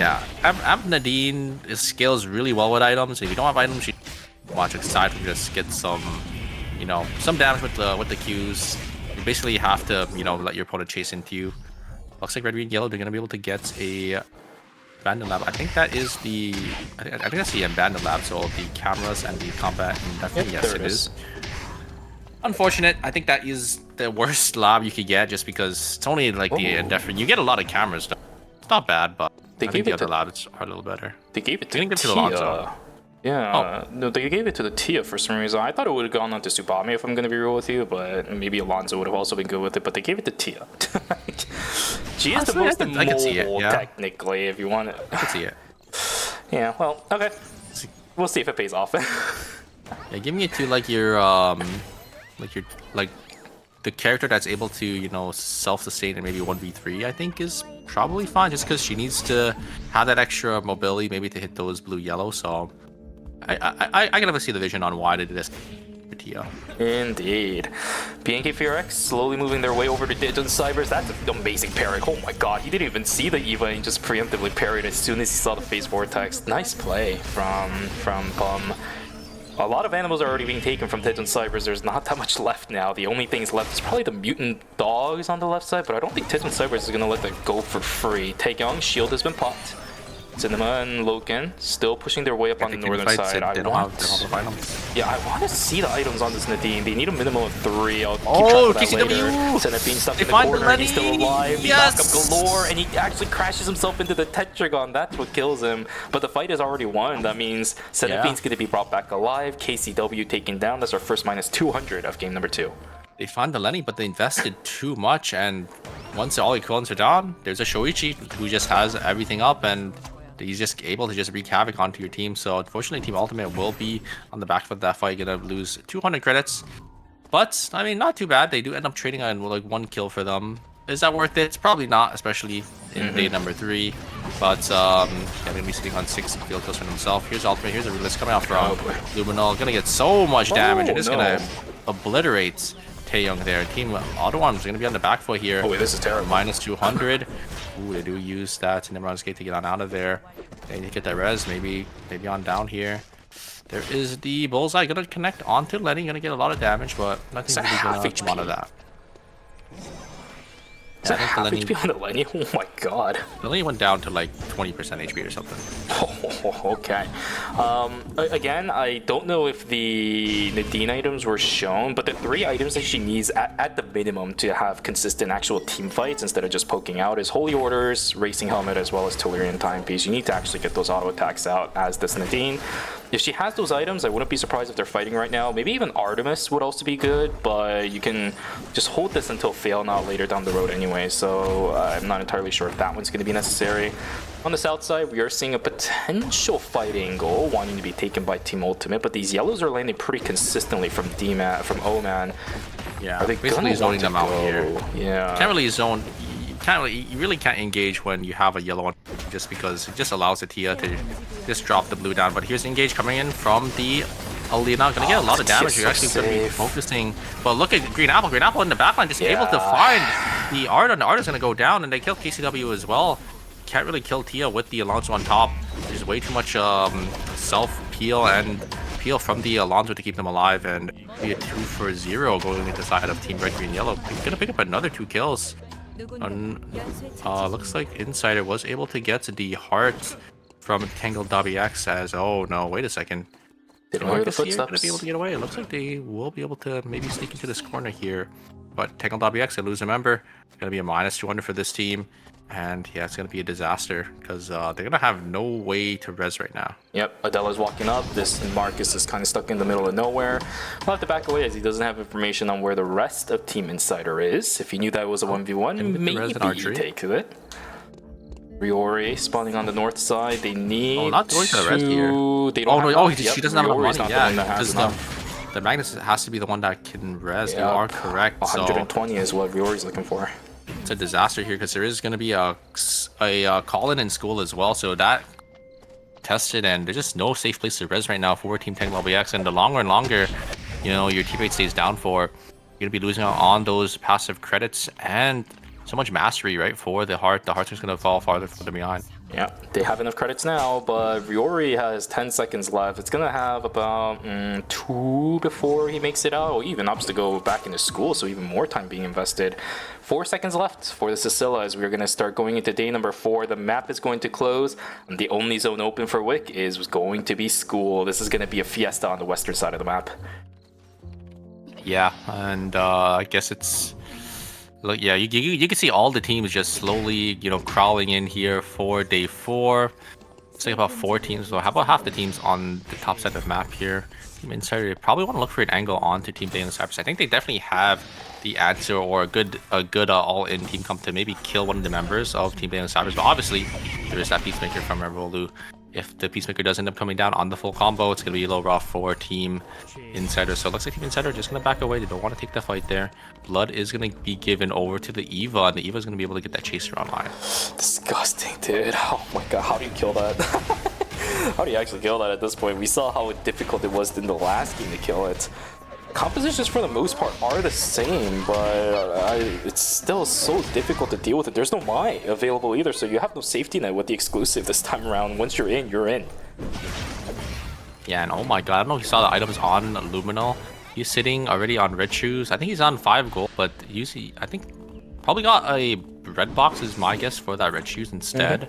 Because usually they would go for that blood weapon, Scarlet Dagger. Here's Engage coming out for the side of Team Ultimate. Can they get some stunts here? The Sicilla is getting completely focused down there. There is the Engage, and there's no bubble, and Sicilla just instantly falls there. Very nicely done by Team Ultimate. Now they gotta kite back though.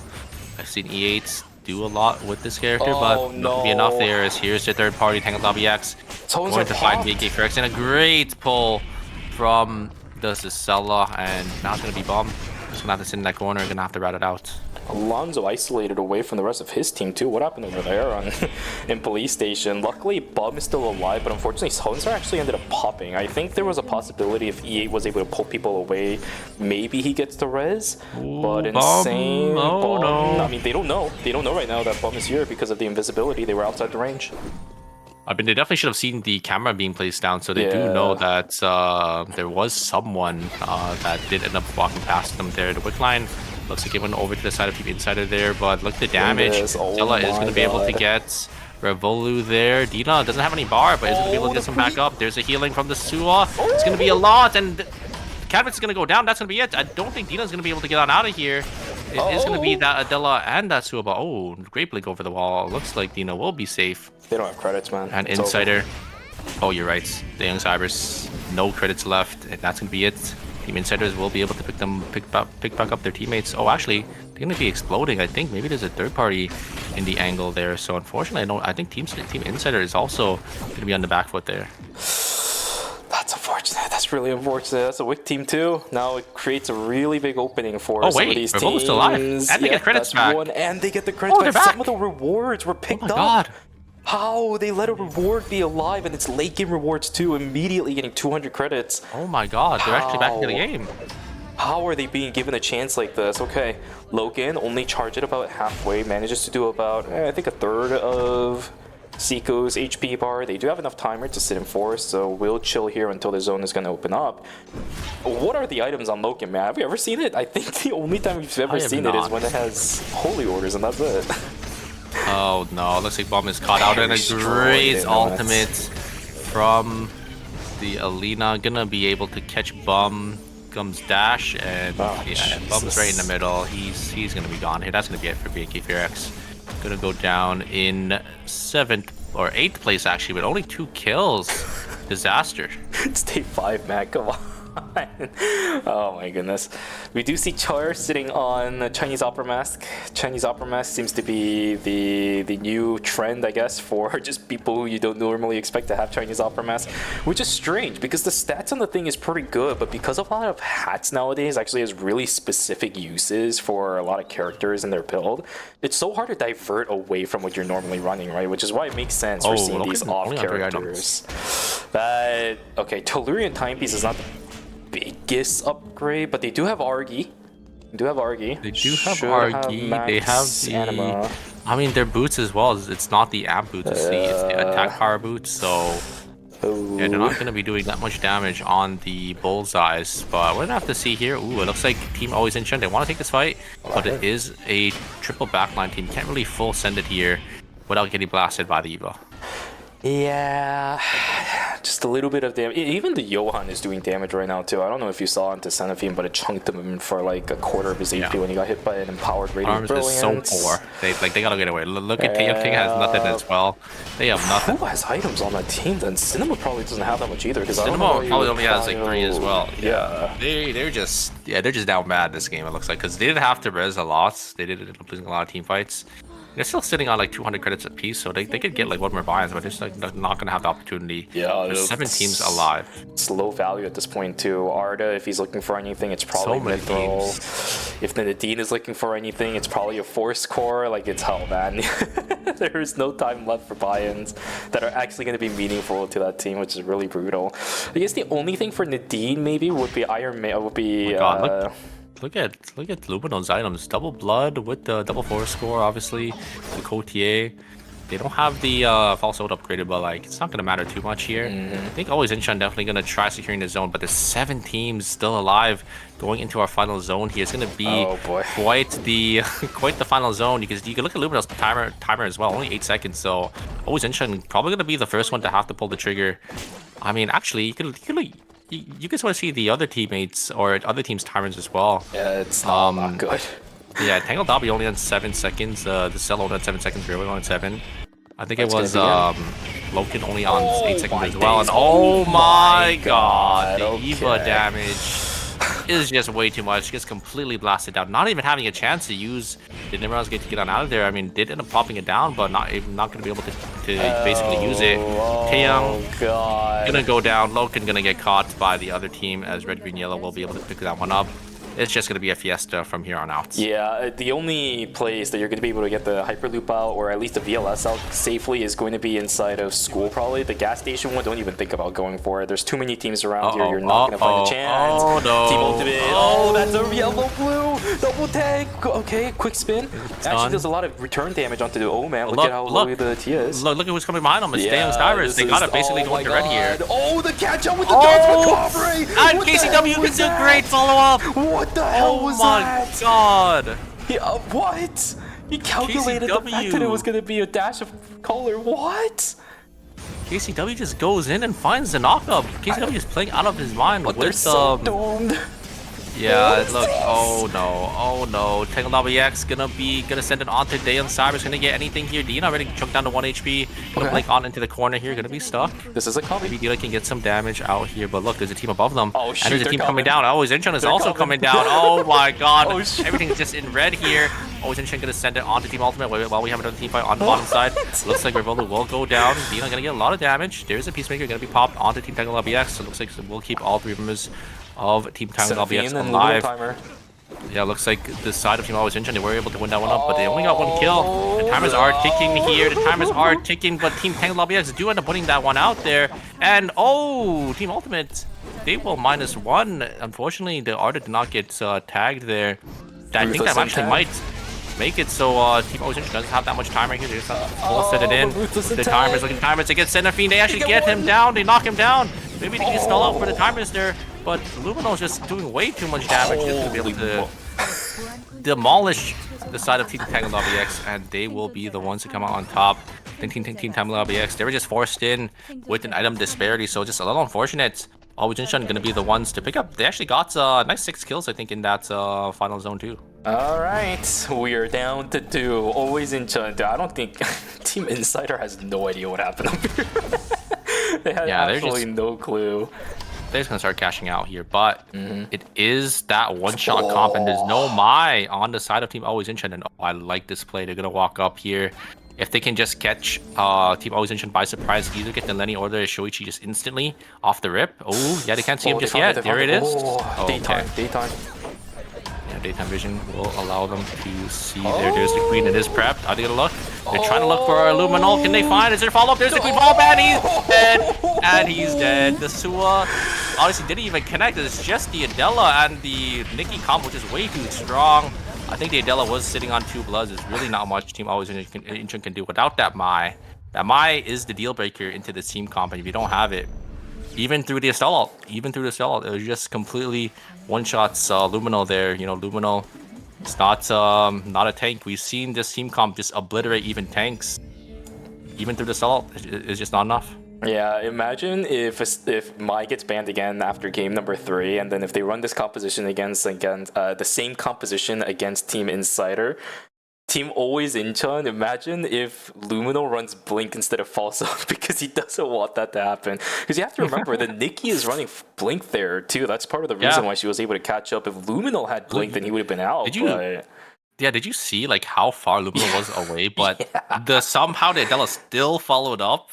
It's actually crazy because the Nikki blinked forward, Luminal was like all the way in the back. Yeah, but because of how but because Adela's follow up is just so good with the Knight's Knight Rook, right? Just able to cover so much distance, and then the blink as well.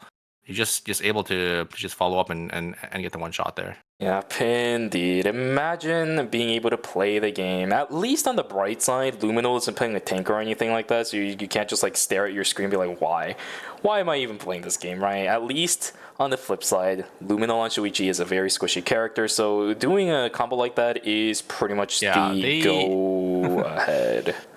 Yeah, and I really like that Team Insider swapped to the team comp because the Mai was banned. If they had the Mai there, just exclusive, your whole combo is done. And Luminal will just have free reign over there. But the Mai, even, the Mai was changed for the Estelle, and even through the Estelle ult, they just killed him. And it was so obvious that that's the only target that Team Insider is going to go for, right? It's the sole DPS dealer, and he's squishy as hell, no blink. But like, how far back does Luminal need to position, right? Because he was already like basically like a full auto attack range distance, like ADC auto attack range distance from his tank, and despite that, he still just got sent on, and there was fantastic follow up from Team Insider. Indeed. Game plan was straight set, and the game plan was executed. It's what I wanted to see from Team Insider with this specific composition. In the previous stages we've seen them play so far, but this is the first time I've seen them play with that much gusto and actually find results from it. Char, we saw it earlier during Knockout Stage 5. He went all the way to the moon inside a cemetery and had to immediately blink out, use a ton of resources to get himself on out. This time around, his entire team was on the same page. That's the one thing you need to have when you're running Nikki Adela. And I see so many teams, even in North America, floundering with this kind of composition because everyone's just not on the same page. Yeah, you gotta make sure the Queen's prepped, or you gotta make sure the Nikki's calling out their engages, because the engage is it's just instant, right? The Nikki will just snap engage, and the Adela just needs to be there, needs to make sure they're able to follow up with the damage as well. Get that chain CC down, and if it's not there, just not to get the kill, and then once they get away, that's your whole combo down.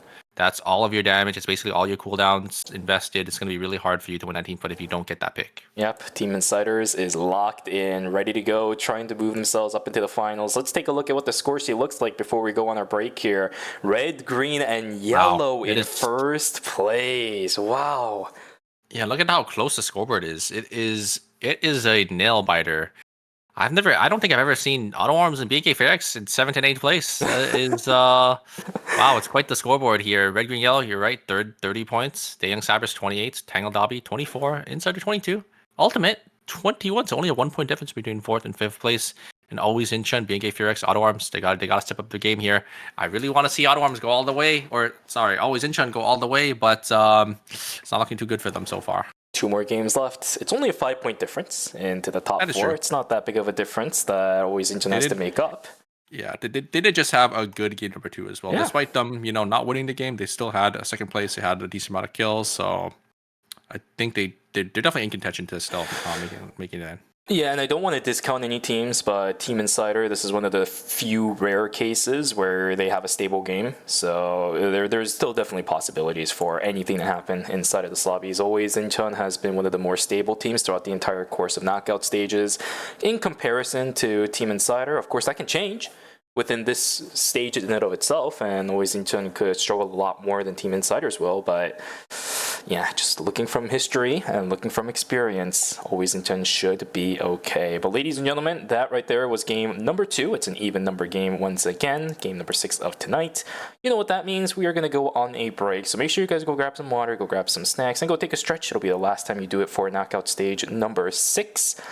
And we'll see you guys back here for games 3 and 4. Take care, take care.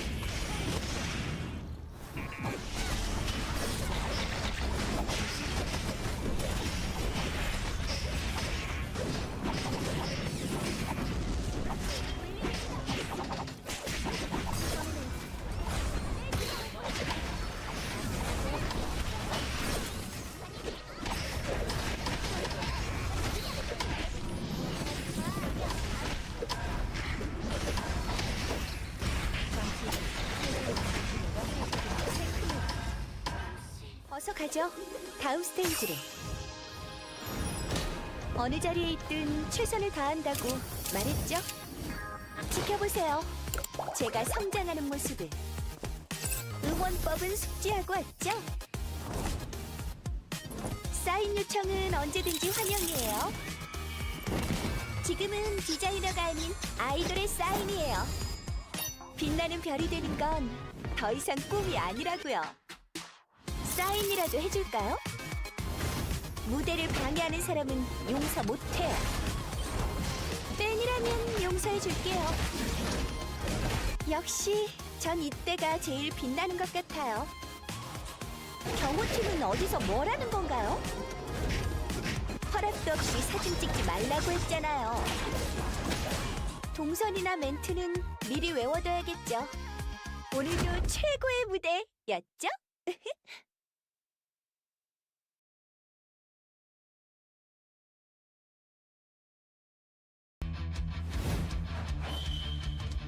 정의의 히어로 유스티나 등장! 어?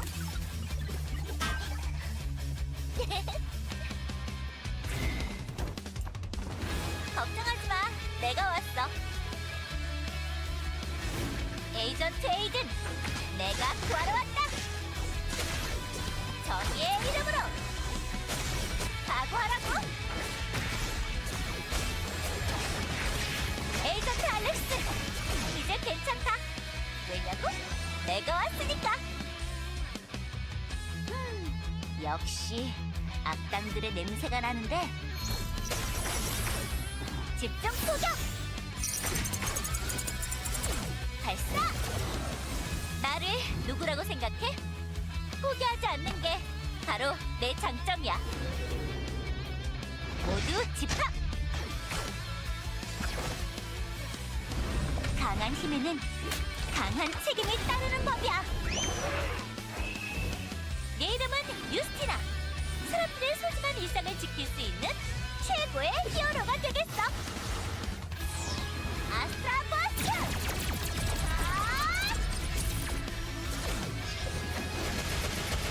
전력을 다해서! 언젠가 누가 말했었지. 평범한 일상으로 돌아가 평범한 생활을 하고 싶다고. 그럼 난 그 평범한 일상을 지킬 수 있는 최고의 히어로가 되겠어.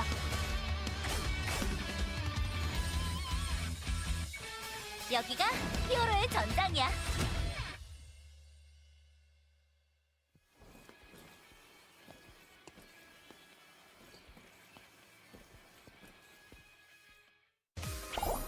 오늘은 새로운 걸 준비해봤어. 기대되지? 맛있겠지? 한 입 줄까? 무슨 꿍꿍이냐고? 글쎄, 알려줄 것 같아? 어리다고 얕봤지? 창피해라. 계신가요? 있어도 좋고 없어도 좋아. 경찰 아저씨는 없나 보네? 잘됐다. 후슈! 내 이름으로 달아둬. 슝! 숙녀가 공격받는데 가만히 있을 거야? 야옹아, 여기 있니? 자! 오늘은 여기까지. 다음에 또 놀자. 안녕!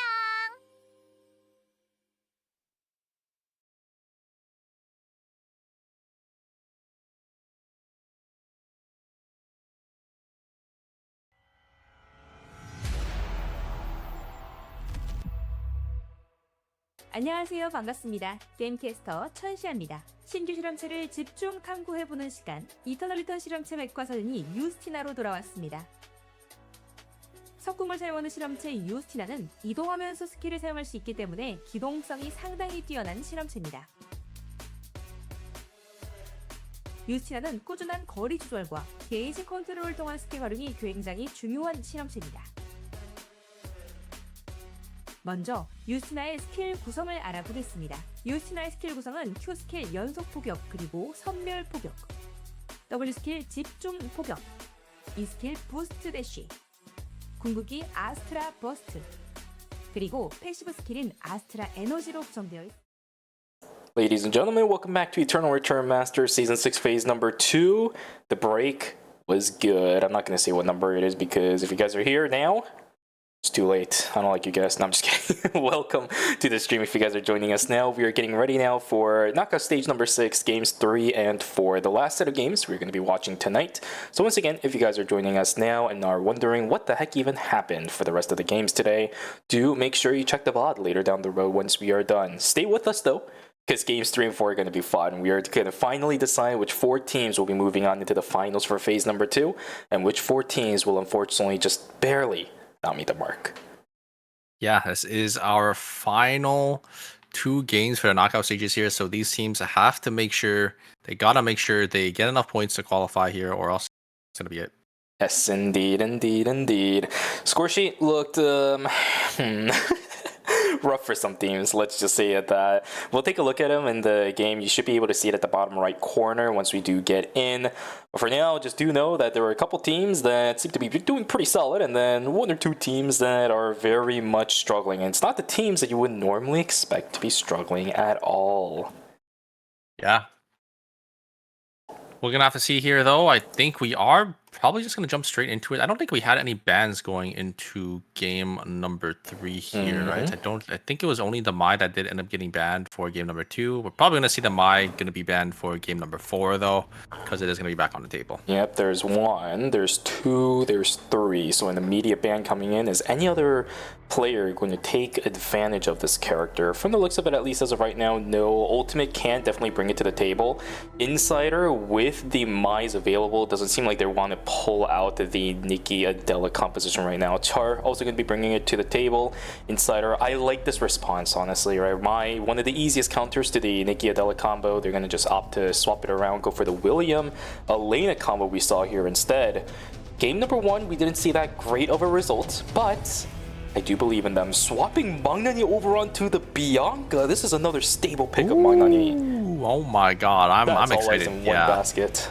Magnani was the Bianca, player for KR. He, like in the previous seasons, he always was able to, be at the top of the leaderboards on either Bianca or Sua. And then Jumo. Yeah, both picks were like really good for him, and I'm excited to see him pulling it back out here for game number 3. I mean, Insider, I think their performance has been okay so far. They just need to come in and have a good game 3 here. It's just not consistent. If you average it all out, they've been doing all right, but it's the consistency that you really need to look for, especially in a best of 4, when there's so many teams that always have the possibility of having that pop-off game. You really need to keep yourself consistent. Let's see if that's going to happen, though, for Team Insider or for any of the other teams, for that matter, as we're going to start diving into our first of 2 games remaining for phase number 2 knockout stages. Guys, the score sheet should be coming up in just a moment. There you go. 30 points is where Team Red, Green, Yellow is. At the very bottom, BNK Furex and Team Auto Arms. This lobby is weird. Yeah, it is. It's quite odd. It's quite odd. Like, you would never see these two being, you know, on the bottom of. But I guess for this knockout stage 6, just because it's so competitive, we have so many good teams here. It's looking a little rough for, you know, some of our top teams. Absolutely. Early game picks are probably going to be happening across the board. I just want to see which teams are actually taking advantage of it. And I haven't been keeping track of this for the entire series so far, but have there been split pushing teams? Oh, no, not split pushing. Split farming. Yeah, I'm saying split pushing because I'm just. I mean, it's just the standard. I think for, you know, these high-level teams is what usually happens. Is teams will group up, they get their build together, they look for these early game team fights, and slowly, into like the night cycle when there's more farm up, they'll just slowly start splitting away from each other. But they'll still stay maybe about one zone close to each other. And oh yeah, the Alonzo TPing in with like 1 HP. Just gonna go down to Team Dana Savage. But yeah, that's usually the meta, I would say, is especially for, you know, competitive games, is teams will group up early to look for these early game team fights, like what's happening here. And then if there's nothing to really team fight, they're gonna slowly start splitting away to get as much farm as possible. Okay, good trade so far, but BNK Furex getting a 3rd member in. It's an unfair fight, man. 2v3, but that's exactly what you were talking about. So good stuff. 1 for 2 trade in favor of BNK Furex. Everybody else playing it pretty quietly. I would have normally expected a lot of swords to be flying on the bottom side of our screen, but it's not going to be the case. We do still have a fight inside a cemetery, of course we do. Red, green, yellow trying to chase down on Team Ultimate. KCW gets tagged by the yellow. The spread from the board tag will actually end up killing KCW. E8's also going to get taken down on the ground. There's a lot of individual members just falling down all over the place. The split farm is real. Revolu and Dina pushing in, but the damage is there. Peacemaker available. Peacemaker. Lumino taking a good amount of damage. There's a dagger on the ground. It's just one. It's just one. The Mai, again, is just saving these players left and right. Yeah, great exclusive coming out from the Mai. And here's a conk going to come in onto Cadmus there. Ooh, a great spring trap from Delaney. Unwavering, Faith and Wavering isn't going to be enough to keep the Johan alive, and it will just be a nice clean 2 kills for the side of Team Always Incheon. Yep, I love the fact that Lumino was also keeping himself perpendicular to the laser as well, and on the opposite side of where his other dagger that was dropped on the ground was, because if he's on the opposite side of where the dagger is, the moment he dashes over, it takes time for the Eva to actually transfer the laser over back onto him. So, yeah, good play from Luminal. He's actually keeping track of what the Peacemaker timing is looking like and getting the dash in out on time. Perfectly done. Everybody else, again, it's just picks all over the place. These teams are individually looking for animals. KCW in the same situation. He's just going to have to jump on over, but Loken's on the chase. He's going to go in. Oh, and he dodges everything. Yeah. KCW down. That is going to be I think it was Loken just reacting to his jump there, just dashing into him, so he doesn't get to the knock up there. So yeah, Auto Arms, they're coming up. They want to make a name for themselves. They want to make sure they're gonna get in here. 5 kills already. They're looking pretty good. They're looking pretty good. They're trying to make a comeback here to make sure they get into the season finals. They're at 11. They're at 11. Magnani getting tagged with the blue yellow. The whole man is playing so well. There's the blue red to cover that, but health bars on the side of red, green, yellow, not that great. This means Seiko might be able to pick up. Should be able to get it. Nice. Yes, he does. He will be able to pick it up, but this will be in exchange for his own life as well, most likely. Unless, oh, there's the yellow-blue. Oh, yep. Oh man, this is weird. The yellow, it's blue. What the heck? Okay, close. Oh, wow. Very bad skill onto the wall, but able to push him away into the blue. And oh man, yeah, you're right. You just playing this Tia, piloting this character really nicely. able to get so many nice pick angles, and is able to rotate his spells really, really well here. The Young Cybers looks like they're gonna be split for day number 2, so probably not gonna be contesting any objectives. I know, insane. Looks like the side of Team Tangled.bx are gonna be able to pick up a nice transition off of the wolves. That's the reason why, you know, you go for the wolves instead, because you do have that chance to get that high roll and you get the farm getting that tree or that meteor. Indeed. By the way, just look at the bottom side of your screen. There's a few teams that are definitely behind. Always Incheon still has Lumino level 9. Tangled.bx Adrian's been level 11 for a minute or so now. So there are some teams that are definitely ahead. AutoArm picking up yet another kill. This time it's going to be onto Cadmus, who just also hit level 10 too. So all these players were low level. You can basically see how far a team is, or how far behind a team is compared to everyone else by their credit count. Just because you can see like how much farm. Yeah, you can basically see how much farm these teams have gone and if they're ready to get into their 4th mines early. KCW is going to look for that Sicilla, but a great blink away from the Scylla is going to be able to get him on.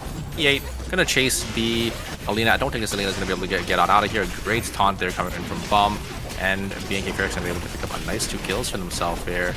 Looks like Yona is going to get so much damage onto Taeyong. Taeyong going to just fall there, and Team Insider going to be able to pick up a nice 2 kills from Team AutoArms, and unfortunately AutoArms is going to go down there. It's going to definitely ruin their tempo, as looks like they're trying to maybe get a buy-in from Warehouse, but it's going to be Team Insider. They're going to be the ones that are going to that's going to be able to get the buy themselves. Luckily, the death timer is going to fall in right along the time AutoArms can buy 4 scores. They just need to find a console to do it. I think Chapel's going to be a little bit risky. Obviously, there's a team right underneath them. This mine needs to find somewhere. I just don't know where that somewhere is going to be. I think the mine might just sit on TP and ask his teammates if there's anything free. It looks like there's nothing free.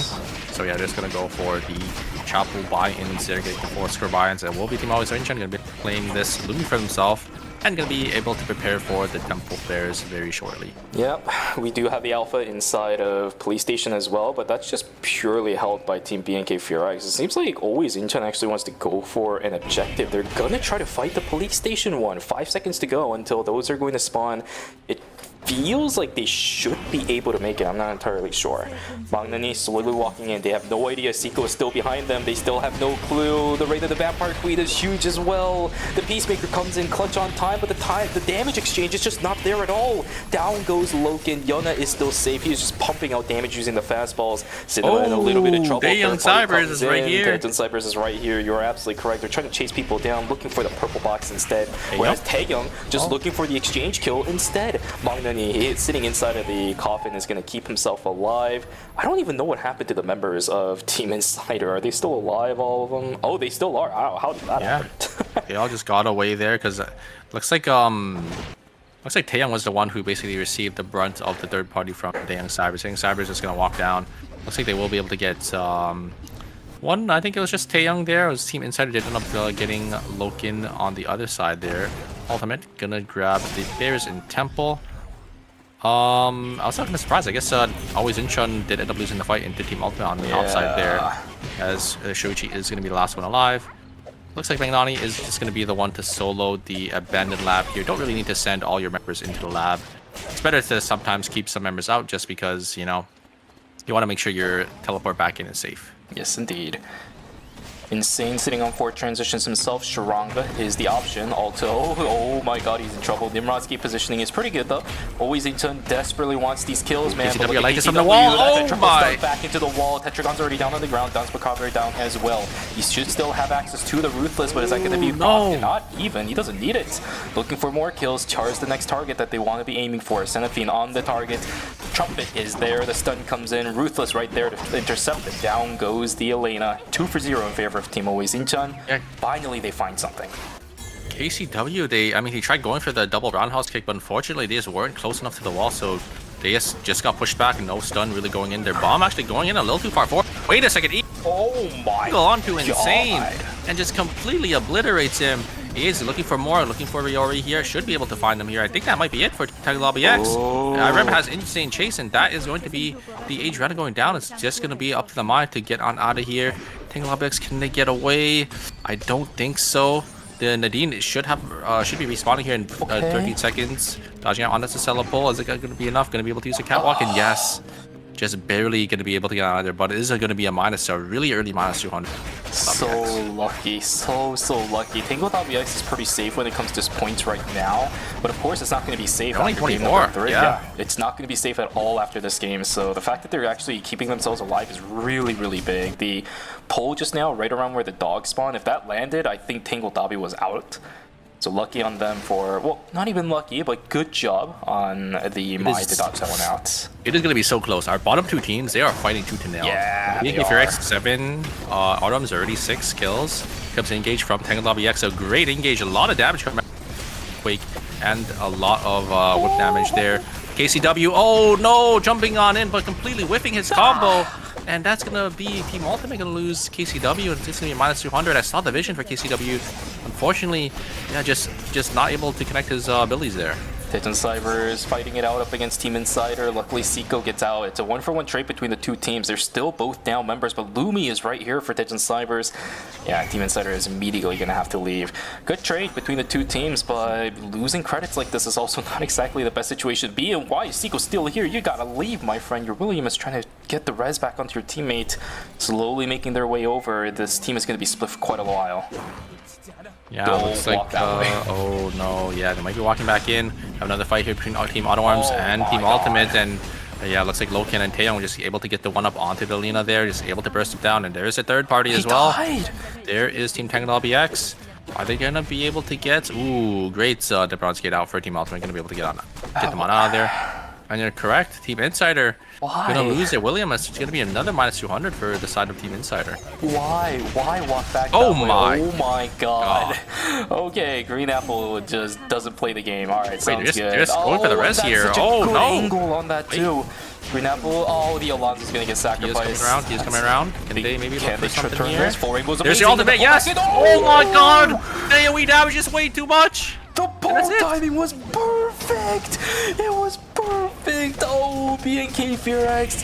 Oh, the last hope they might have had just might have been snuffed out. Another fight on the north side. Same thing for Team Auto Arms. They're getting chunked down. Loken trying to punch the auto attacks in. The Peacemaker is there. Auto Arms pulling away. They want to stay alive, but the bullseye lands onto Loken. Health bar on the side of Taeyong and Cinema looking quite low. Noda now trying to chase this down. Riori trying to chase this down too. They need the White Lily. They need the White Lily. They need the White Lily. They should have it. Okay. Team Auto Arms is going to be out. Timer is looking okay. Their credits are also enough to at least get the res back, but do they have a mobile kiosk? Otherwise, they have to eat timer. Yeah, I mean, I think eating timer is fine. Probably gonna res in Temple, I would say. Yeah. It's probably the safest res there. Here comes red, green, yellow. There comes the full rainbow. Not gonna connect onto anyone. And Lumino is actually gonna find angle onto the backline. Gonna be able to do a lot of damage, but just gonna be able to interrupt them. But Lumino finds the angle, just gonna be able to completely kill Green Apple in one rotation. That's gonna be it. Red, green, yellow gonna lose 2 members. Gonna be a -400. Look at their credits. Yeah, they don't have enough to buy any of them back. And oh no, Team Auto Arms they get caught by Team Insider. Maybe Loken looks for some damage. It's gonna be able to get a lot of damage traded. But the ultimate, the Peacemaker wasn't there. The Might wasn't able to live, and that's gonna be it for Team Auto Arms. Oh man, the two teams that were fighting tooth and nail are gonna get eliminated 7th and 8th. Man, just flip the location on where they are on the scoreboard. That's how early they die. 8 kills and 7 kills is good and all, but everyone else is getting points too. Look, Team Always Into on 6 kills, Insider on 9. Yeah, it's just a disaster for BNK Fearax and Team Auto Arms there.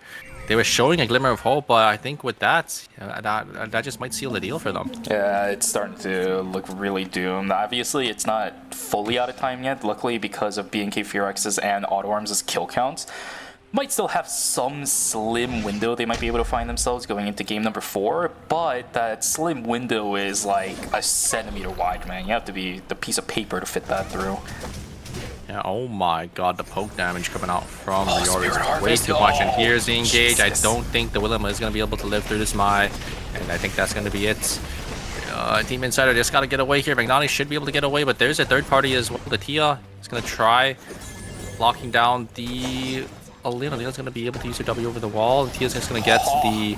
Oh yeah, there's the blue and yellow, and there's the stun from the full rainbow. And Team Red, Green, Yellow going to be able to pick that one up. That's actually really good. They need these kills. And oh, Magnani straight into the Tia on the top side here. It looks like Magnani got cut off by the Tsubame there. And Red, Green, and Yellow, that's exactly what they need. They need to get these credits. They got to get enough points here to get the res off. Indeed. Who has the credits? It's not enough just yet. I think they might have. They might have popped. Yeah, they the spread separately. it. I don't know if they did. Maybe Insider just didn't have that much credits. But I feel like they should have enough if they just put all on one person. I don't know. I didn't see. I saw a spike once, but I don't know what happened with the other one. Obviously, we won't know without the items on Team Insider, but I think maybe they spread it to the Tsubame and the Tia, so they're just gonna have to just bide their time here. They're gonna be able to get the res just very shortly. They're gonna have to wait for 10 credits before they could go for that res in Fire Station here. It's gonna be always Incheon. You're gonna be able to get this with completely uncontested. Wait a second. Lobby X is gonna be in the area. Can they secure it with the burn? Who's gonna get it? It is gonna go to the side of Team Talon Lobby X, and that is gonna be a little scary now because it's gonna be that Adriana gonna be the one with that wick ball. yeah, and Riori, quite frankly, doesn't need the chaser because he has access to Spirit Harvest using the Estrape as well. I mean, this is really well said already. Nimrod's game finally being utilized by Team Ultimate, but nobody really within vicinity to actually follow up on the Elena going in. KCW a little bit too split too. He was inside the chapel building, not gonna find it. But both of them are gonna get out of the fight alive. Tingle Dobby up against Team Red, Green, and Yellow. Red, Green, and Yellow doesn't even want a piece of that as soon as the Wicca line is confirmed. And of course, yeah, you're right. The res is exactly why they are still here. Still running out of time though. 40 seconds until both school and Fire Station is going to close. That's why Team Tingle Dobby X is not letting this happen for free. They have the wick buff as well. They just want to push their lead here with this wick. He's going to get so much burn damage there. There's a point onto the Mai. Going to get a lot of damage. Invested. Ooh, a great exclusive coming out from the Mai to block out on that full rainbow damage. And the Insane just blinks out on the forward and just is going to be able to shut down Old Man. And that is going to be a Team Tangle WX. A great team fight from them. Able to just completely shut down the Tia this time, and that's gonna be the reason why they're gonna be able to win that team fight. A nice clean 3-for-1. Yep, the fadeaway wolf, but another fight on the south side. Always Incheon. Oh my god. Okay, KCW just doesn't play the game. All right, sounds good. Char also getting chased down. There's the reset coming in, but the freeze is also there. There's another dagger though. It's about to reset once again. There is the follow-up from the Mai, and this Elena should not be able to make it. Oh, she's still on, but she's got no space to go. In 3 seconds left, she will get taken down. Arda left alive as the only one on the side of Team Ultimate. Always Incheon fighting for their tournament lives, sitting on 8. They're gonna do it. They're gonna do it. I think they're gonna make it all the way. This is a pretty good, solid game for them. 8 kills already. They're already in the top 4 here. There's only basically 2 teams left, and I would say they have a pretty decent matchup into Team. I mean, Daeyoung Cybers, they did get the one up on them in Pawn the last time, but you know, if the Shuichi is going to be able to find an angle, and he should be able to just completely eviscerate to the side of Team Daeyoung Cybers. Yeah, Team Ultimate is extremely behind right now too. This composition is just not working out at the moment. 1 kill and now down just to the Arda. It's not a good game for Team Ultimate. Yeah. Not going to be able to get the res here. Yeah, credit count is absolutely in the dirt right now. Everybody else a little bit too strong. The only thing Arda has going is the fact that there are some really nice jump spots between Forest and Chapel, but that can only do you so much, especially when we actually get to the temp zone. So yeah. It's a little unfortunate for the Arda here. Just gonna have to rat it out for some extra placement points. Only 1 kill though. It's not looking too good for Team Ultimate. Always Incheon still has a lot more work to do, right? You want to set yourself an even better foundation. I have noticed that in this series, Team Always Incheon is having trouble actually executing what they want to do against other comps, and it's not even their fault. It's because everyone knows how to deal with it already. They played with it before, so they're already used to it.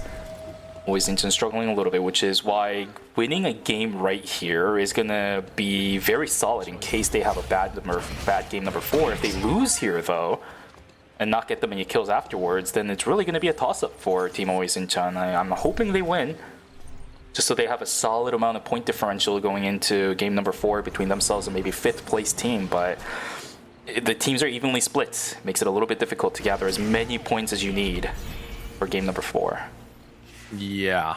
We're gonna have to see here though. It looks like Team Tanglebacks actually don't want to fight Team Daeyoung Cybers. I mean, Daeyoung Cybers is a really hard team to fight into, right? That double back line. They got that Johan to basically keep them all alive. Or triple back line actually with that support to, you know, keep them all alive. Ooh, there is going to be the Arda there. Gonna probably use the gate on over when the timer ticks down. I think Tangle.bx might actually hear it when the Arda comes in, so they might just get the Arda from Team Ultimate very shortly here. Let's see. Always Incheon has to be. Oh yeah, no! I see him. Oh no! Okay, goodbye Alto. Team Ultimate will take the fall. They're gonna go down in, I think that's 4th place, so it's not too bad. Always Incheon, this is a bad matchup. I hate to say it, but I don't know how this team ever gets access to Ryori. I don't know how this team ever gets access to Insane without taking at least half their HP on anyone on this composition. Luminal has to play Insane. Cameras have to go down. There's one inside of that little coop inside the chicken coop area. Cameras, plant, everything being popped. I think the item difference is definitely onto the side of the team. Always Incheon here. I think Always Incheon have the item advantage. You can look at you can look at Ryori. He's not full out just yet. And look at the side of Luminal. But he still hurts though so much. Look at this. Yeah. But there's a lot of just sustain though to keep them all alive. But you're already doing a great job to slowly poke down side of team Tangle.bx, and a great engage coming out from the Mai, able to get Insane all the way down to 1 HP. And yeah, they're just gonna go focus all their attention onto the Mai here. As Mai is gonna get chunked down, and Luminal is able to get the angle in, is able to do so much damage. They have to finish this. The Mai. Yeah, you're right. It's Insane. Cutting back really well, getting a lot of damage, and there's a double. Although that might have hurt him. Trap, is that gonna be enough? Luminal gonna find an angle in. He gets it. Oh my god, and Ryori just goes flying. Tried to use the fire escape out, but just dies in the process. And that's gonna be it. Team Always Incheon gonna be the one to come out on top. Nice 11 kills going into the final zone here. It's like Luminal always has a dagger just prepped and ready to go whenever he needs it. I don't know how he does this thing. Yeah, I mean, it's Luminal. Yeah, it definitely is. Alright, but this final zone is not going to help anymore. This is hell. It could have been worse, right, if it was the old final zone, but this one still doesn't help. There's a lot of tight corridors entry, and they don't have an Arda to try entering from a large area either. That is true. Ooh, I like this. They're going to go all the way around. They're going to try to find maybe a flank angle. Look at the flank better angle cover. in. They need to, they need to just look for pushing it when they have knowledge, but this is so bad. I mean, Team Daeyoung Cybers, they should have a camera behind them, so they should know they're coming down. They use the EMP to disable the camera, and now you gotta push into this Evo, into this choke. It is going to be a little cook. Maybe, White Lily? maybe they. Oh yeah, they can use the White Lily as well. I don't think they know. But there's so many traps. Here comes Engage from the Mai. It's gonna land onto the taunt. Is gonna land onto the Johan. A lot of damage. Change in a great spring trap. Here comes Luminal. He's gonna use the ultimate, but a great throw skill. Wait a second. Luminal finds angle in. He's gonna get Revolut down to 1 HP. Will he be able to get the finish? He does. He does get the finish. But the problem is the Luminal just needs to stay alive. Stay alive. There's exclusive. Oh my god! And he pulled him out. And he just had to reset. He reset. He's matrixing the living wait. hell Oh wait. Oh my god. Okay, they're alive. Just full reset. They have 20 seconds left on their timer though. They gotta start walking back in soon. This Mai is sitting on half of her HP, and you're not even gonna be able to rest up anymore. Sensor down on the ground. No traps left. There's the stun. Ow! Oh my god. How? I don't know. Always Incheon. These guys are crazy. Luminal, yes, he just always finds it. And yeah. Xenophine too. What the hell? GG's. 14 kills for Team Always Incheon. That's the foundation you want going into your final game of the knockout stages. And it seems like it is going to happen. 22 points for Always Incheon going into game number 4. GG's. Wow. They just... Like, Luminal just goes in, he uses the... I thought he was cooked after the throw skill was placed on his ultimate. It was a great throw skill by Nina. Yeah. That is kind of how you counter Shoichi. If you just throw the throw skill the second they use their exclusive, they can't teleport to any of the daggers, and their ultimate basically becomes obsolete. But Luminal just walks out of the throw skill, just finds the angle back in, able to get Revolu down, and then they're actually able to outtime the enemy there for Peacemaker. Luminal is just spending this entire phase farming clips. Back in the days when he used to play with Taekyung, every now and then we would see clips. But now in phase number 2, it feels like every single time we have a fight with Shoichi on our screen, it's a clip, a worthy moment. This is incredible. Daejun Cybers didn't even play that wrong. It's just a simple fact. I will say, Peacemaker timing was almost perfect too. Like, how do you even expect a Shoichi to go back in that situation when the entirety of Ruthless was already spent? And 2 daggers that you have access to try jumping on the heart is not even a dash through dagger. It's one of those where you just pick up and you reset your W's. But Luminal goes for it, and the response from who is it? From I think it was Revolu was perfect. Dude, that guy's response time was insane with the Peacemaker. Yeah. I didn't realize it was going to come through. I had to take a moment to even decipher what was happening for a sec. Yeah, instantly putting the Peacemaker down, but the timing coming out of the Peacemaker was just phenomenal from Luminal, able to just kill Revolu, using the dash, the dash back in, and that's just gonna be it for the side of Team Always Incheon. They're able to secure themselves a win, and I think that's gonna guarantee a spot into the final. So it looks like we do have a team that is going to crawl their way all the way from knockout stage 1 to the finals. Now they're just gonna have to lock in and get that win tomorrow. Indeed. I will say though, for Team Always Incheon, it's not like your series is over yet though, right? At least have a stable game number 3. That should be all fine and dandy.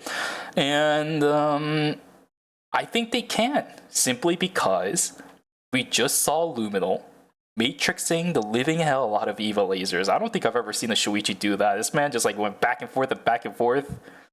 That Eva had no idea what she was doing.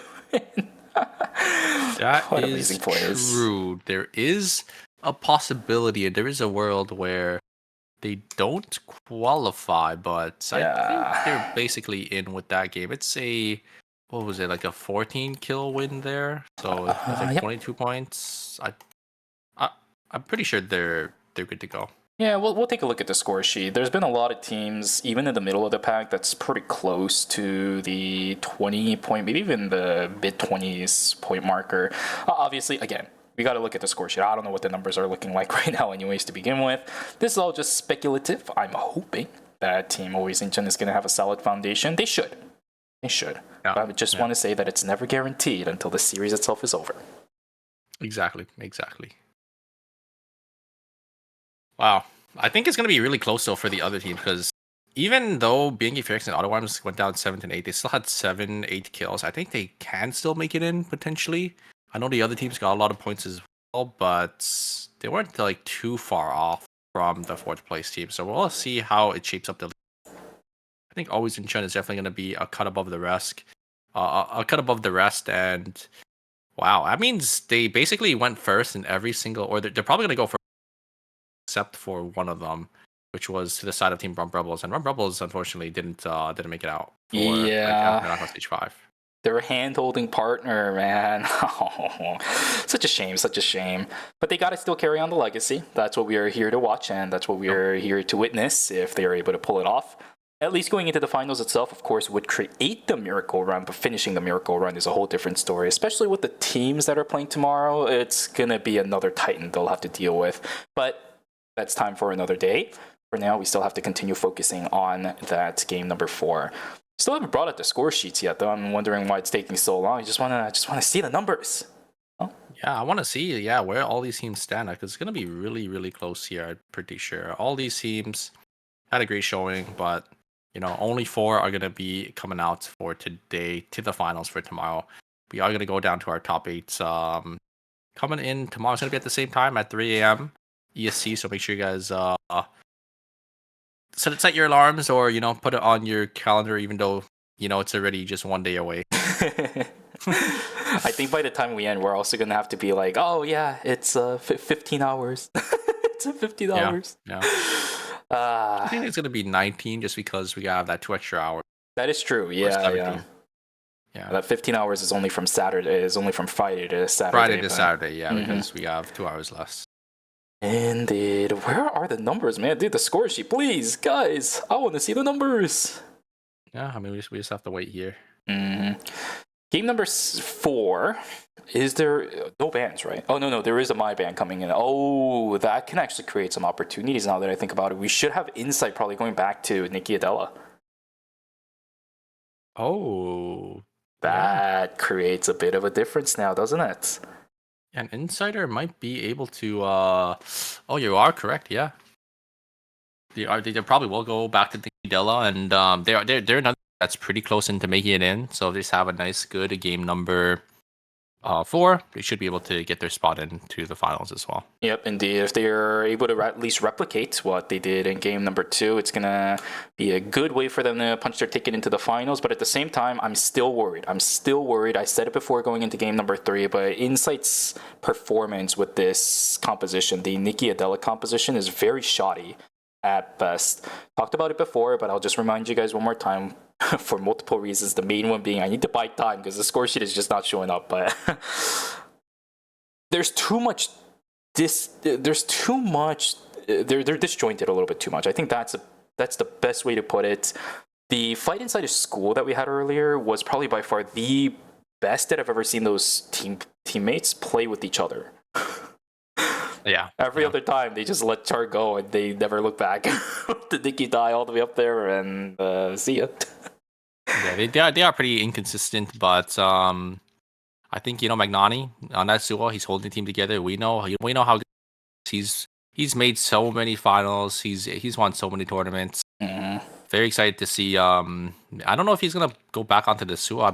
I mean, I guess he might if Mai's gonna be banned and they're gonna go back to their other team comp. But I mean, they still had a pretty good game there going for that last game, right? They still got about they had 8 to 9 kills, so they should be in a pretty solid spot. It's just still so risky to ever run the William, even when DDO is running it. A lot of the times, it kind of comes down to DDO to pick up the remnants of a fight. And since Yana is not somebody that we know too well for being a William player. I mean, by all means, please go ahead and do it, but I don't really trust that composition, especially when you have other options available for you in an environment that's pretty much perfect for your main composition. Let's go back to what you're comfortable with. The one adversary of your composition is not going to exist. Totem is also not that common nowadays either, right? Yeah. Scarlet is gone. There is no Emma from Gyeongnam Sparkles. Nobody is running Totem at the moment. Anybody that you find, as long as the combo lines up correctly and you land everything at the same time without giving them a chance to react, should be a successful kill. So, I believe the scores are finally up. We've bought enough time, Super. Let's take a look at it and see where we are at going into our final game. It is definitely close. Wow. Red, green, and yellow, 41. Always Incheon with 39. Actually, it looks like red, green, yellow is actually outscoring Always Incheon. So Always Incheon, even that game, they're actually not in the clear just yet. Tangled WX with 37. Daily Skybirds with 37 as well. Insider with 32.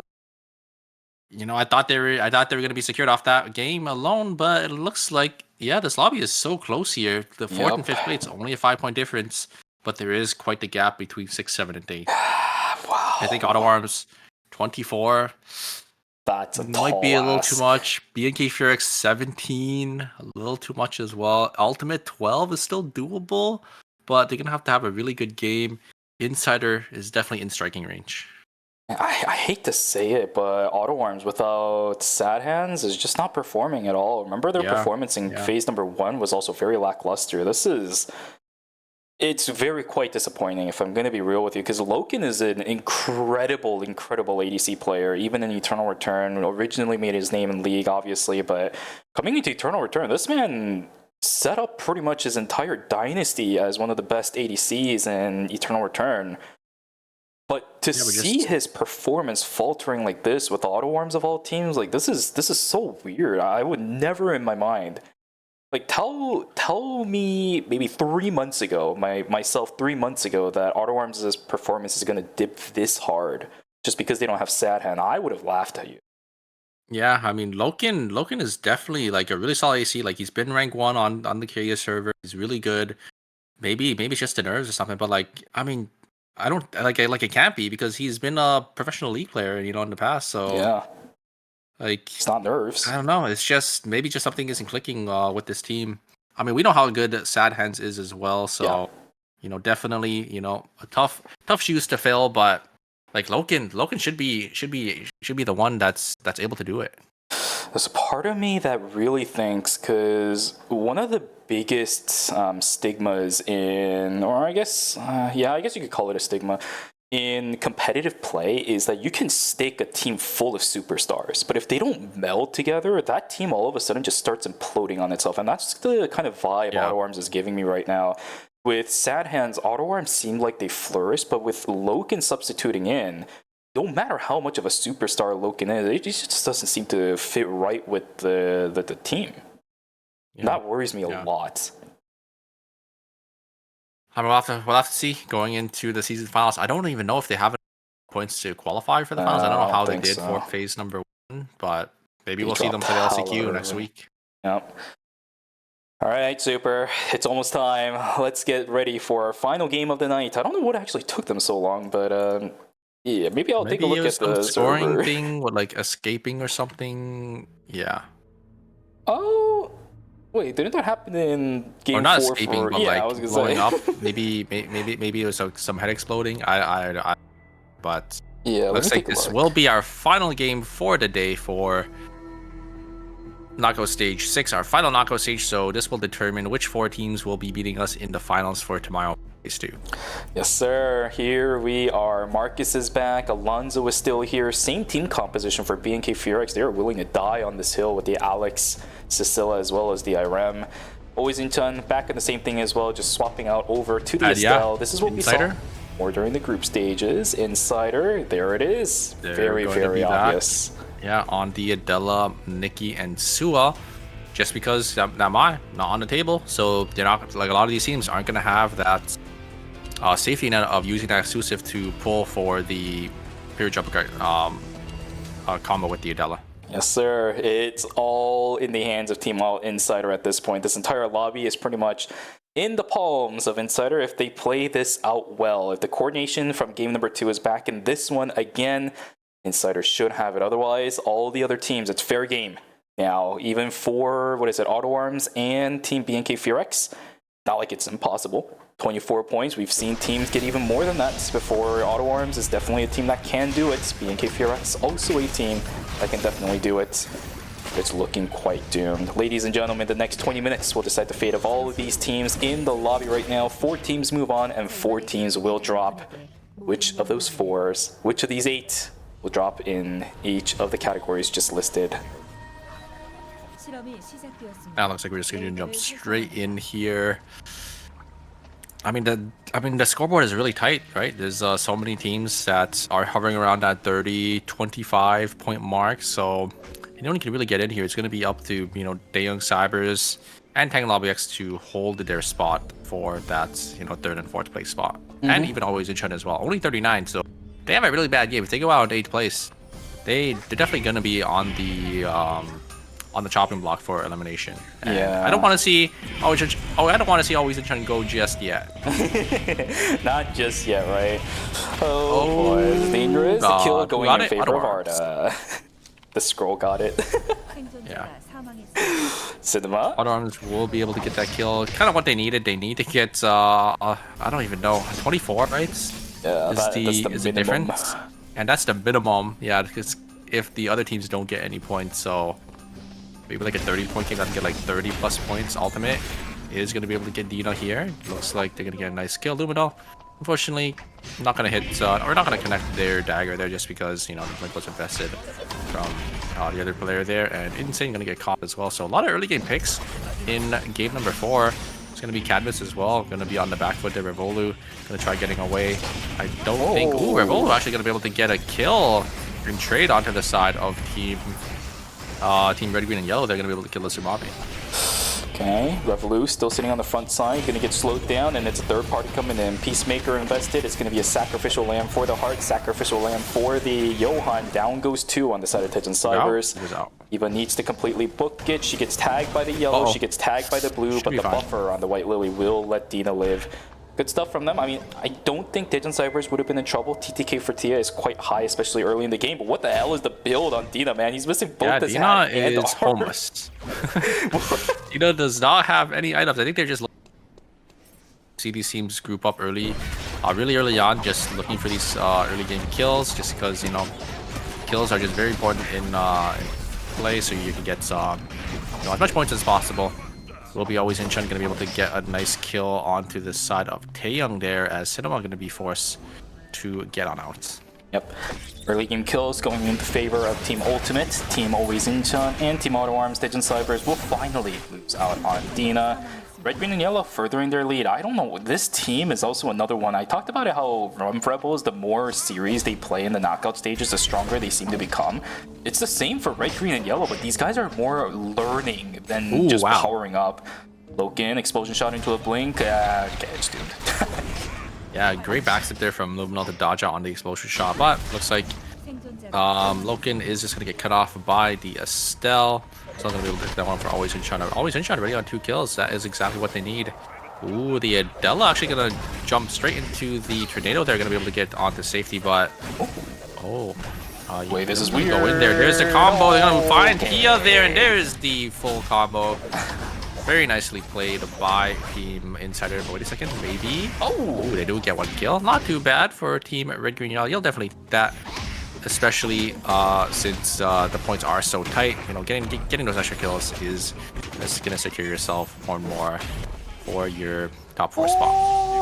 Oh no! Free at last. Although it's definitely free at last. Good stuff. Ding 9, sorry. Yeah, no, that was bad. Ding 9 in trouble. Yeah. He's gonna get found out by Team. Yeah, I can't go back from that. Sorry. Oh, there's the Suo gonna be able to get the combo into the wall. Can't really get away from Suo tank, especially Alonzo. Out of all the tanks, I know that. I mean, there's like stuff I can probably get away, but yeah, you're basically not getting away from a Suo there, and there will be Magnetic. Going up inside already with 4 kills for themselves. They need these points as well. Here's Team Auto Arms. Look at the HP bars on the side of Team Ultimate. Getting chunked down. HP. KCW look for a bang. Go back in. It gets a double dock up onto the backline. Is that going to be enough? Loken is going to be able to kite back and heal a little well here. But Loken's going to be out of XP, so not going to be able to use anything here. But the ultimate is still going to be available. Some damage. Going to get some. Wolves going to be eating out the HP bars of Team Ultimate there, but it's going to be Alto, just going to use that Nimrod's Gate to get on out of there, as Auto Arms is going to try to get the tree there, but KCW finds another great double knockback, able to force him into the wall there. Auto Arms is going to try getting the tree. Taeyong does end up connecting it. They use the Nimrod's Gate to try to get on out. Taeyong is the one that has the tree, and EA is just going to go on board there. Finds angle in. It's over. It's over. No. It's over. It's Alonzo. You're not getting away. Give the tree up. Put the money in the bag. And it is going to be Team BNK Felix going to be the ones to shut down Team Auto Arms. And Auto Arms is going to go place. They're not going to be able to get any more placement. And they're going to be our 12th place team, unfortunately. Indeed. GG's to Team Auto Arms. They're just not. Phase 2 really wasn't it. I suppose Season 6 as a whole really isn't it. We'll see you guys in LCQ if you guys just do decide to play there. By the way, 12th place isn't too bad. I don't know where they placed in the previous, because if they have 2 placements, like maybe they could get in, or I don't know. We'll have to see. Yeah, they didn't do too well in Phase 1 as well, if I remember correctly. Unless I'm remembering completely wrong. Maybe you guys in the chats might remember it. I think they might have made finals. No, it's not or no. I don't know. I don't remember. I don't remember either.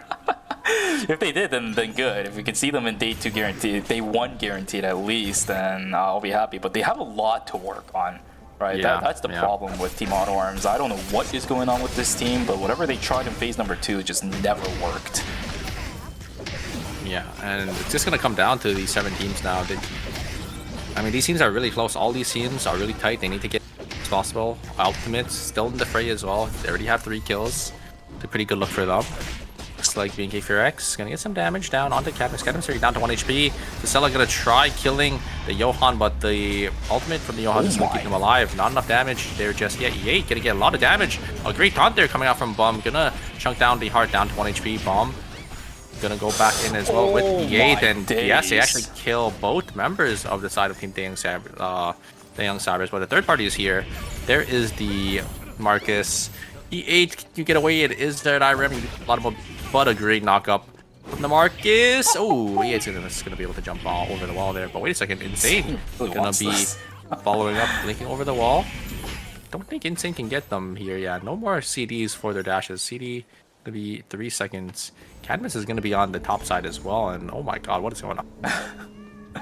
Everybody's just trying to chase. You can see the desperation on some of these teams. They're looking for points. Even Tango WX, they're not safe right now. They're in third place, tied. Or four, well, they're, I guess, yeah, they're both tied for third place. Yona in a little bit of trouble. There's the entire Goon squad coming in for Team Insider. There it is. That's a kill. Ultimate in a little bit of trouble as Char is also going to get run down.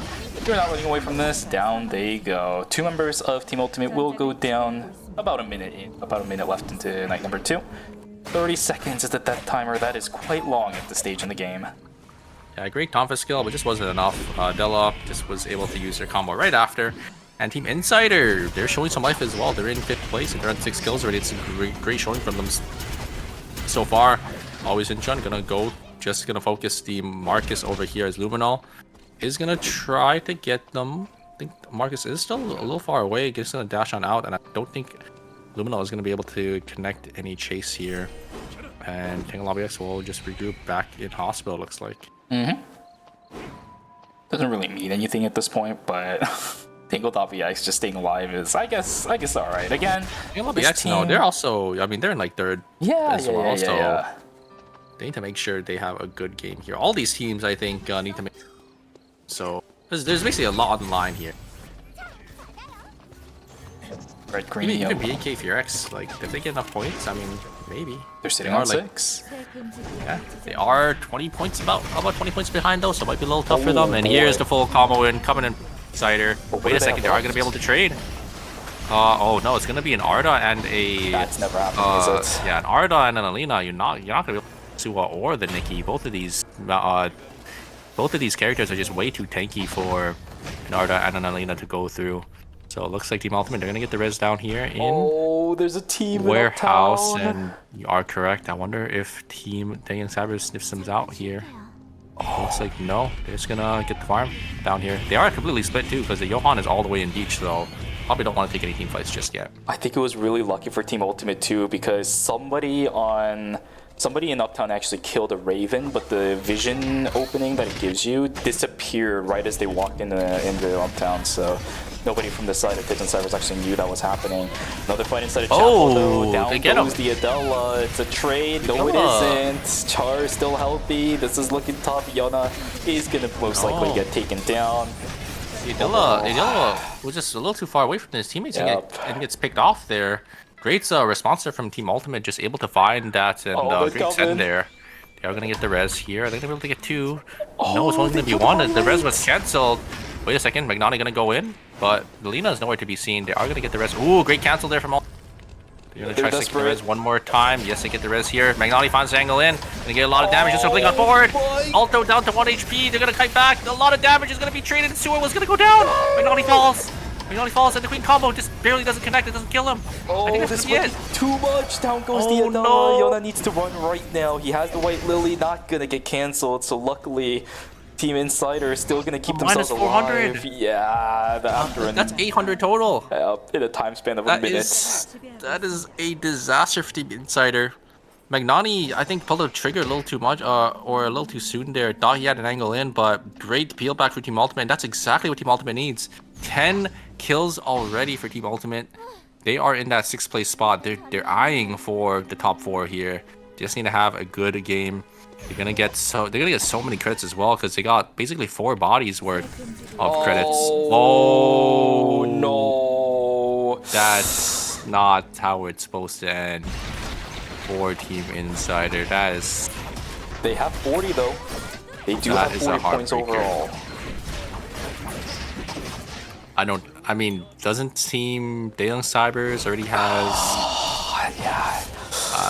That is a heartbreaker. Yeah, okay. The final score sheet is going to be very, very heartbreaking for some of these teams. That's a -1 too, right? Yeah. So.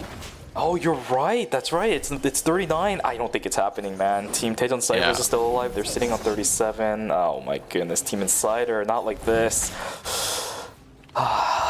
Auto Arms guaranteed out. Insider still not confirmed just yet, right? That's all that we can bank on for some of these teams. It's not guaranteed until the final score sheet comes out. We can do our preliminary calculations, but as I say all the time, it's the weekend. My brain is not functioning well enough for me to start punching numbers in my brains and actually coming out with results. And Nikki just, that's so sad. That's so sad. Nikki just not having timer to wait and then teleport. Like, wow, that is probably the worst way to go out in a tournament. That is, yeah. I don't know. I would be so sad. Like for the whole day. Like after that, like if that happened, I would just be. I don't know. You'd be shaking your fist angrily at the air, be like, "Nibble, you're on. Why?" Well, it's not even like Nibble. They're on because I mean I guess he just didn't really have timer either to walk away. But it's just so that I little, guess it was. It's that little conversion time that always trips you up. You know what I mean? Every single time it closes and the VLS converts over onto the Hyperloop, it's so weird that happens, and you have to sit there for another maybe 3 seconds while you wait for it to convert, and then Hyperloop again. Ugh. Yeah. Oh my God, the Bloods are being bought for Team Daeyoung Cybers. They don't really have any kills right now, so it seems can definitely still make it in. I think Team Insider still has more points if Team Daeyoung Cybers somehow goes A tier, but asking for a lot, right? It is that triple backline team comp. They have that Blood bot online, but if they check this bush, maybe they just don't check this bush here and they get immediately punished. Does Cadmus walk in? No, it looks like they're just gonna walk on down over into Uptown here. Such a smart player from Team Red, Green, Yellow, though. This is a team that can immediately burst down somebody as soon as they jump on them. Because with the Tsubame and the Tia, a lot of that crowd control lock, no teams are running cleanse either, right? Yeah. You're going to get locked in and you're going to have to sit there for 3 to 4 seconds while the Tsubame is just punching auto attacks into you. You will die. It looks like it's just a really quiet day number 4 here. Here's the engage from Revolu, right as a lot of damage going to Ryori, but yeah, I know like all these teams, they know the tournament life is on here. Gotta play their fights smart. Everyone's just being really quiet, just making sure to get as much points as possible here. BNK Fearx, they need to be aggressive. They need to be the ones that's gonna be setting the standard for this lobby because they need kills.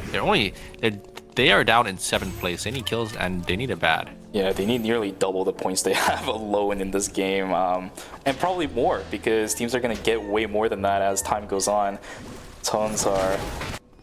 I know this player has been looking for such good tournament results and he hasn't been able to find it. Even in phase number 1, we saw all National League teams just fall down like flies during the knockout stages. I'm pretty sure they don't want to repeat performance like that in this one specifically because they're so close to the finals. They're finished in 2nd place during the group stages. If they can't make it to the finals with that, wow. I think Fearx is going to have a lot of trouble in the season finals. Let's take a look at how this goes. Yellow only going to get tagged. I thought the blue was there, but it wasn't. Full Rainbow is going to get completely spent, and nothing resulted out of it. They see that there's a team that just VLS'd in. They can't take the fight anymore. A little unfortunate because a lot of cooldowns were invested onto Red, Green, and Yellow. I think BNK Fearx probably would have pulled the trigger, but there's just way too many teams in this area. Wickline is going to be coming in as well. It's going to be Team Ultimate going to be the one to actually just going to just instantly pull it because I think they know there's all these other teams that are in the zone. They can't risk a contest. But it looks like Team Always Incheon is here to contest them. Who's going to get it here? It's going to go to the side of Team Ultimate. KCW is going to be the one to pick it up there. But the damage from Shoichi is just way too much. And they pull KCW before he's able to use the gates. It's so unfortunate. Xenophine is just constantly doing it. BNK Fearx loses to Red, Green, and Yellow are just ruining the hopes and dreams of teams. They don't even have to. They're in 1st place right now, but they are just not allowing BNK Fearx an entry ticket into the finals. The golden tickets is starting to get ripped apart for that team as Team Tangled.bx looking to fight it out up against Daejeon Cybers. No, they're now sitting up in the front and actually doing a lot of good damage, but there is no follow-through damage coming from Insane. Peacemaker just not in time. It's a 1-for-0 trade. Does Daejeon Cyber know this? So bad. Absolutely they do. This is still on the backside trying to support whatever they can. The damage exchange is pretty good, so yep, Marcus is going to be brought back. It's a 1-for-0. Daejeon Cyber's not pushing it, and I love this because they're so close anyways. Red Green Yellow gonna take the fight with Team Ultimate here. A lot of damage gonna be exchanged. Delina trying to get away is gonna go down to half HP. But they're just gonna focus all their attention onto this Alonzo, and Alonzo can't really do anything about it as the members of Team Ultimate, or sorry, Team Red, Green, Yellow, they're already being pushed away here. Team Tangled.bx, they do spot the Tia. The Tia is going to be forced to use the red here.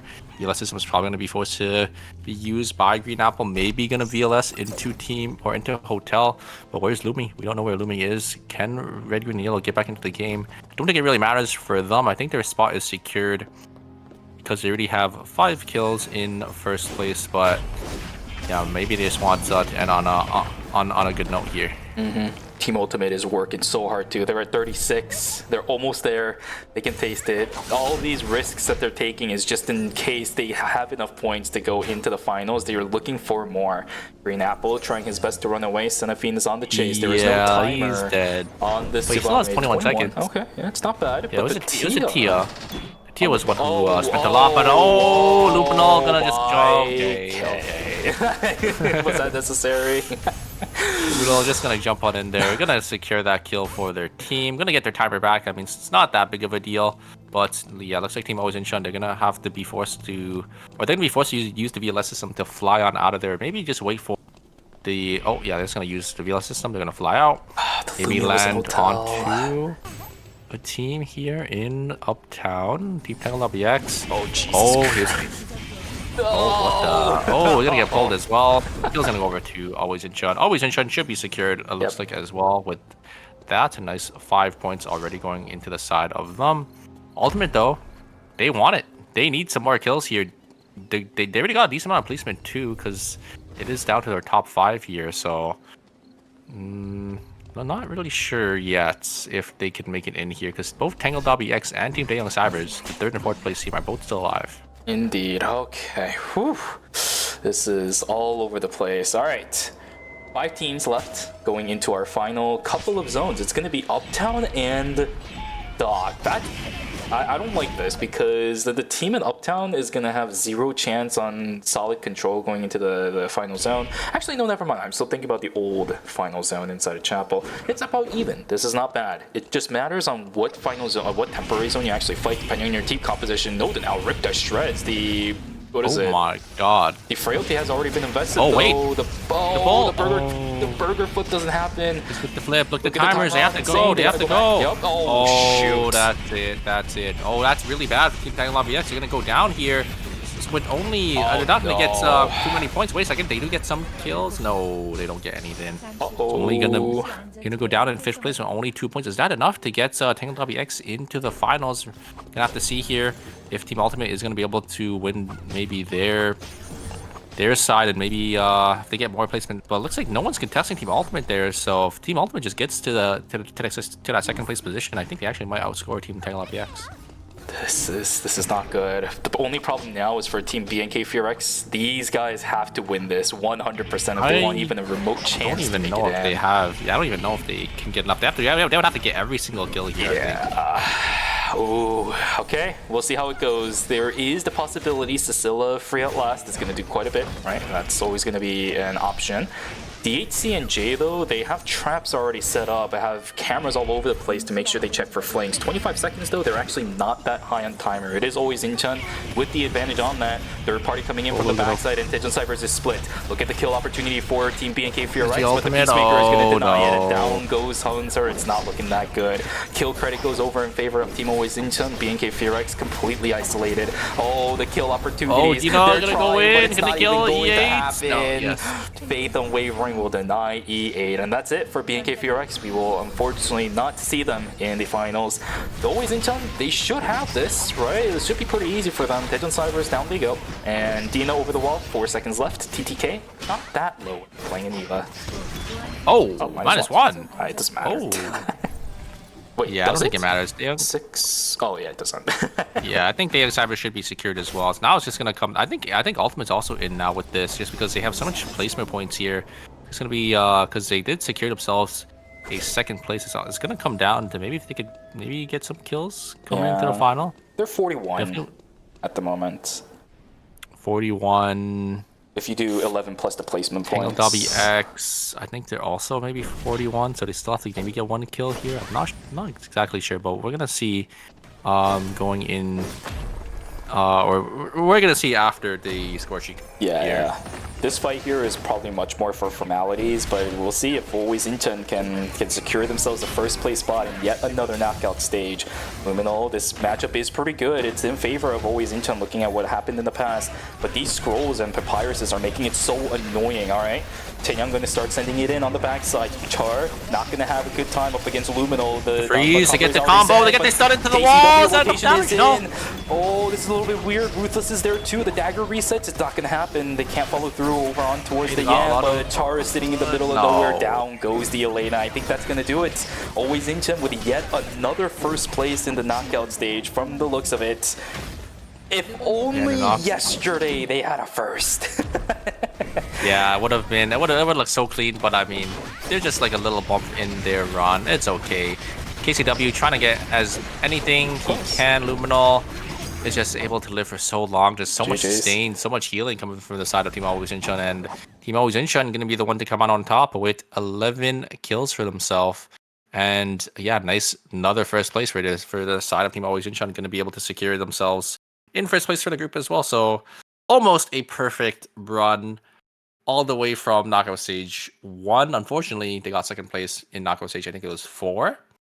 But I mean, still a masterclass performance from this team, just running the whole gauntlet here, and now they're gonna have to play into the top teams in the finals. Absolutely.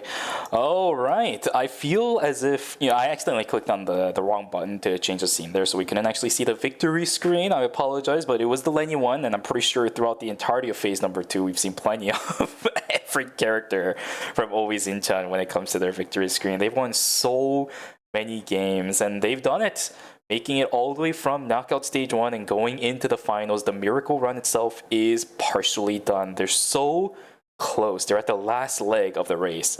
They're somehow able to win the tournament, win the finals tomorrow off of the checkpoint system. That would be the story. The run of a lifetime, my friend. How many games have they played already? I think they've played like 20. Well, let's say 4, and then you have 28. 4 times 6. 24, and then extra 4 28s, and then they got the checkpoint. The checkpoint, we don't know how many games that's gonna be, just because if you guys aren't familiar with how the checkpoint system works, basically a team needs to get into 55. Basically a team needs to get 55 points first, and then they're gonna have to win the next game. So it basically creates an interesting dynamic where if a team gets into checkpoint too early, the other teams are gonna have an eye out for you. You're gonna have a target on your. Where all the teams, they're going to start handshaking. They're going to make sure you don't win the game. And we're going to have, once more and more teams get into that checkpoint breakpoint, you're going to have less of that. And it's just fun to watch as a viewer, from a viewer perspective. But yeah, if you're a player, like that shit, it's like, it's kind of unfun just because, you have, so many teams basically eyeing out for you. Yeah, you have such a big target on your back. But it's just how it is for Battle Royale games. I think most Battle Royale games go or on this checkpoint breakpoints type format, and it's definitely very entertaining to watch. Just a little bit of an update for you. Seems like there was a post made in the ERM server for the players. There was something regarding connection issues for Team Ultimate, and the post is in relation to how there wasn't enough of a response from the staff side of it. Maybe that's why it took so long for, I think it was game number 4 to start, right, with the score sheet and everything. Maybe that's what it was. There was no penalties, right? Surely not? Yeah. No, if anything, I think the staff is saying that it's on our end for not responding to somebody saying we have connection issues fast enough or something like that. But if Team Ultimate doesn't make it out because of that, well, yeah, that would can't do anything about it. Yeah, they should be fine. They got a really good game number. Wait, right? Hold on. Did they? Hold up. I don't know. I don't know if they're in yet because it was really close. They were like on the bottom end. They only had like kill, like 11 kill second place. So I'm not exactly sure. We'll have to see. Okay. Yeah, I'm definitely seeing some talks in the chat. We'll take a look at what it looks like, guys. Oh my god. It's a tiebreaker. Wow. That is so sad. That is so sad. At least in the final result, Team Ultimate doesn't get royally messed over by the little mishap that happened apparently in the server, but This is going to do it. Ladies and gentlemen, we know which 4 teams from knockout stage number 6 are going to be moving on to the finals. It's going to be Always Incheon, Red, Green, Yellow, Daejeon Cybers, and Team Ultimate will join our first place teams from each respective group. I never would have thought I would see the day where Auto Orbs and BNK4X 7th and 8th place, they're going to be out. Yeah, that is... knockout stage 6, Insider, and Tangled WX, they put up a great fight. Only 2 and basically they tied Team Ultimate, but unfortunately just coming up very, very short there. Very, very sad. You know, that's just how the cookie crumbles sometimes. Still got some good placements though for the teams. They did end up securing themselves the 9th and 10th place spot, so they should be getting a lot of circuit points for themselves. So, you know, solid performance from them. Definitely shouldn't be too sad about that. I don't know if that will get them into ERM finals. I don't know if that's enough circuit points for them to make it in, but we'll have to see after tomorrow. Yep, we're going to see what the games look like tomorrow, get the final placements of phase number 2, and then distribute the circuit points accordingly afterwards, right?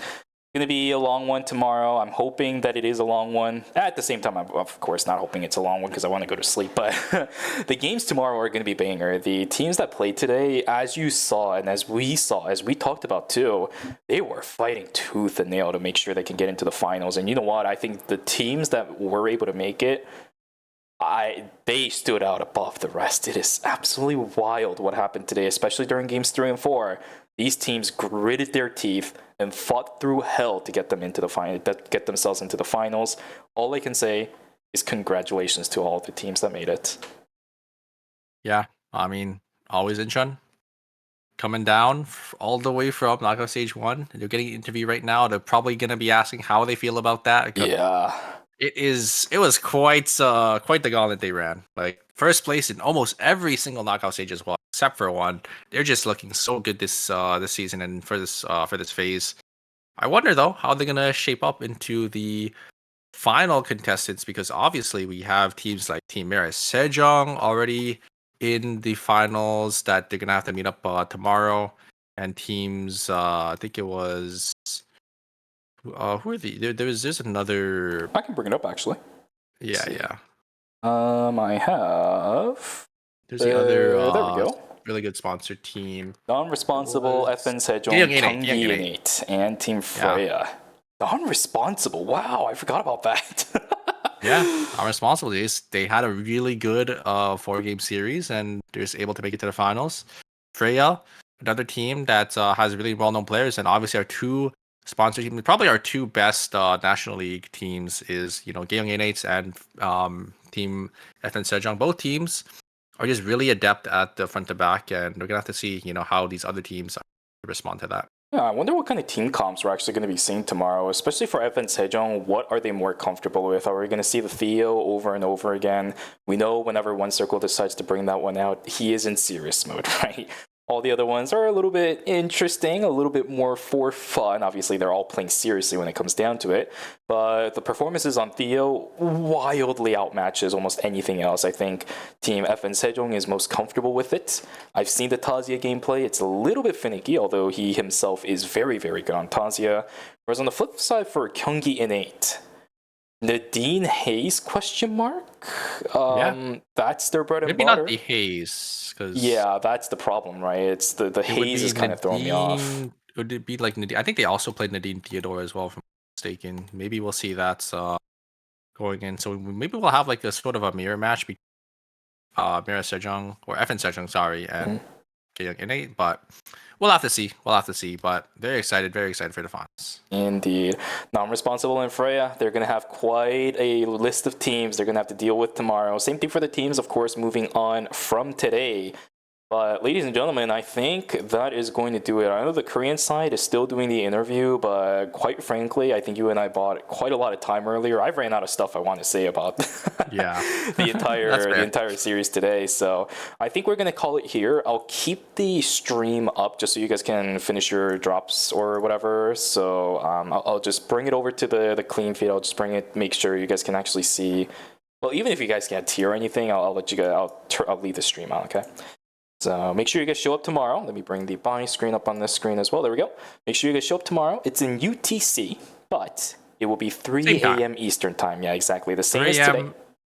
We don't know how long it's gonna be, so if you show up too late, maybe if you We're show up for done. game 4, yeah, we're already finished. We're already finished. Like could be a 4-game series, you know. Like we've had one of those 4-game checkpoint formats before, you know. I wonder Finished who or did it. done by yours truly. You know, all I'm saying. All I'm saying. It's definitely a possibility. Of course, with KR, it tends to go a little bit longer because these teams are understanding of the lobby situation in most cases and will act accordingly. But Yeah, for sure. you never know with checkpoint Yeah. systems. So please do show up on time. It's going to be once again 3 a.m. Eastern tomorrow. I'm looking at the time now. It will be in about 12, 17, 19 hours. 19 hours is what you're looking at. 2 a.m. Central Time. Set your clocks, set your alarms. Yeah, it's going to be fun. Yeah. But I think with that, Shuvi, I think that is going to be it for us today. Thank you guys so much for stopping by. And yeah, we'll see you guys back here tomorrow. Make sure you guys come out for that. And if you guys are interested more interested in more Eternal Return action, we are going to have the NA wildcards Yes. for the ERCS. It's going to be tonight at 7 p.m. EST. Come out for that. Cheer some of your teams on.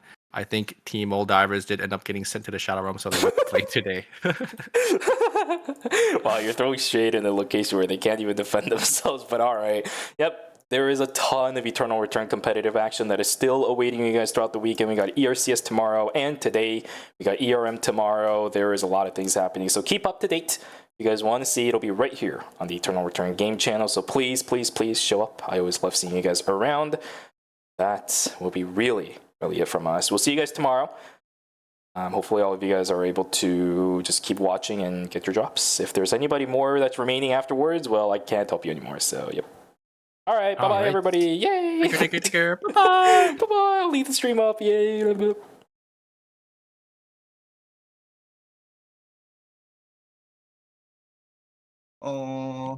사실 제가 이제 그룹 스테이지 때 많이 했어가지고 좀 미안한 마음이 있었는데 또 팀원분들이 좀 잘해줘가지고 너무 좀 고마운 것 같아요.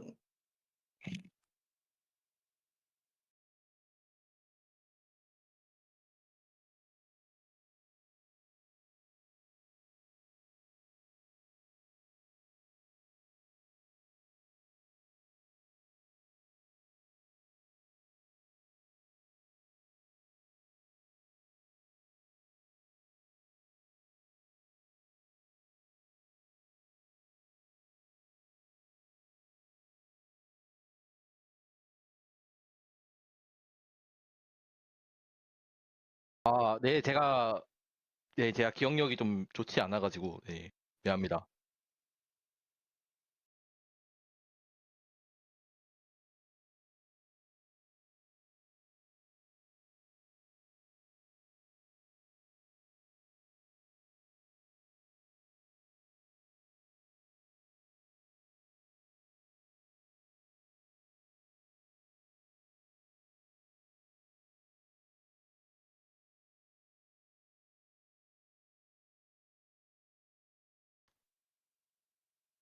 제가 대답 드리면 되나요?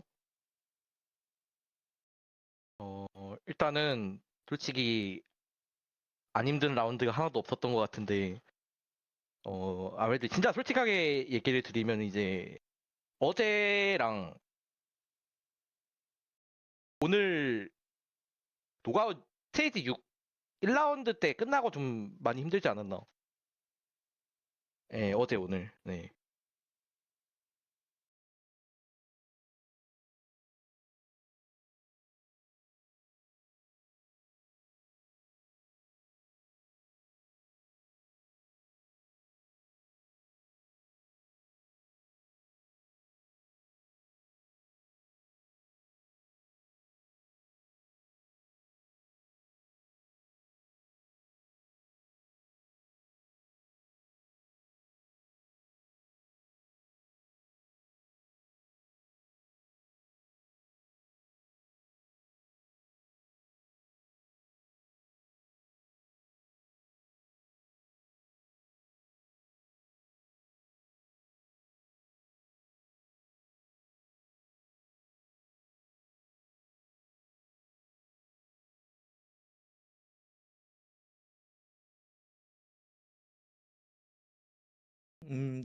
제가 스프링 트랩을 맞추는 거는 사실 이제 자신감이 넘친다기보다는 마이랑 스위치를 케어하는 선에서 상대 원딜들의 딜각을 지우려고 깔아놓는 거. 어쩌다 보니까 한 번씩 맞는 예, 어쩌다 보니까 한 번씩 맞는 거긴 해요.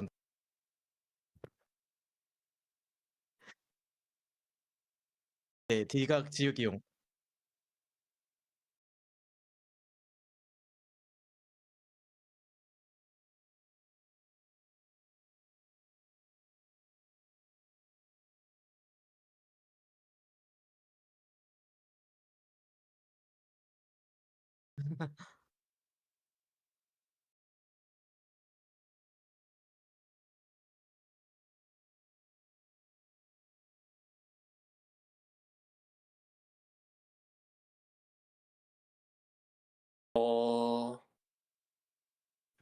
아무래도 이 쇼이치 조합이 그래도 머리를 들이미는 조합이다 보니까 약간 퓨세종처럼 한 방에 폭딜이다든지 이제 자리를 좀 잘 지키는 팀들이 좀 위험하지 않을까 생각합니다.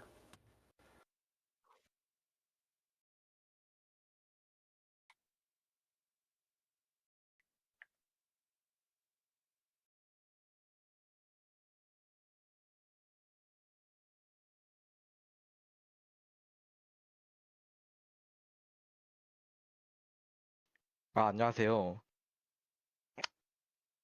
항상 진심으로 감사하게 생각하고 있습니다. 그래도 이번에는 좀 고개를 들 수 있어가지고 개인적으로 정말 기분이 좋네요. 항상 감사하게 생각하고 있습니다. 감사합니다.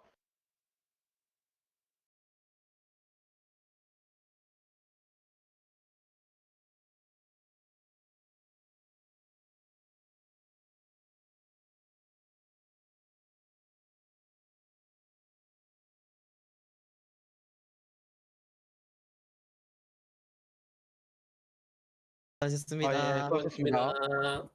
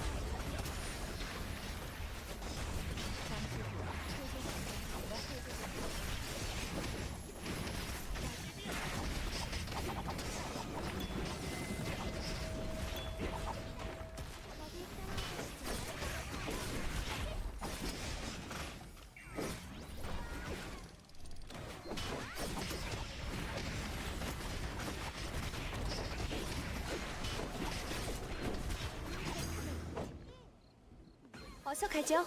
다음 스테이지로. 어느 자리에 있든 최선을 다한다고 말했죠? 지켜보세요. 제가 성장하는 모습을. 응원법은 숙지하고 왔죠? 사인 요청은 언제든지 환영이에요. 지금은 디자이너가 아닌 아이돌의 사인이에요. 빛나는 별이 되는 건 더 이상 꿈이 아니라고요.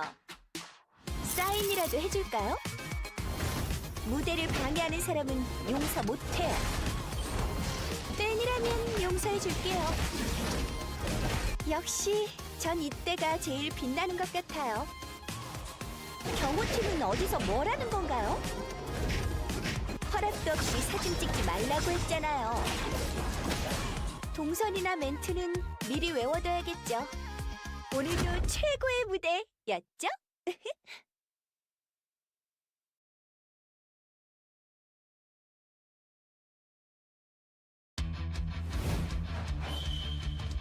정의의 히어로 유스티나 등장! 어?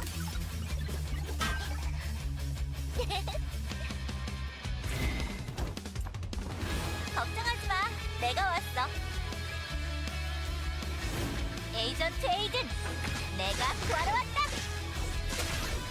정의의 이름으로 각오하라고. 에이전트 알렉스, 이제 괜찮다. 왜냐고? 내가 왔으니까. 역시 악당들의 냄새가 나는데. 집중 포격! 발사! 나를 누구라고 생각해? 포기하지 않는 게 바로 내 장점이야. 모두 집합! 강한 힘에는 강한 책임을 따르는 법이야. 내 이름은 유스티나. 사람들의 소중한 일상을 지킬 수 있는 최고의 히어로가 되겠어. 아스트라 버스!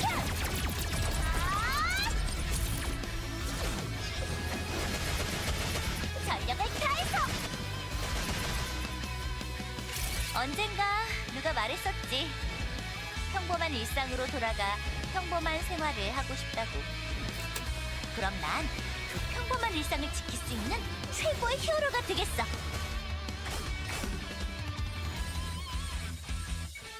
여기가 히어로의 전장이야.